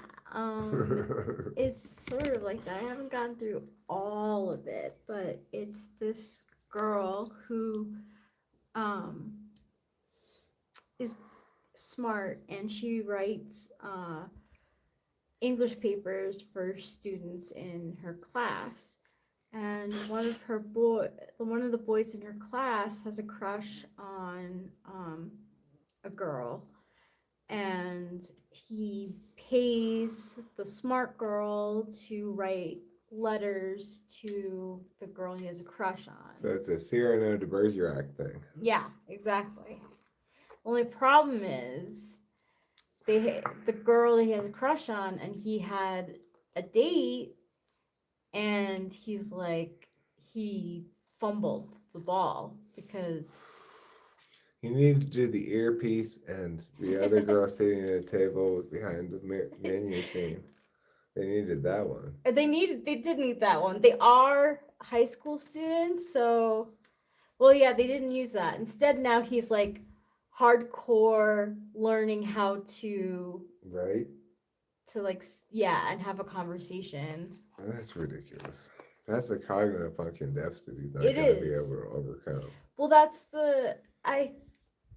Is that the message ultimately? He should be I himself? think that's like, I think, Probably. yeah, it's not, I have to say, I actually am really enjoying it. It's not that corny. It's very sweet. Hmm. I think it's good for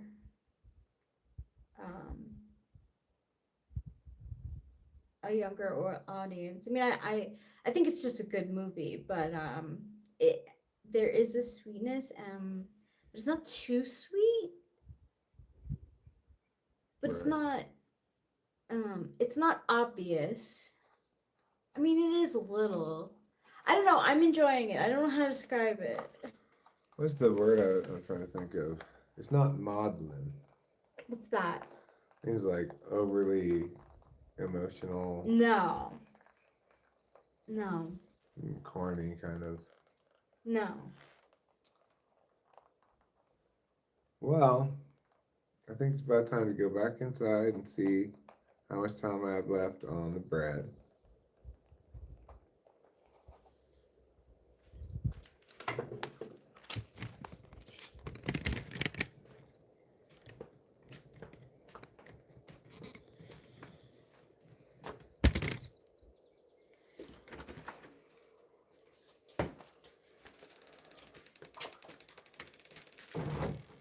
I don't know why I just put it in one with no lid on top of it. I guess I'm just not very efficient like that.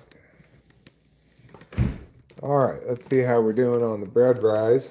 We got 18 minutes left, everybody. 18 minutes. Then we got to punch it down and let it rise again from there 15 to 20.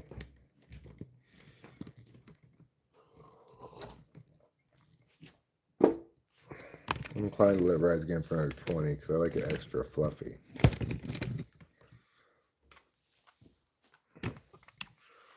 It is now 3:14. We've got less than an hour until the athletics come on. Bocce rolls are amazing with soup. I don't even know what a bocce roll is. Let me Google it.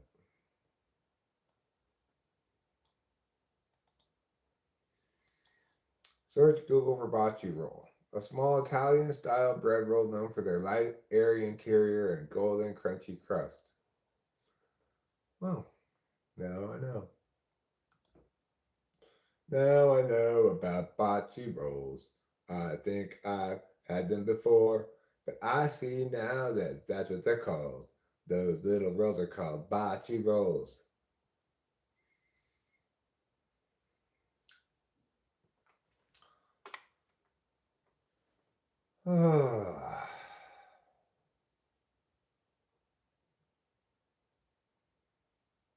Well, we're on a bit of a waiting game, sure.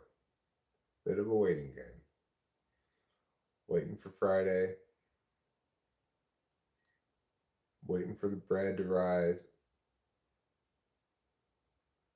Waiting for everything to get incredibly amazing all at once. Waiting for world peace. Waiting for this cure to cancer. I'm waiting for a better tomorrow. Don't call me apathetic. I'm waiting. That's my poem. While I'm waiting, Whitey on the moon.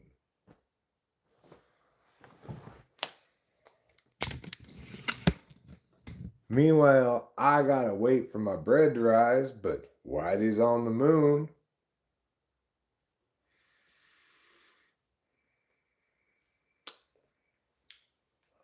Whitey's on the moon. Yeah, yeah, yeah, yeah. Whitey's on the moon. Yeah, yeah, yeah, yeah, yeah. Whitey's on the moon. Yeah, yeah, yeah. What you doing, Whitey? I'm walking on the moon. Yeah, yeah, yeah. I'm Whitey on the moon. Yeah, yeah, yeah. Try to determine your test to determine TE and TI polar and NE. And TI test usually get 5 out of 6, and TE I can answer so not polar. NE is very hard and takes too much time. So what might be my type? Well, if you're NE polar, then yeah, Whitey's on the moon. If you're NE polar, then you're an ISTP or an ISFP. If you get like 5 out of 6 on TI, you're more likely to be an ISFP probably. 14 more minutes, huh? Well, you know what? I'm going to be smart. I'm going to set the temperature to 500, heat it up right now. That's cool. Actually, I was giving it a little bit too much preheating, but that's fine. I'll preheat it right now. That'll help it to rise a little bit more.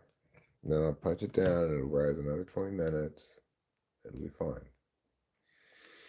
I'm going to be a storm, a flame. I need to fight whole armies alone. I have 10 hearts. I have 100 arms. I feel too strong to war with mortals. Bring me giants. Cyrano de Bergerac. Well, Cyrano, let me tell you something. You need to get a different last name. Bergerac is not a good last name. It's too hard to say.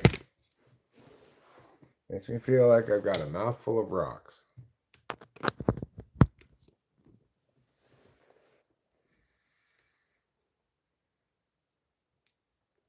The bocce rolls will not be televised. Gil, Scott, Heron.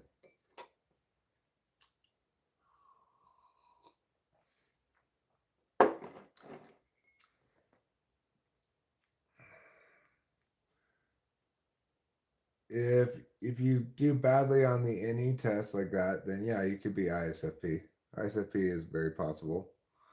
It's most likely based on the information you've told me.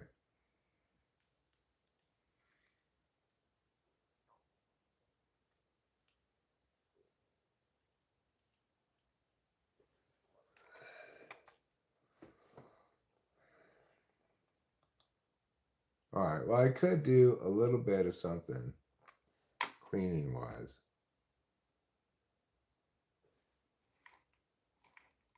I could sweep in here, over there in the foyer, try to get up some clumps of cat hair. Or I could just pull another couple bowls, sit here in the chair, and just rest for a while.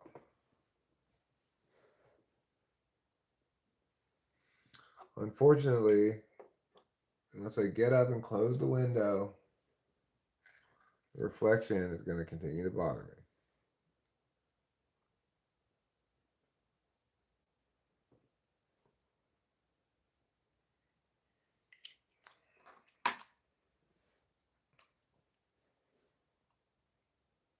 Fuck that. I've done nothing but clean all day. Bedtime for me. All right, well, you sleep well. You sleep with the angels.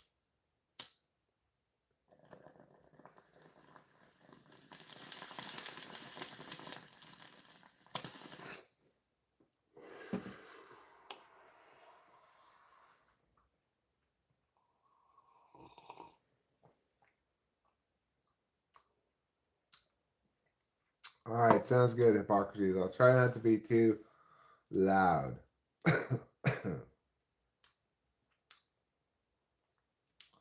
All right.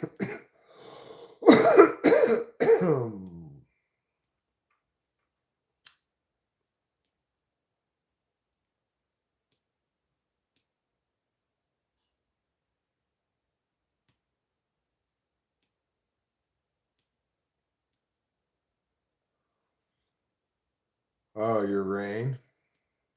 Well, you know what I say about that. You shouldn't drink energy drinks. They don't really give you energy, they just make you sad.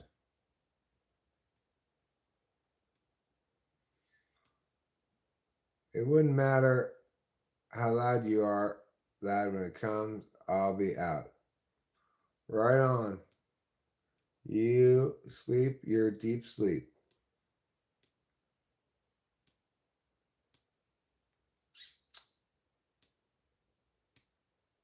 They do give you drink. They don't give you energy, but they do give you drink.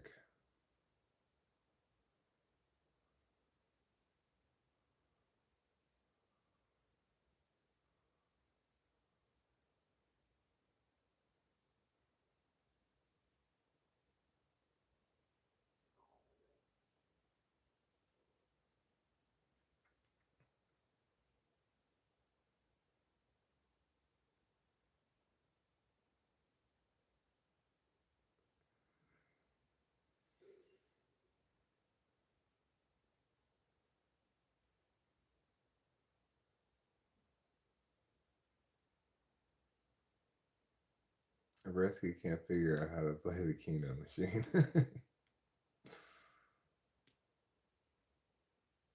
It's all I got. Yeah, caffeine is a terrible stimulant. It barely even qualifies as a stimulant in my book.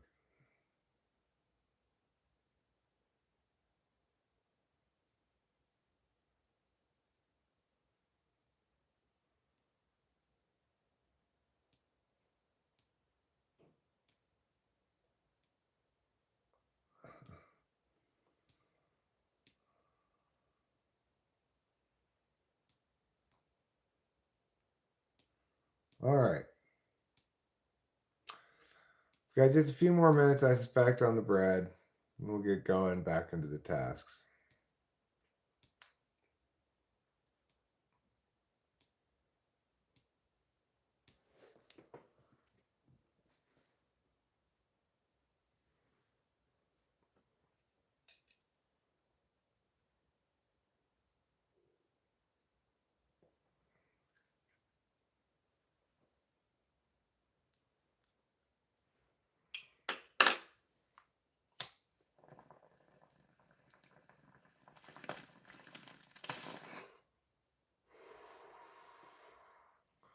Well, you're gonna have to go to a different doctor. You know, obviously that doctor's not giving you what you want, and they're also not giving you anything that you need that might be, you know, some kind of middle ground.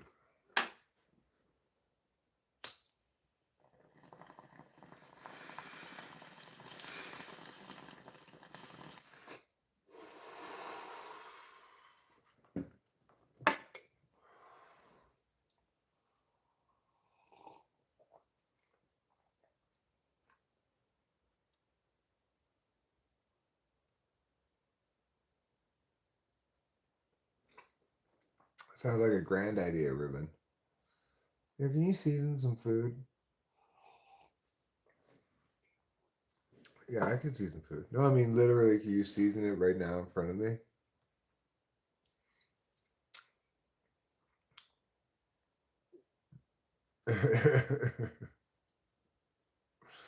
But just from that point forward, just be frowning the whole time and shaking my head. Keep referring back. I'll have notes too. I keep referring back to the notes. The only time I've taken any notes is when they're seasoning the food. I keep referring back to it and shaking my head. Oh God, I cannot believe somebody seasoned their food like that.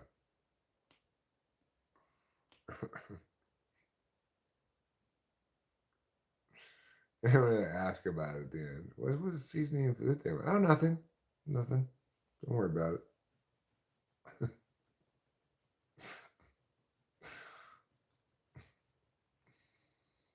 Bikinis are distracting only if they're on people. They aren't distracting by themselves.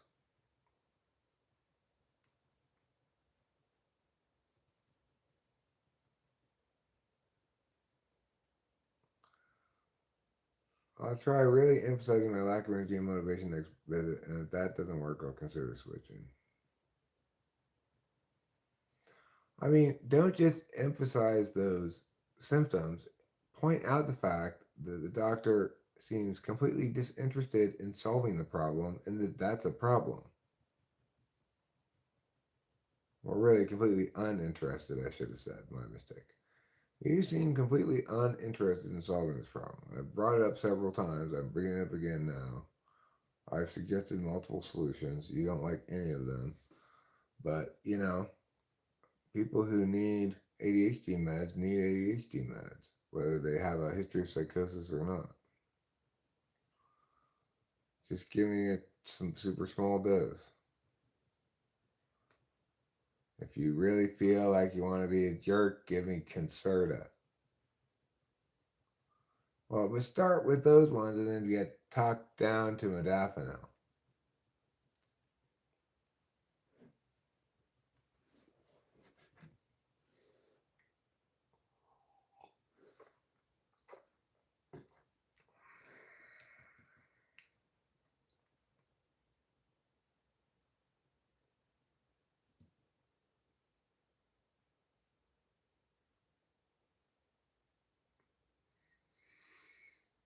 A musical artist named Shannon Blake posted herself hula hooping in a bikini, and I thought to myself, wow. Yeah, it's ass, it's Ritalin.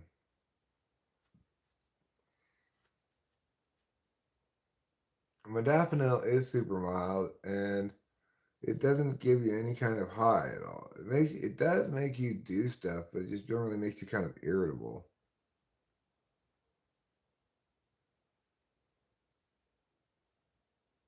And it's like got built-in non-abusability. It's got a peak of effect.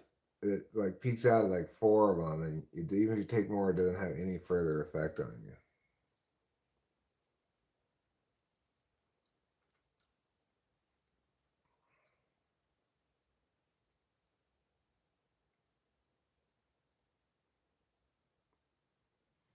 Well, good for you, Casey Jones. Good for you.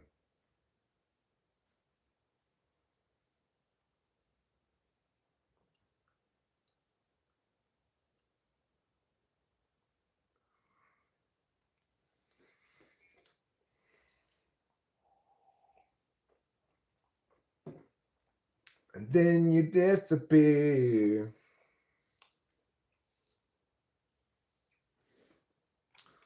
Let me see.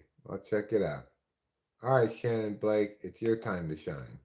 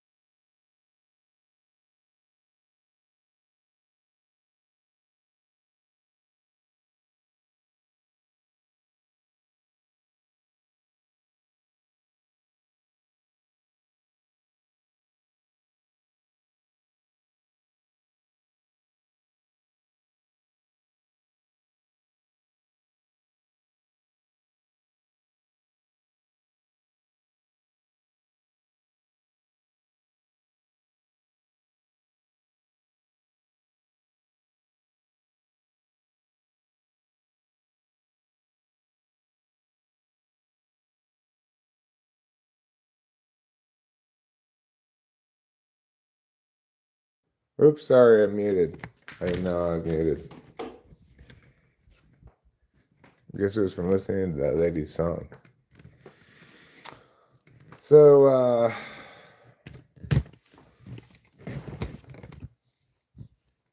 you know, it yeah, it's possible for an ISTP to get one wrong. Um, I'd have to. That's the kind of thing I'd have to actually test you and evaluate with by comparing it to how other people respond to them. Like how fast it is in your mental process as well matters. Like when I ask questions about why something's not, yeah, there's a certain way TI people typically answer, and and I'll be able to tell, you know.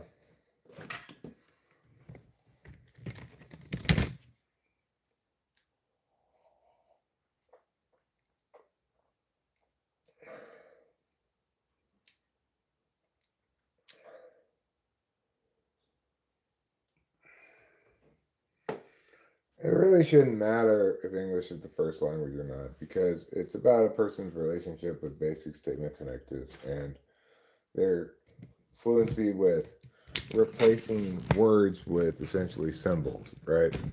So, like in ISFP, there was a question I asked somebody the other day.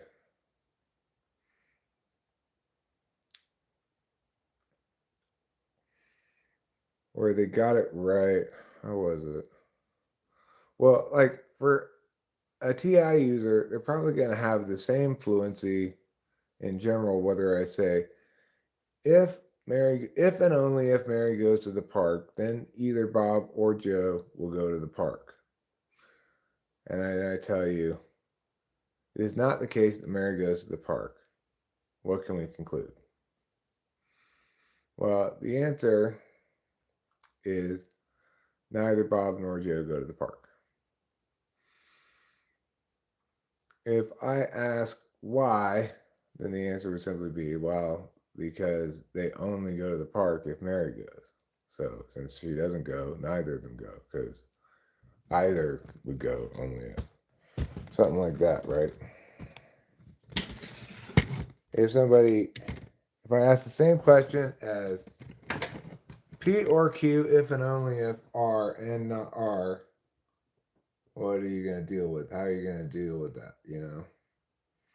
So TI people generally will do equally well in both.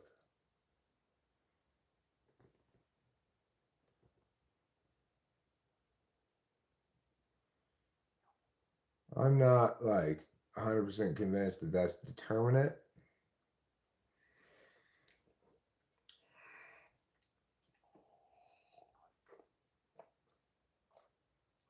Yeah, it means so, and no P or Q means neither P nor Q.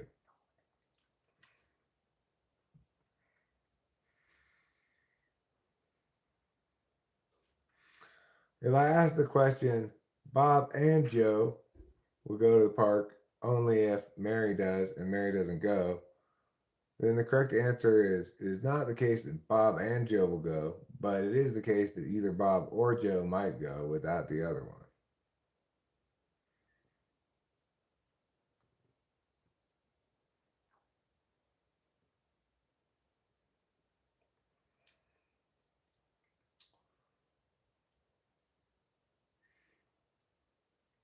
So those kind of questions generally seem to come very um,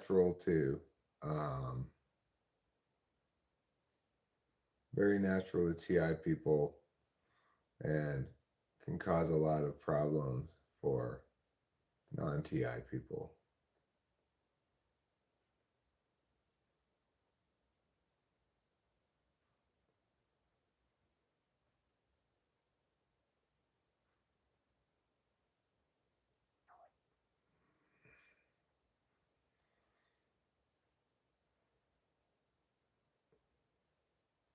Nobody out of the group containing only Bob and Joe. Wow, that's a pretty important group.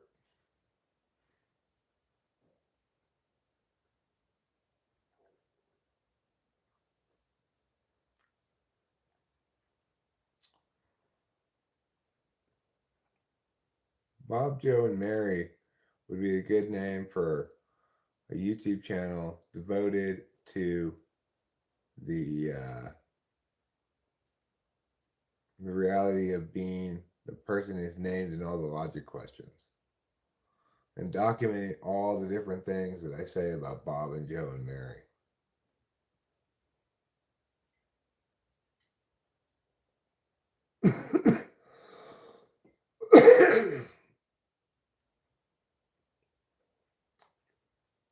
Well,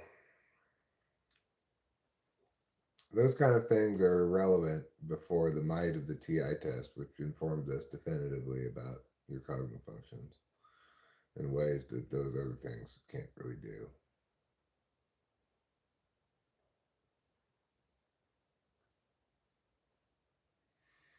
I mean, how did you do with those questions I was just asking? You know, did you follow along enough to be like, oh, this is the answer before I said it, or were you like, I don't know?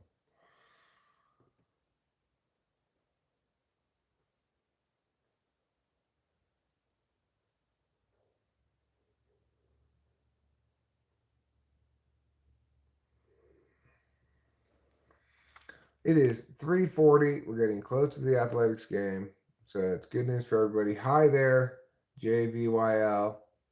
The bells ring past infinity. The bells ring past infinity. And what's beyond infinity? More infinity. P and exceedingly P if F. F.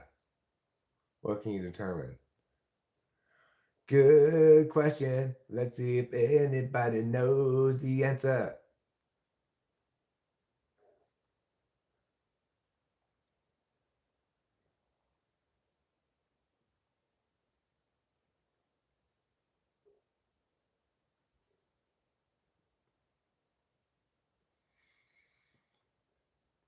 Let's see. Does anybody know the answer? I do. You can determine P and exceedingly P. Well, I said the answer, but I gave him plenty of time to process it.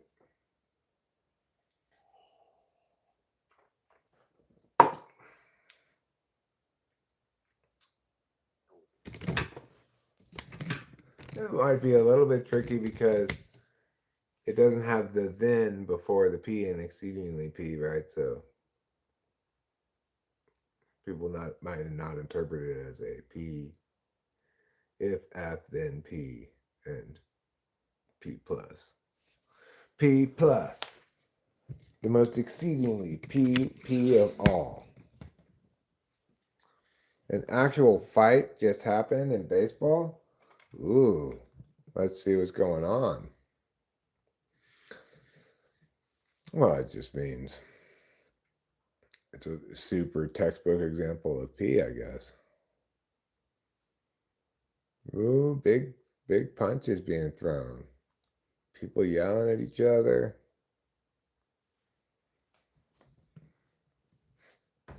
Well, that's what logic's all about, Ruben. You're not, Rachel. I tell you what, Amanda. You can have a half-price typing session for the full length of it. All right? If you PayPal me $50, I'll know it's you. I'll send you an email, we'll book session, and everything will just be normal from that point forward.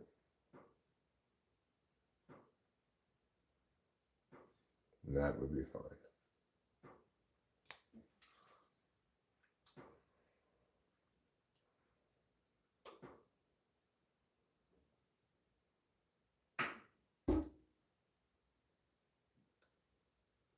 Nine minutes left on the bread bake, huh? I mean, the bread rise. Obviously, we're going to bake it, but right now it's just rising.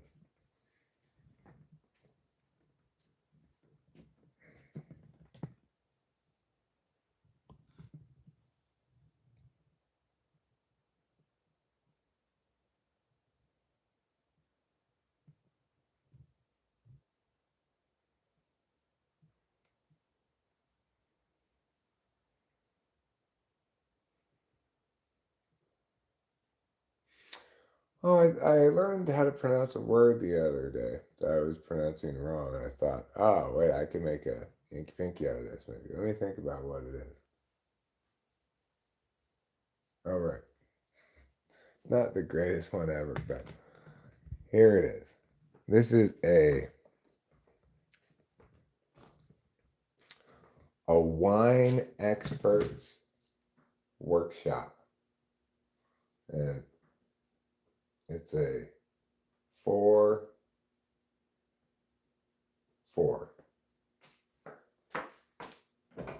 So wine experts workshop.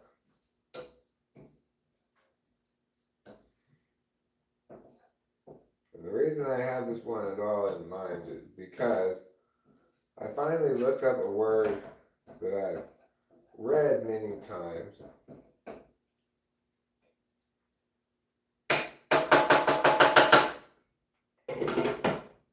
But have always mispronounced in my head, or if I read it out loud, which I probably never did, reading it out loud. We've got 7 minutes left on the bread rise. It's rising pretty good. I'm going to turn it around so it gets equal rising on both sides. This side's not looking as pretty. Looking kind of like, well, what are you going to do? You can't prevent a little bit of that from happening, I don't think.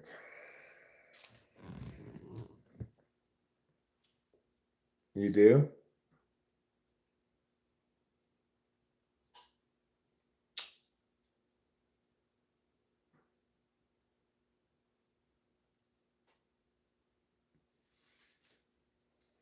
Yeah, so I've always been mispronouncing that word. And I realized, hey, I'm mispronouncing it.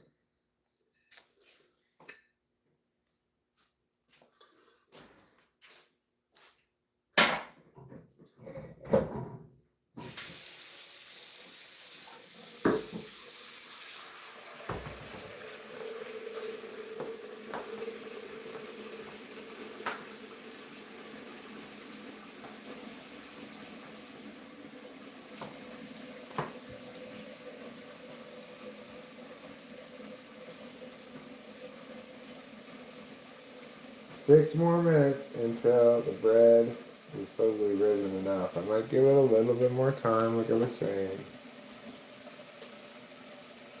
Maybe when we get close to the time, I'll go out, I'll have a cigarette, and then when you come back in, it'll actually have had a few extra minutes. That would be nice. 6 minutes left is a long time to wait.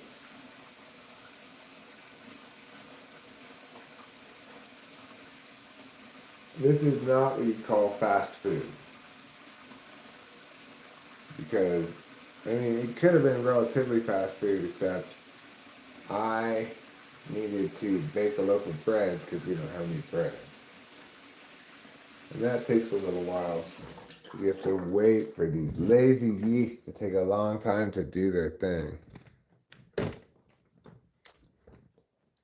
You lazy yeasts. Who's the most intelligent mod in here? They're all perfect geniuses. Every last one of them.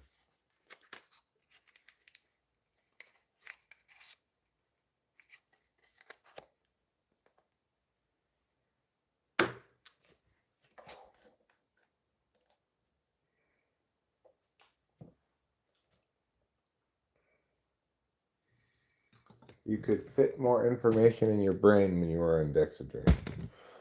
No, I get it, Gyalt. It's a performance enhancing drug, and then it's a performance diminishing drug. It's, you use up your extra dopamine, and then you just have to sleep at some point. You gotta go through the crash and stuff. It's not necessarily that fun. It's about as fun as dental work. So, maybe you're into dental work, I don't know. I love getting my teeth drilled.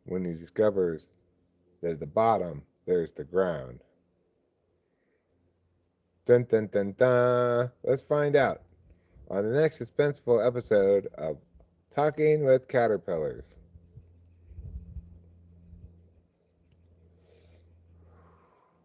Actually, it's pronounced caterpillar. Really? No, it's not pronounced caterpillar.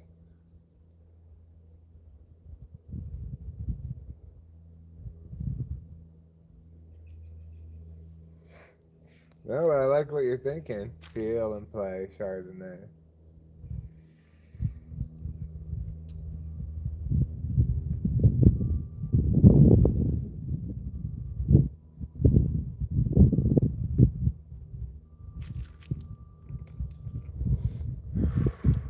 What's gonna happen? He's reached the ground. Oh shit. There's ground down here. I was thinking there might be. I'm gonna go this way. I'm gonna crawl over these pine needles and stuff. I don't know where I'm going, but pretty sure it's over there.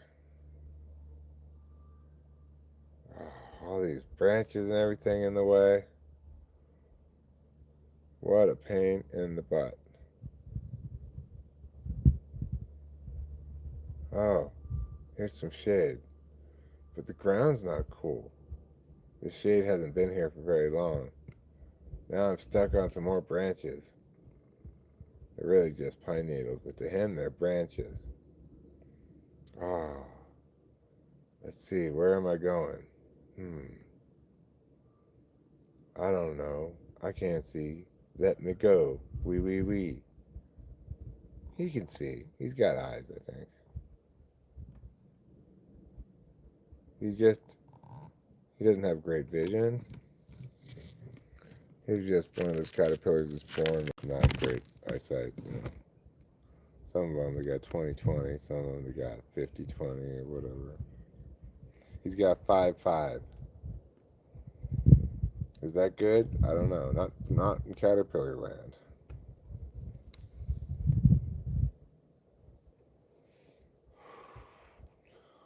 Well, I don't even know where he wants to go, where he thinks he's going. He might have a plan. I don't want to interfere with his plan.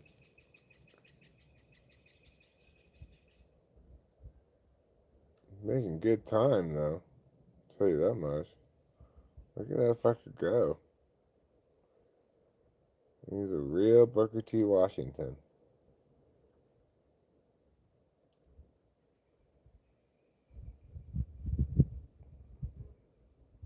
I'm kind of curious now. It's like I'm kind of invested in his story.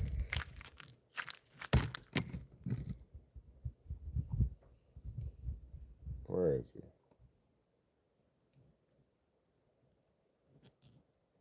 I can't get him in the camera view. There he comes. All right. There he is. You think the caterpillar's an ISFP? I don't know. Certainly, he's demonstrating a lot of extroverted sensing.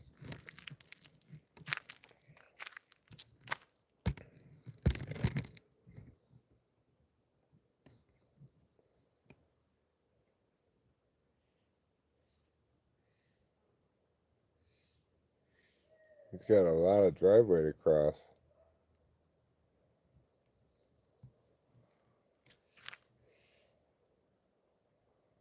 Good thing he's a chubby one. He's gonna use up all that fat walking all the way across this whole driveway.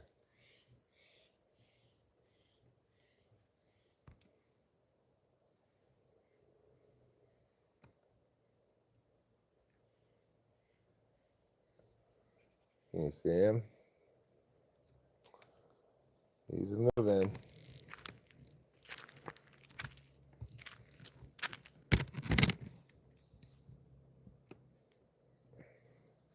He's in the home stretch.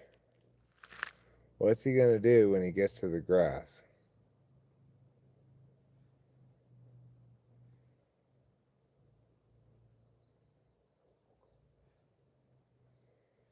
This is This is content that you're not gonna find at any old YouTube channel. We're doing here natural science, biology. We're field biologists. I mean, what does this species of caterpillar do if you follow it around and see what it does? Well, right now it's making an impressively long journey.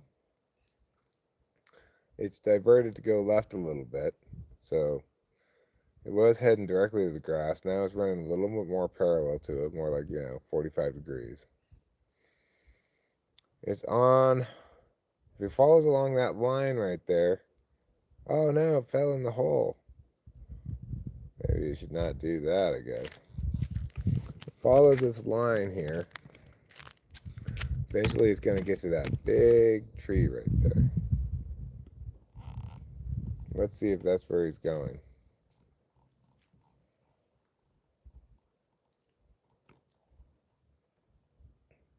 Fell in the hole a little bit again. It didn't like that.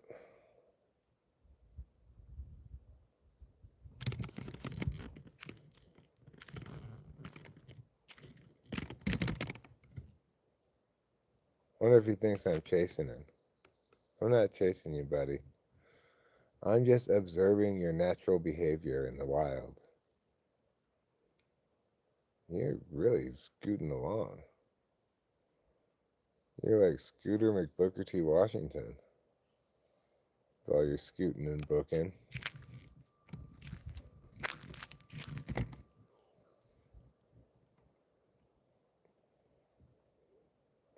So off he goes. He's heading off over here, I guess, somewhere.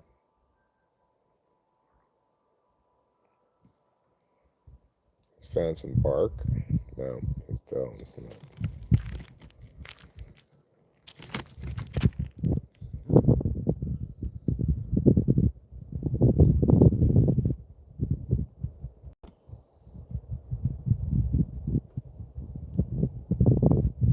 He's just stopped right there for the moment.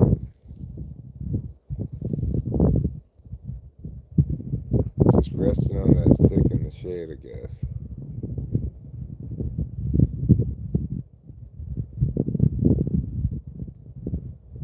Maybe he was just looking for some camouflage. Well, I guess that's where he was going, right there. So, now we know. That's where he went. Why? We don't know that. It's hard to determine that. I've tried interviewing those caterpillars before, and they're quite non-responsive. Alright, now it's time to put the bread in the oven for 17 minutes, maybe. If it's risen enough, probably 17 minutes should be fine.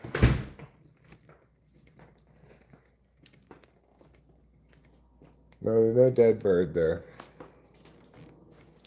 Not that I saw anyway. Alright. Well, you can see this bread is risen up pretty good, I guess. Let's put it in here for 17 minutes. 17 minutes. We'll come back with about 5 to 10 minutes left and we'll cook up the steak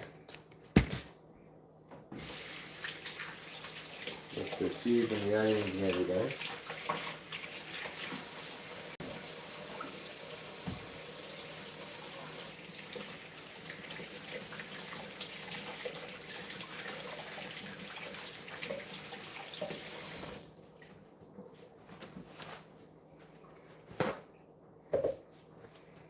All right, we are well on our way to some Philly cheesesteaks. I left my beer outside. It's kind of sad.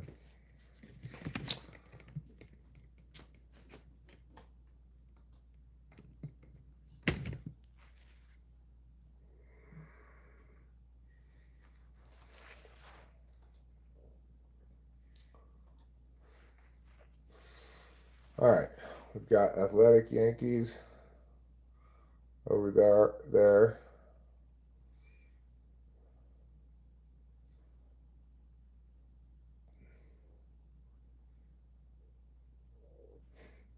You wanted me to carry him over there? You know what? Why would I rob him of that sense of accomplishment that he got? You know? Why would I deny him that sense of satisfaction that he achieved by doing it himself?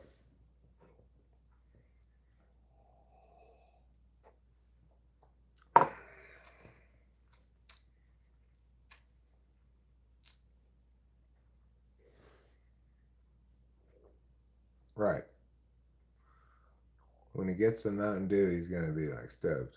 Like, I could have done that. I could put a little bit of drink there for him. You know, I'd probably put water because we're fresh out of Mountain Dew. Otherwise, obviously, caterpillars prefer Mountain Dew.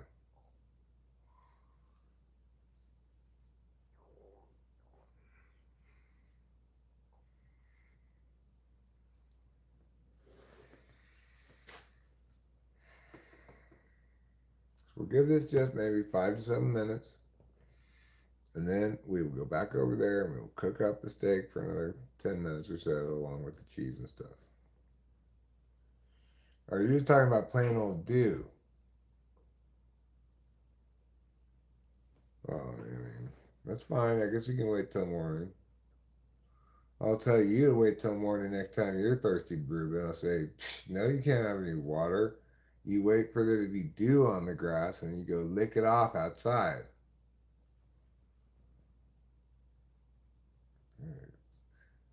No, Ruben, you cannot have any water. You wait till morning and wait for the dew to come.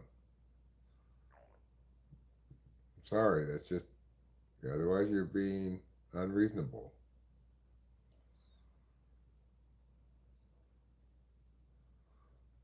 And then the case says, Ruben, just wait for morning. You're embarrassing me.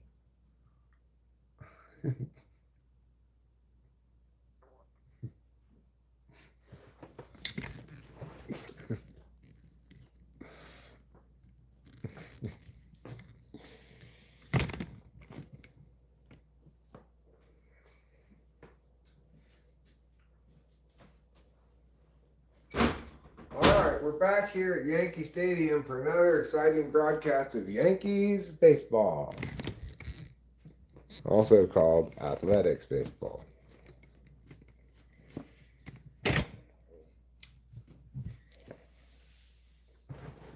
The Yankees got lucky last night.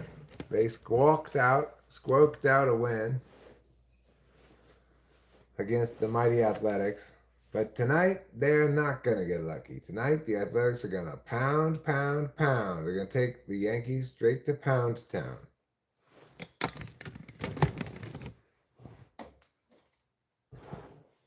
So don't you start getting all cocky, Yankees. 9-2, your record. Ridiculous. You don't impress me with your 9-2. Cheesesteak cheesecake, surprisingly good.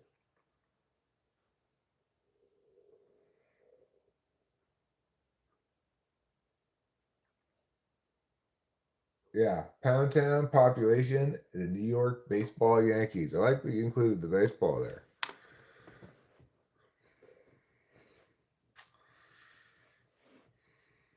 I'm pretty sure there never was a football team called the Yankees. Unlike the Giants, New York used to have the New York Giants baseball team and the New York Giants football team. This is empty. It's going to remain empty until I refill it. Little lesson in object permanence there.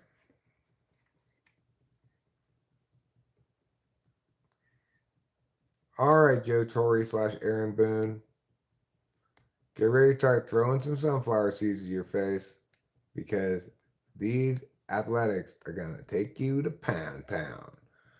Curtsy up to bat, leading off. Did pretty well last night. Got a couple RBI. Fouls the first pitch off.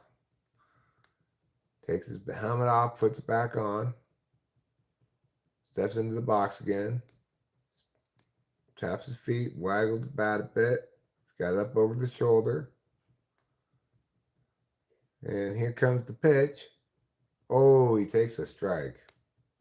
No doubt about that one. Okay, well, Joe Torre may be 85, but Aaron Boone still reminds me a lot of Joe Torre. It's like they barely got a different manager. Strike 3. No, foul tipped. All right.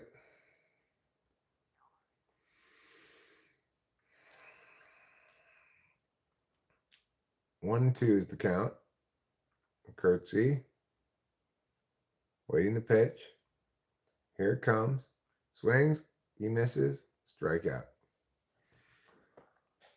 The Athletics off to an inaudacious beginning. I've got one, a financially unwise enjoyer of beef.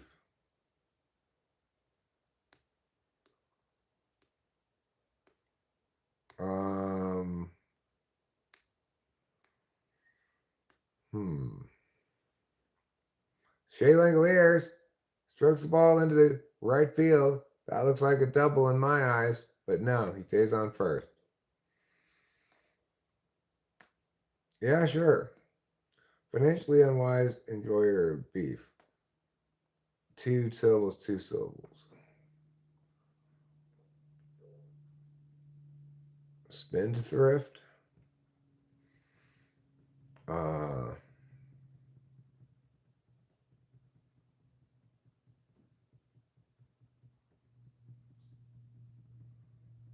Lavish, mavish. I don't know.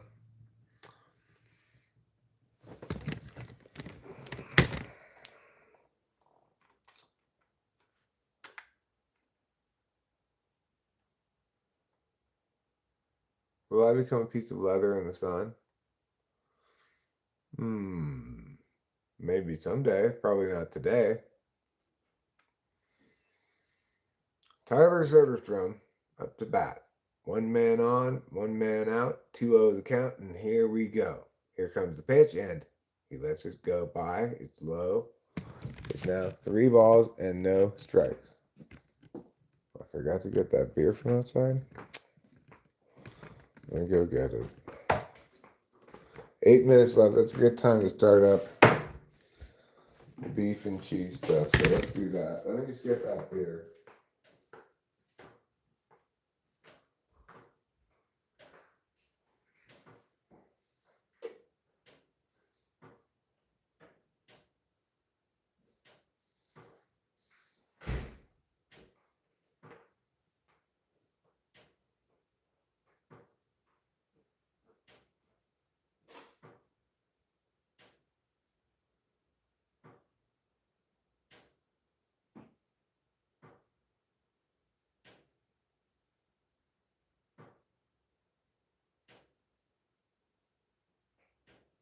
Strike 3. Soderstrom is out, unfortunately.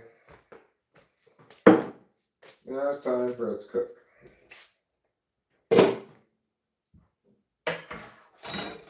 So we're going to start by just putting the beef in.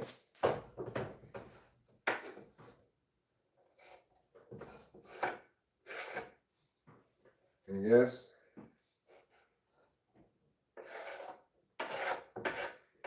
it needs to have cheese as well, but we're going to wait on that for a minute.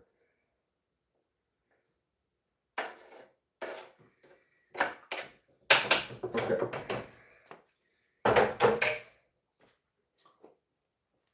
I'll put a little bit of the steak seasoning on the steak.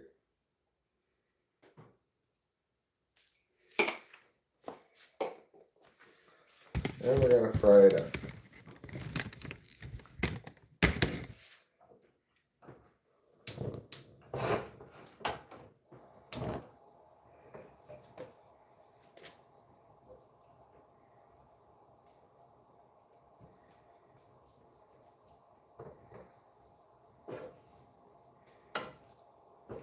Mix it all together with the onions.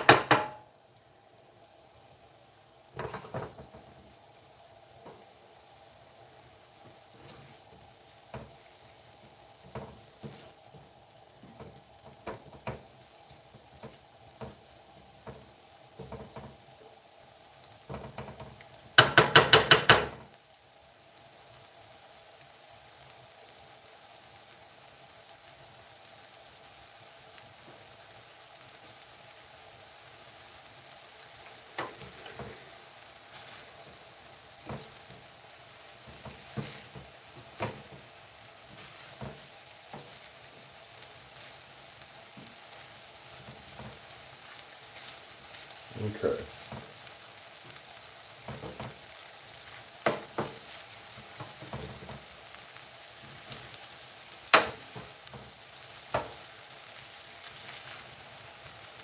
I do want to be watching the game real time, which will avoid any spoiler stuff, but I don't want to miss any of it, so gotta pause right now. That's fine, I'll catch up quick enough.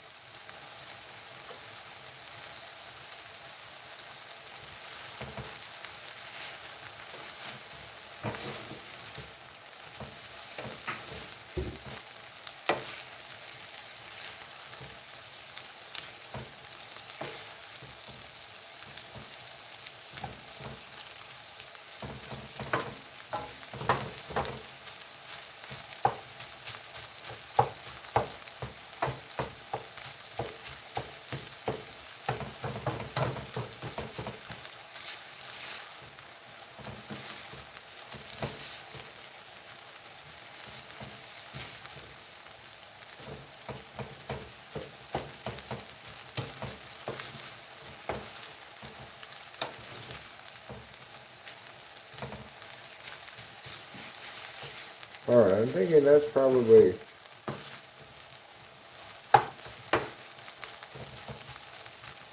good enough as far as cooking the beef goes.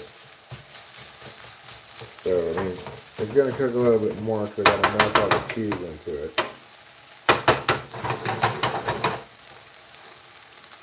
So now I'd say that's good. So we're going to start with these cheeses here.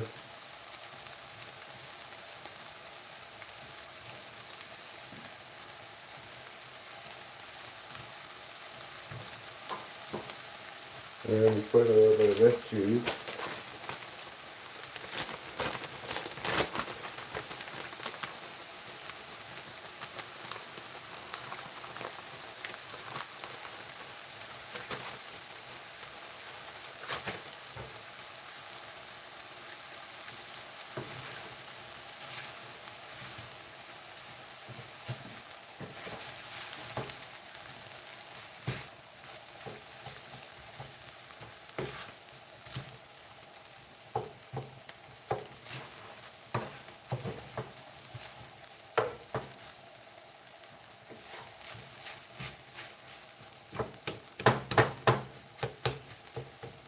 But to make it a real proper Philly cheesesteak, we've got one more important ingredient to add.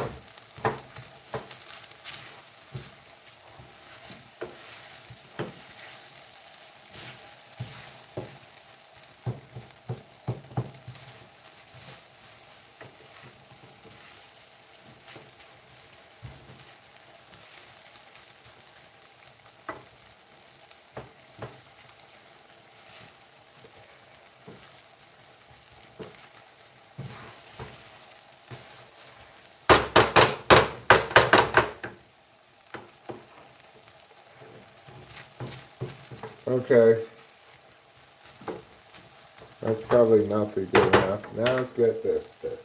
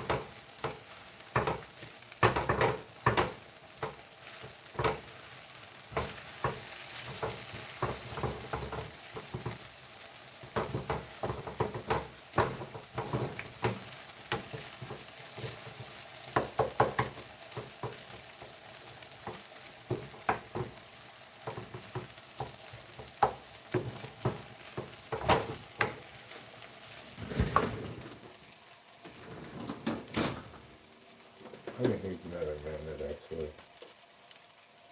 I'm gonna give it another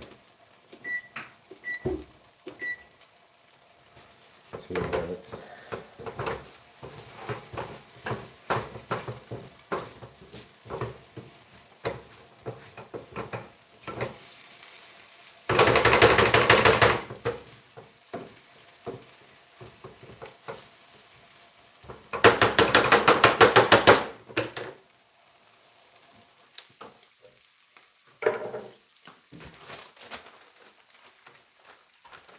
Okay, that's looking pretty done.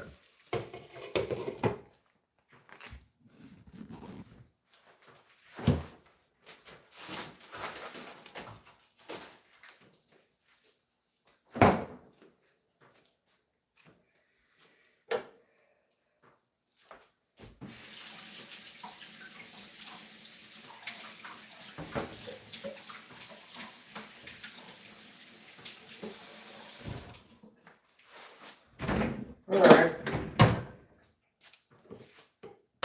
Now we've got a chance to rinse off this.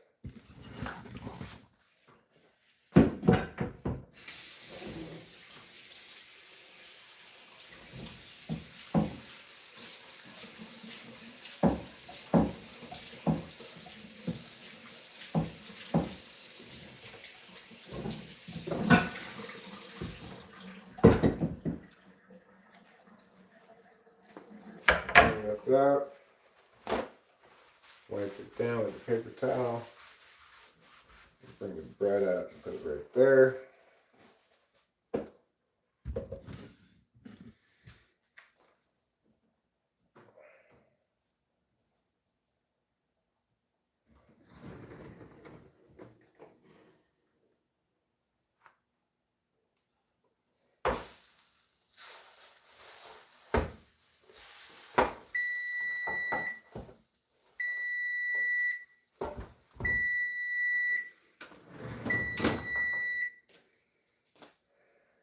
Alright. I've got the bread here.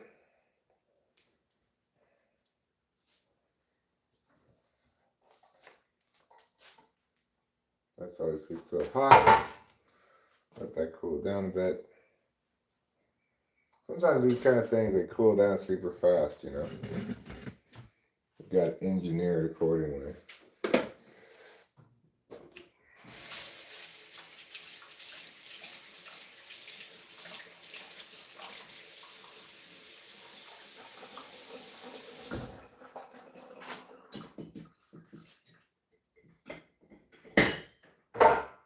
That's still hot. That stays hot a while.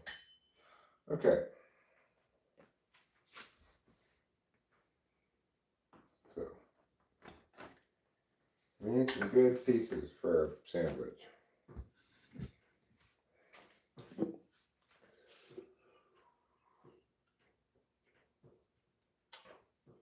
And we're going to let it rest a minute or two.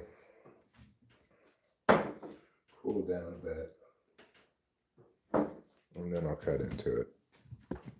It'll still be nice and fresh and hot, but be a little bit easier to hold on to while I'm cutting it.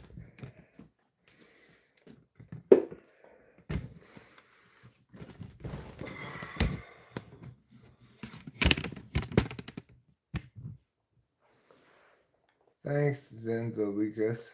Appreciate it. Hopefully it turns out good. I'm not sure why I'm from New York and people always seem to be caught off guard by it. I enjoy the little, "Are you from the South?" No, I just think it's fun, warm greeting.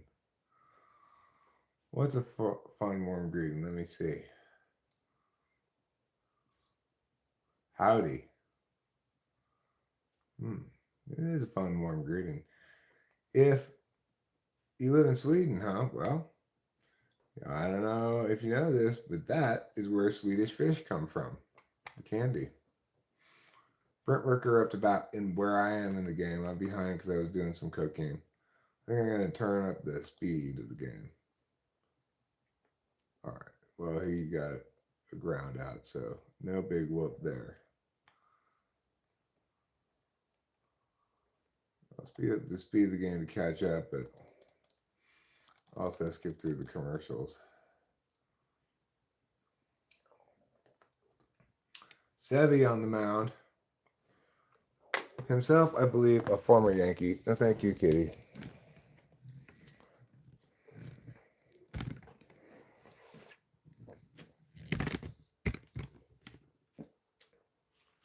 You know somebody's a real cowboy when they answer you doing fine. Because, you know, howdy is actually short for how do you do. So the correct response to it is, I'm doing fine.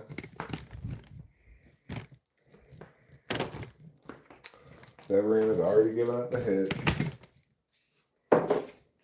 Fantastic. All right.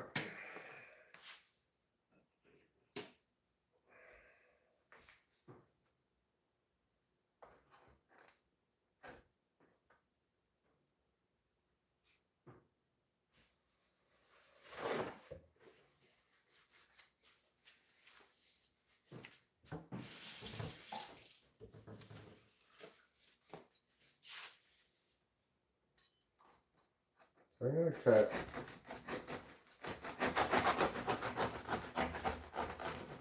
some long way pieces.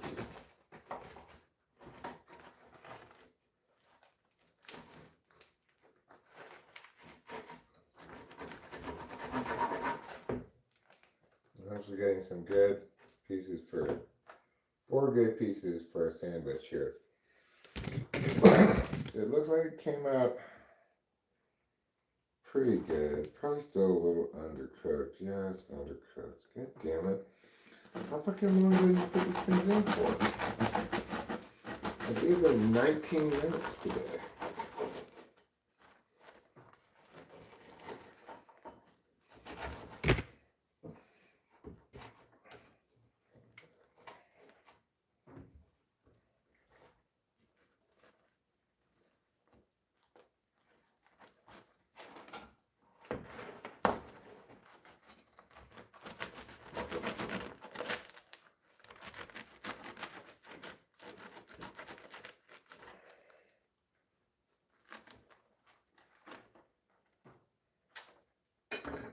God damn it.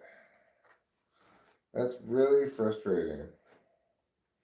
Well, I'll give Rachel the good breads, the better breads.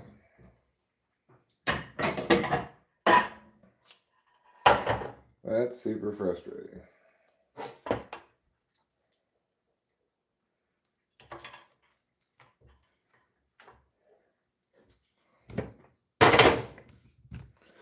I'm just going to do these open-faced.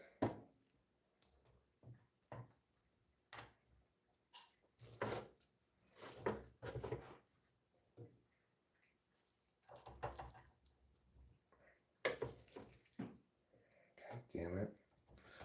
Alright, well, next time I bake bread, I'm going to do like 21 minutes, I guess. Ridiculous.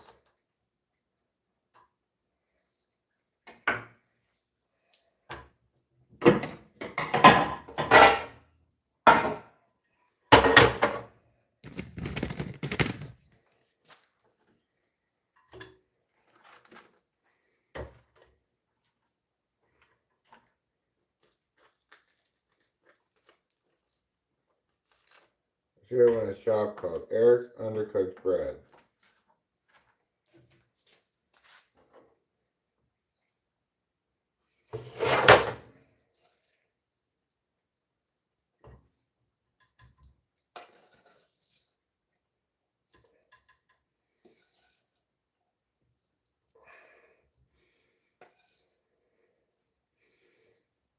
We undercook our bread, so you don't have to. Why would I undercook your bread? Don't think about it, alright? Just go with it.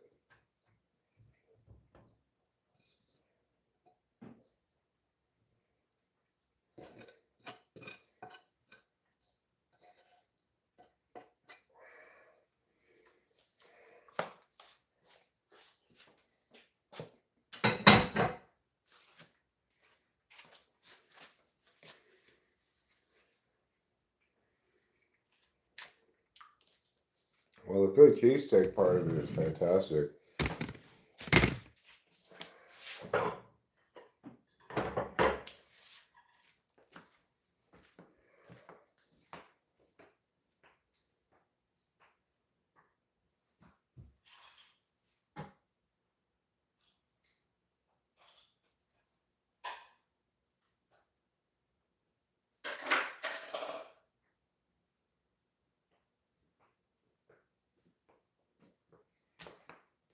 Too late now, Casey Jones. Too late now. I'm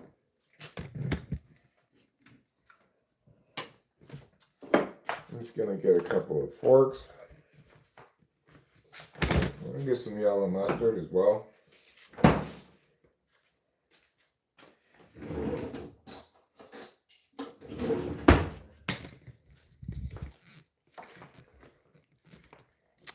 All right, Rachel, it's ready.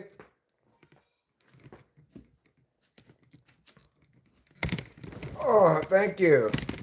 Sinzilicus. Thank you. I'm making an all-American dish, Philly cheesesteak. I'm gonna try adding a little bit of this mustard to it. I'm gonna get this bread thing down at some point.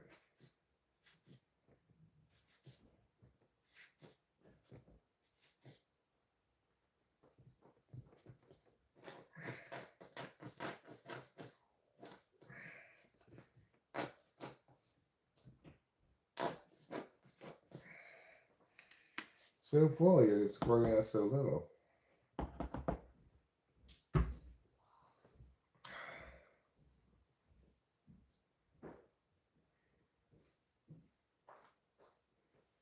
Smells delish. Mmm. Yeah. Mm-hmm.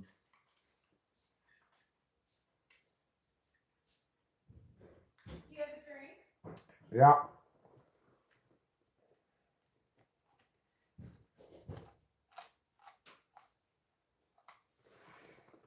Thank you so much.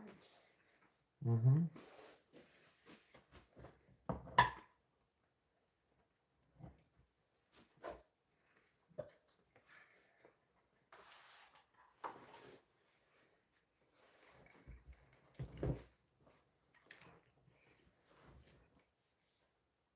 I just made an open face sandwich. Yeah, that's fine.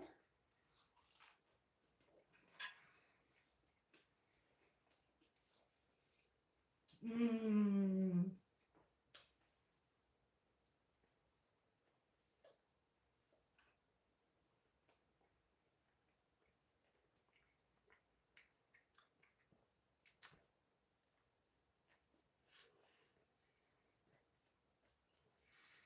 Well, this bread's not that undercooked. What? The score. No, I know. We're already down 2-0. I hope you don't mind. I would have been down earlier for the game, but I wanted to finish the movie. That's fine.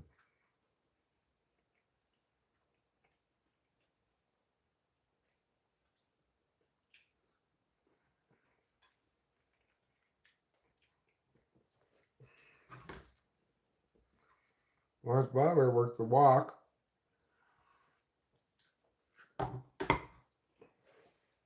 Good job. Good job, but.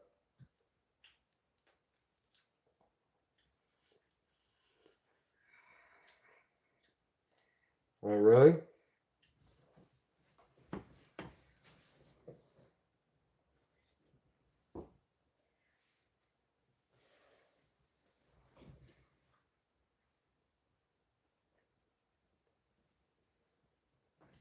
This is really good. Thank you. Mm-hmm. Mmm.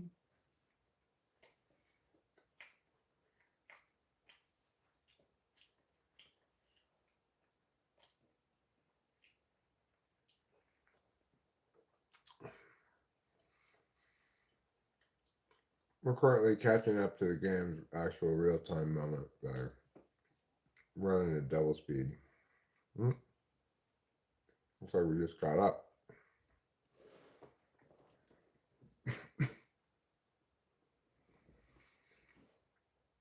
Lawrence Butler on first. 2-2 is the count.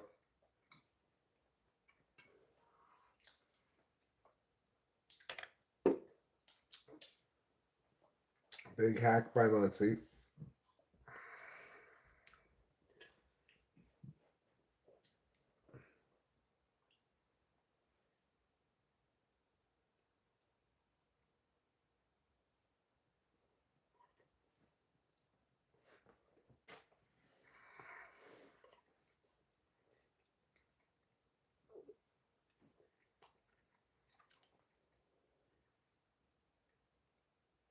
Oh. Wow, Max Muncie looking foolish on that one. When I think of scones, I think of those super dry breakfast things. Scones? Yeah.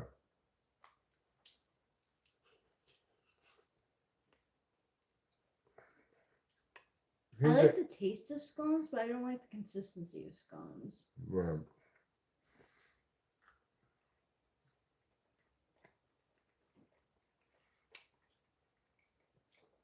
they're kind of like those other things.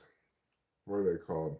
Biscotti, where they're only edible if you drink it, eat it with coffee. Yeah. The biscotti is like murder for the mouth. Mm-hmm.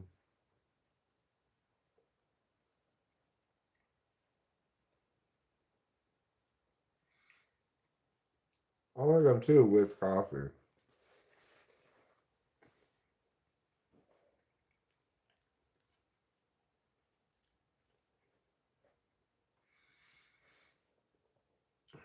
Well, thus ends the top of the second inning.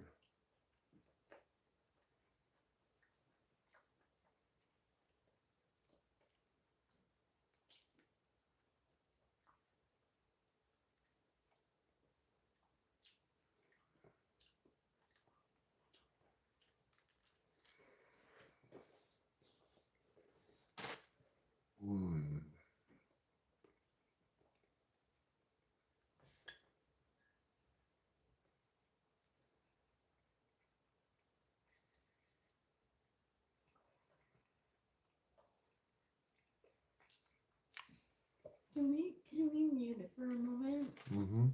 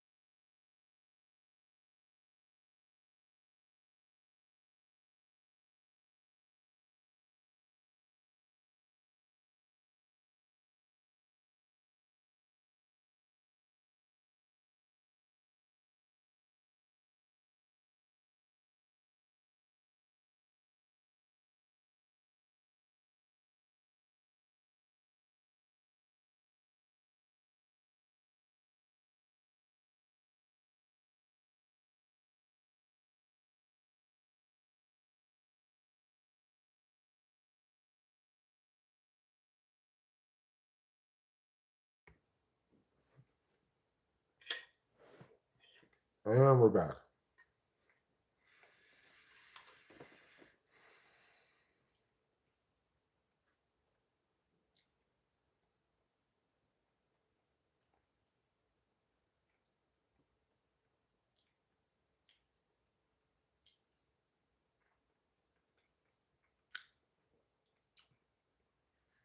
Hazelnuts.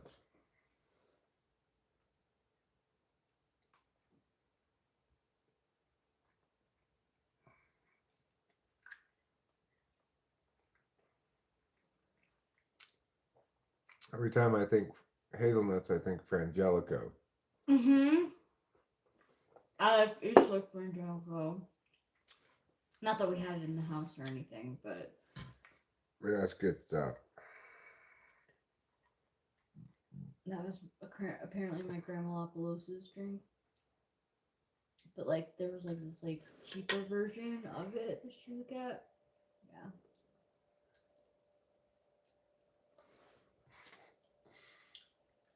Crazy John, don't eat the moldy peanuts, alright? Yeah.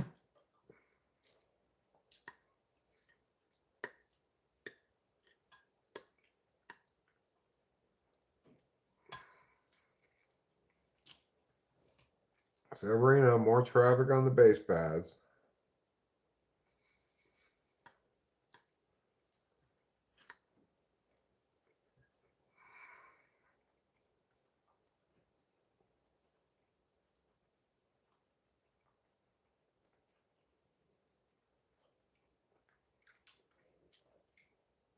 Peanut mold? Why, that's the very best kind of mold. If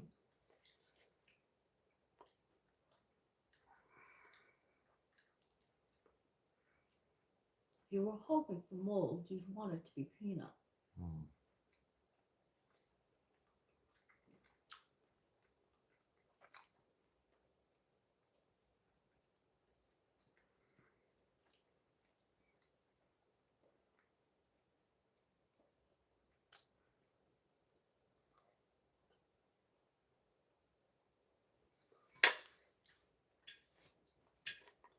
You know what they say?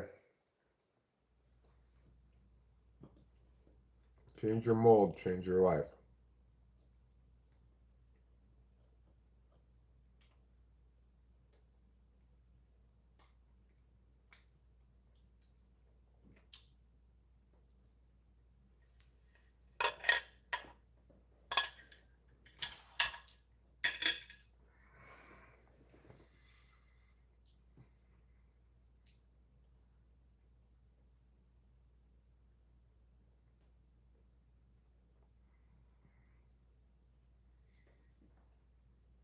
Do they boil the peanuts with the shell on them?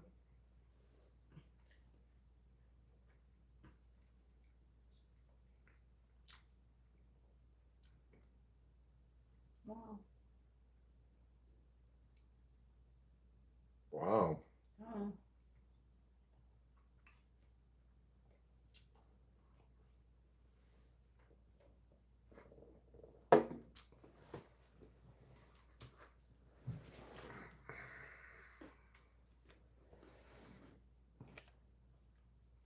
Boiled peanuts.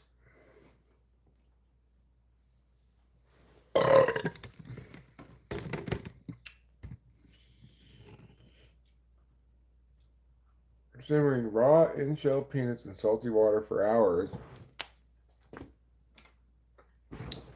until they're soft and tender with a texture similar to a cooked bean. Do they eat the shell part? I don't think so. I think maybe they do. Really? I mean, I've heard that the shells are very full of fiber. But they're also fibrous. Yeah. Yeah, I don't think they're like digestible.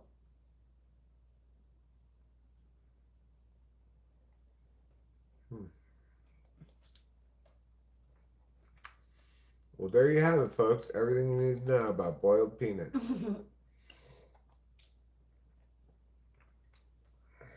Peanuts have biotin, which is good for hair, huh? Well, maybe that's why Rachel has such beautiful hair. Maybe it's because she eats a lot of peanut butter. Thanks.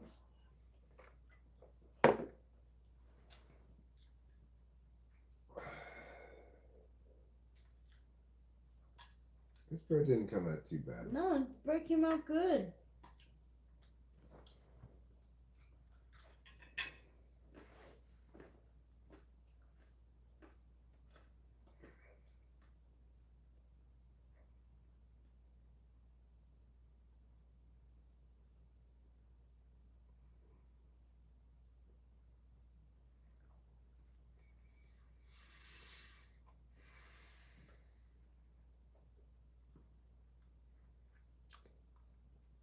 You need a pressure cooker, huh? Isn't life already enough of a pressure cooker, Winston's mom?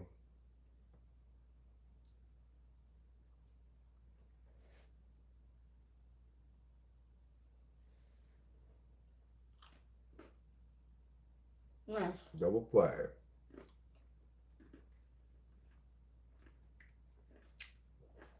Go sit down, Mr. Award-winning hitter. You just hit into a double play.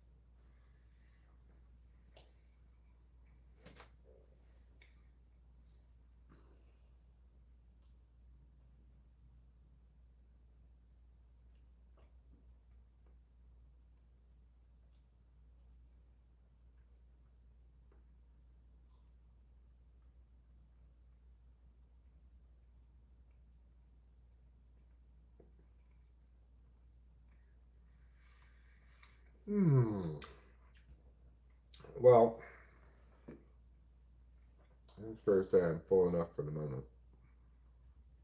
Me too. Thank you very much. Can you put the leftovers away when you feel like it? Oh, sure.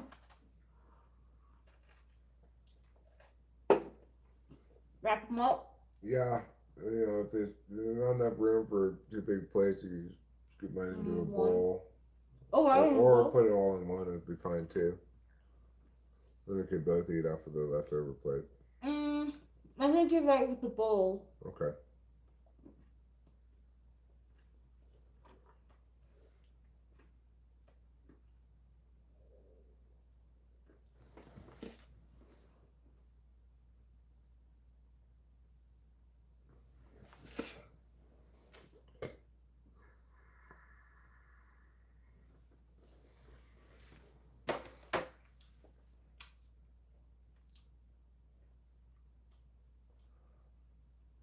Well, we're getting out of the second inning. Move on to the third. Severino has given up 2 runs, but got out of the second, like I said, so that's good. 1-1 is the count to Cortez. Cortez starting today. Seems to have earned the start compared to some of the other players in the platoon with whom he's playing.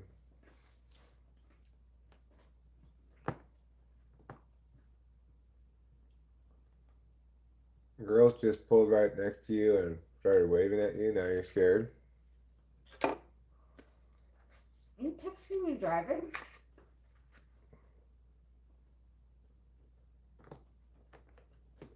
And yes, Ruben's right. Wave, kissy, wave. Either wave, you could salute. You could give him one of these. Salute. Hey there.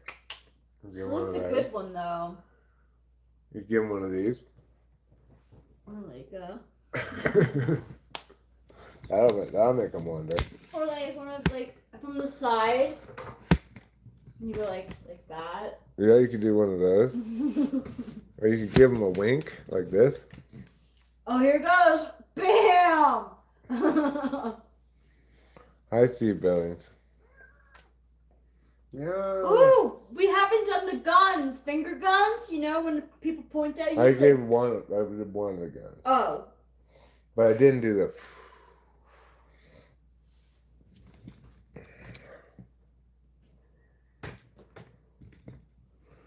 Or you give them the lizard with that thing.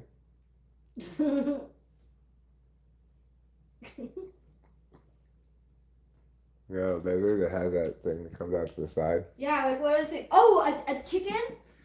No, it's not a chicken. We could do a chicken. Right? Because like or a rooster, because like on Arrested Development, you remember how like they used to go. I don't remember that, but I believe it. All right, let's go for a cigarette. These matches, I guess.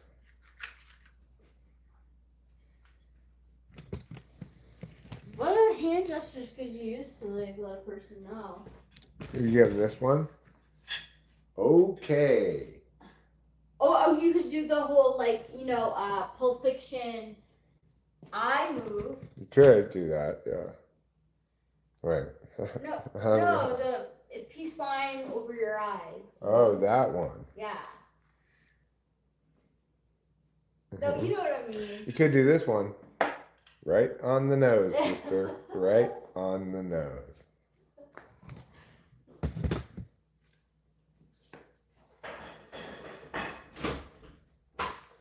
You give them the heavy metal the hang loose or the heavy metal.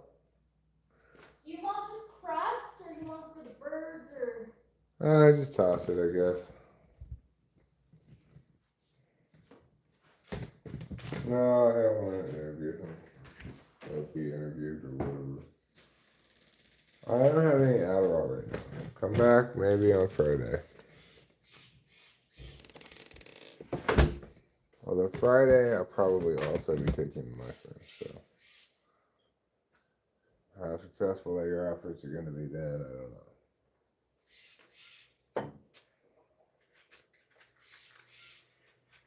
I've worked my way today all the way to almost 5 p.m. I'll go to sleep. Tomorrow I'll message Dr. Ingram. Maybe tonight.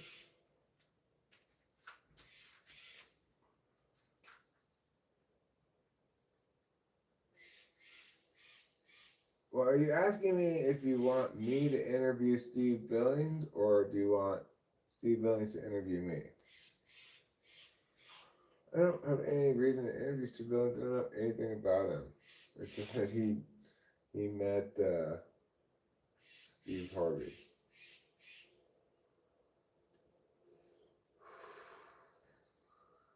I mean,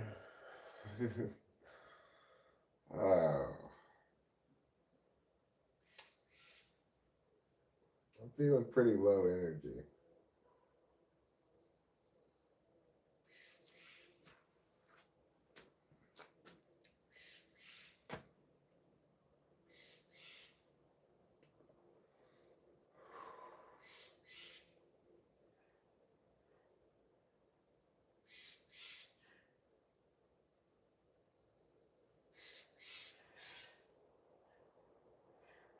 I suppose if we're one-on-one, might be kind of interested to interview him, but I'm just not very much enthusiasm right now.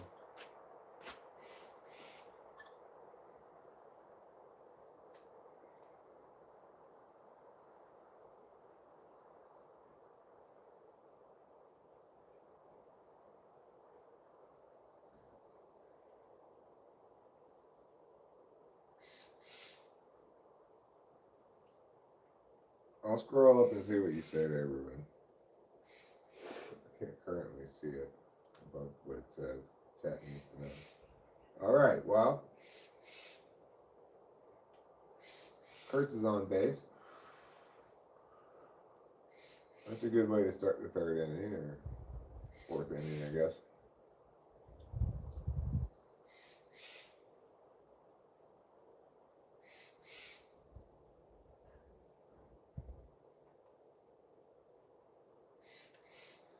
That's an interesting way to meet people, Casey Jones. Double play ball. Doesn't matter, we're already 2 outs. Okay, that was the end of the third. What do you think of Burger Splurge? Burger Splurger. Oh, is that the answer to the clue? What was the clue you gave me again? All right. I guess spendthrift.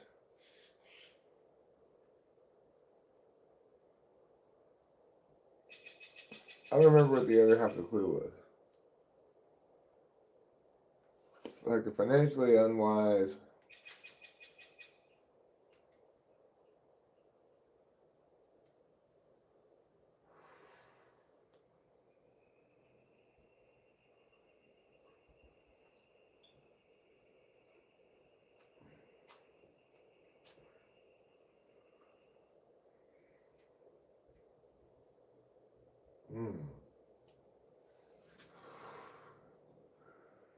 I don't think burger means meat enjoyer.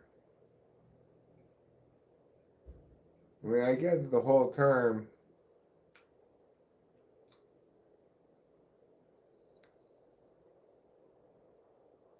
It'd really be better said to be like financially unwise,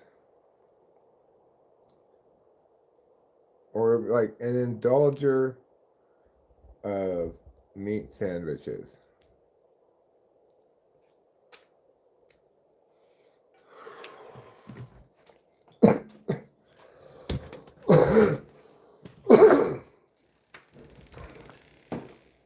Because burger does not mean meat enjoyer.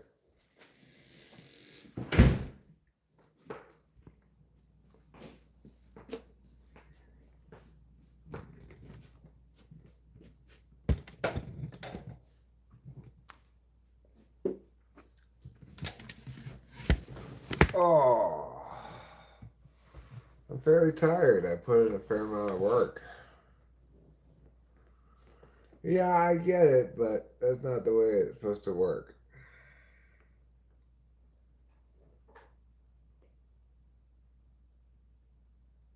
No, I get it. I understand.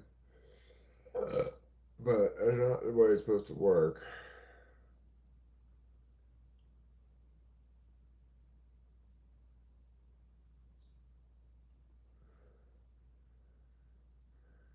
Yeah. He should just make them at home, I think. This insane burger splurger.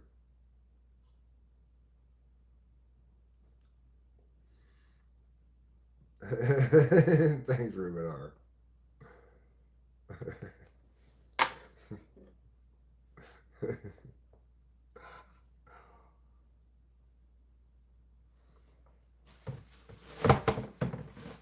All right, come on, Severino. So I think I'll probably wrap this up relatively soon. Watch the game.